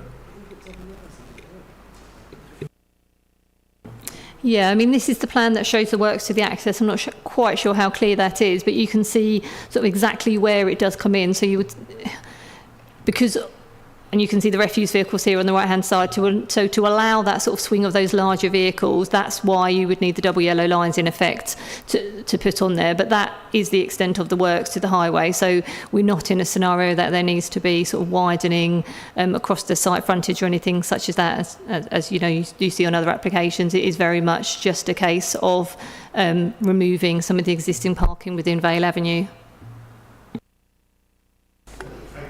Thank you. Councillor Allen. Thank you. The site has a very complex history with the Village Green deregistration, which has caused a number of planning curveballs in relation to adjacent sites. So a couple of questions to start off with. What is the designation of this particular piece of land at the moment? Is it privately owned or is it publicly accessible? That's not quite clear, because when you walk past it, it looks like public open space. Is it? Does it have any protection in that sense at all? Secondly, in terms of the housing composition, am I right in thinking there's no social housing provided for here?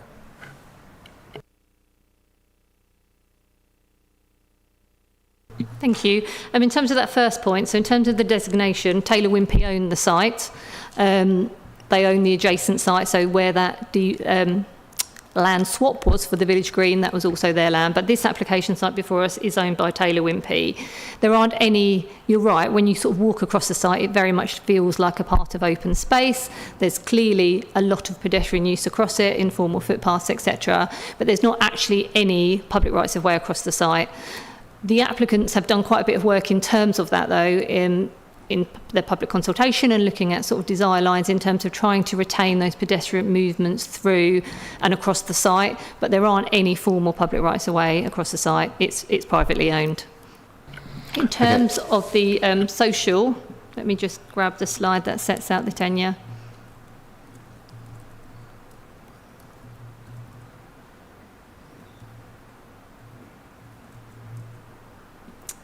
Where's my cursor just gone?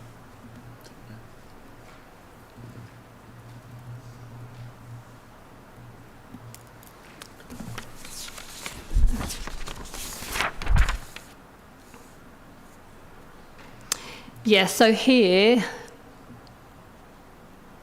we can see, so you've got 49 market dwellings and then 49 for your affordable, and that's broken down into 24 for affordable rent, 12 for social rent, and 13 for shared ownership.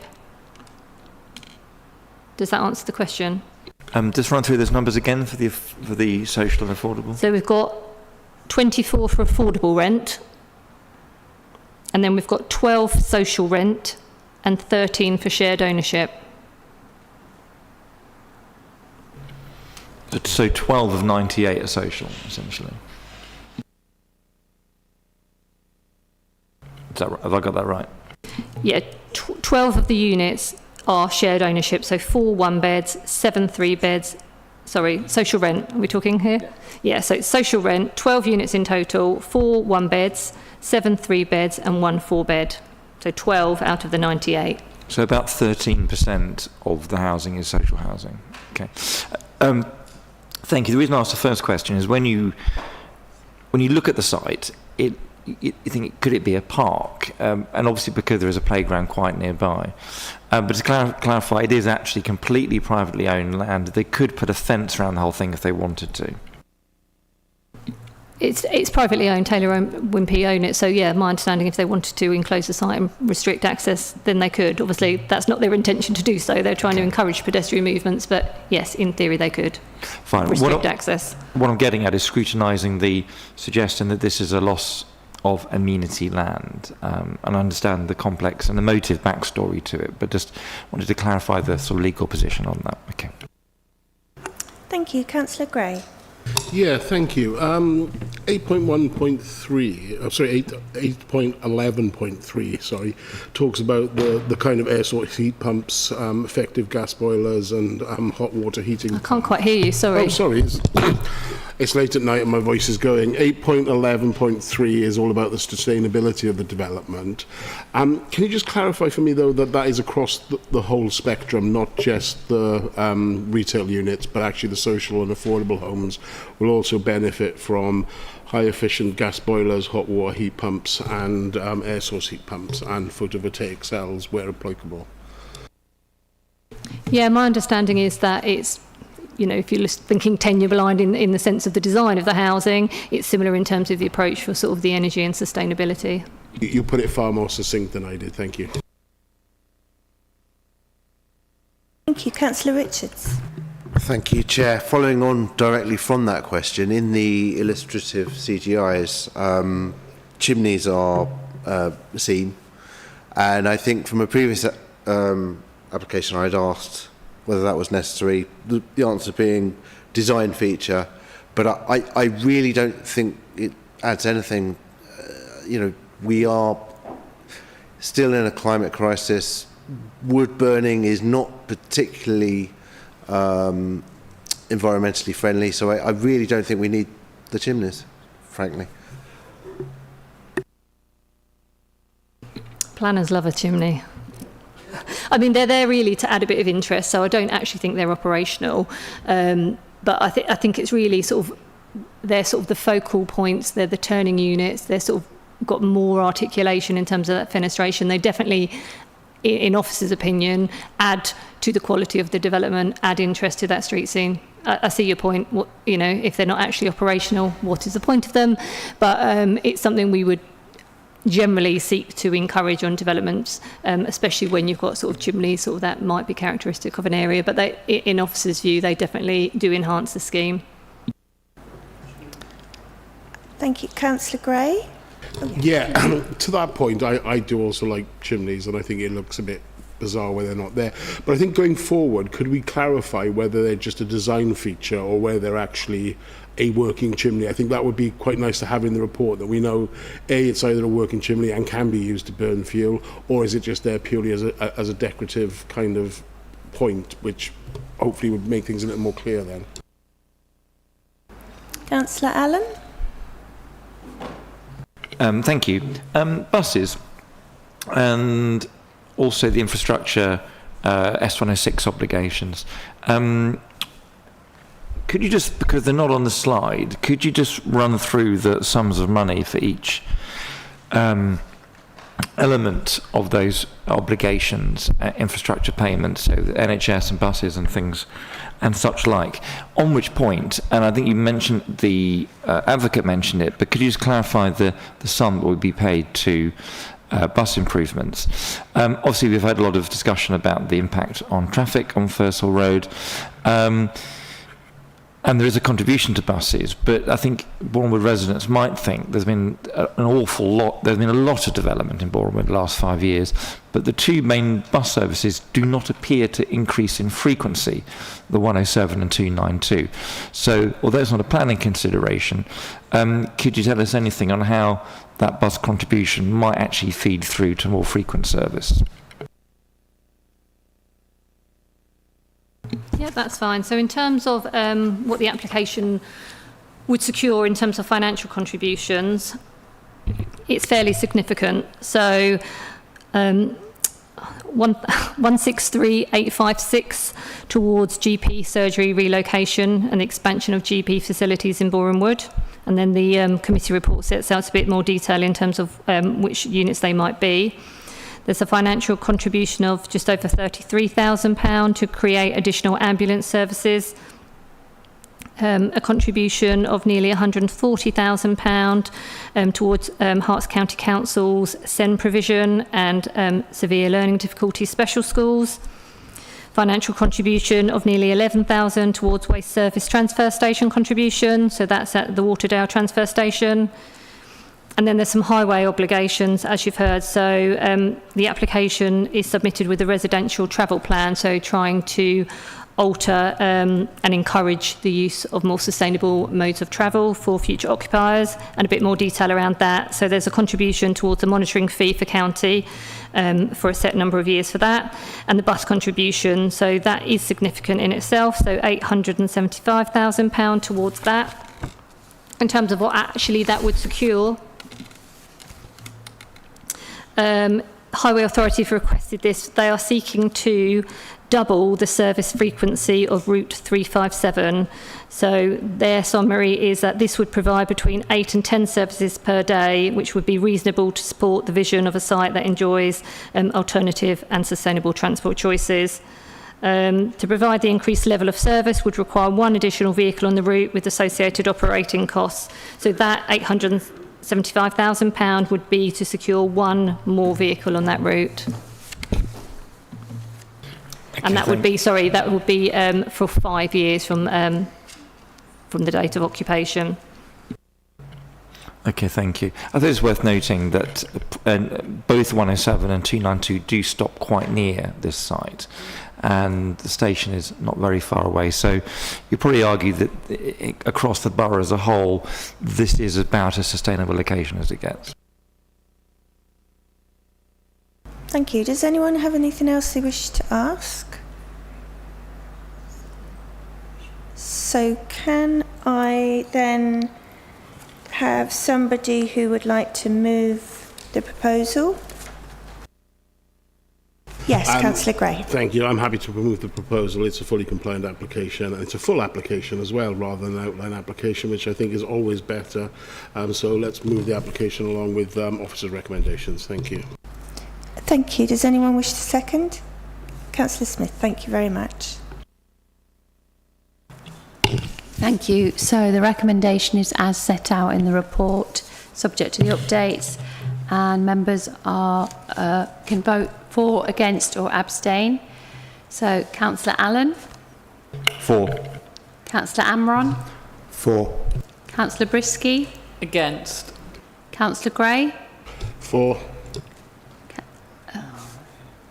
Councillor Morris? For. Councillor Quilty? The harm outweighs the benefits. I'm against. Councillor Richards? For. Councillor Smith? For. Councillor Kazar? Abstain. That recommendation. Oh, sorry, sorry, yeah, at the same time. Councillor Green? For. Okay. 7-4, so that recommendation has been carried. Thank you. Thank you very much. I will move that agenda 6 and 7 and 8 are combined together, and that is, do you have your planning appeals? No other business. The date of the next meeting is 23rd April. I close the meeting at 11:34. Thank you so much for staying. Thank you very much, everybody.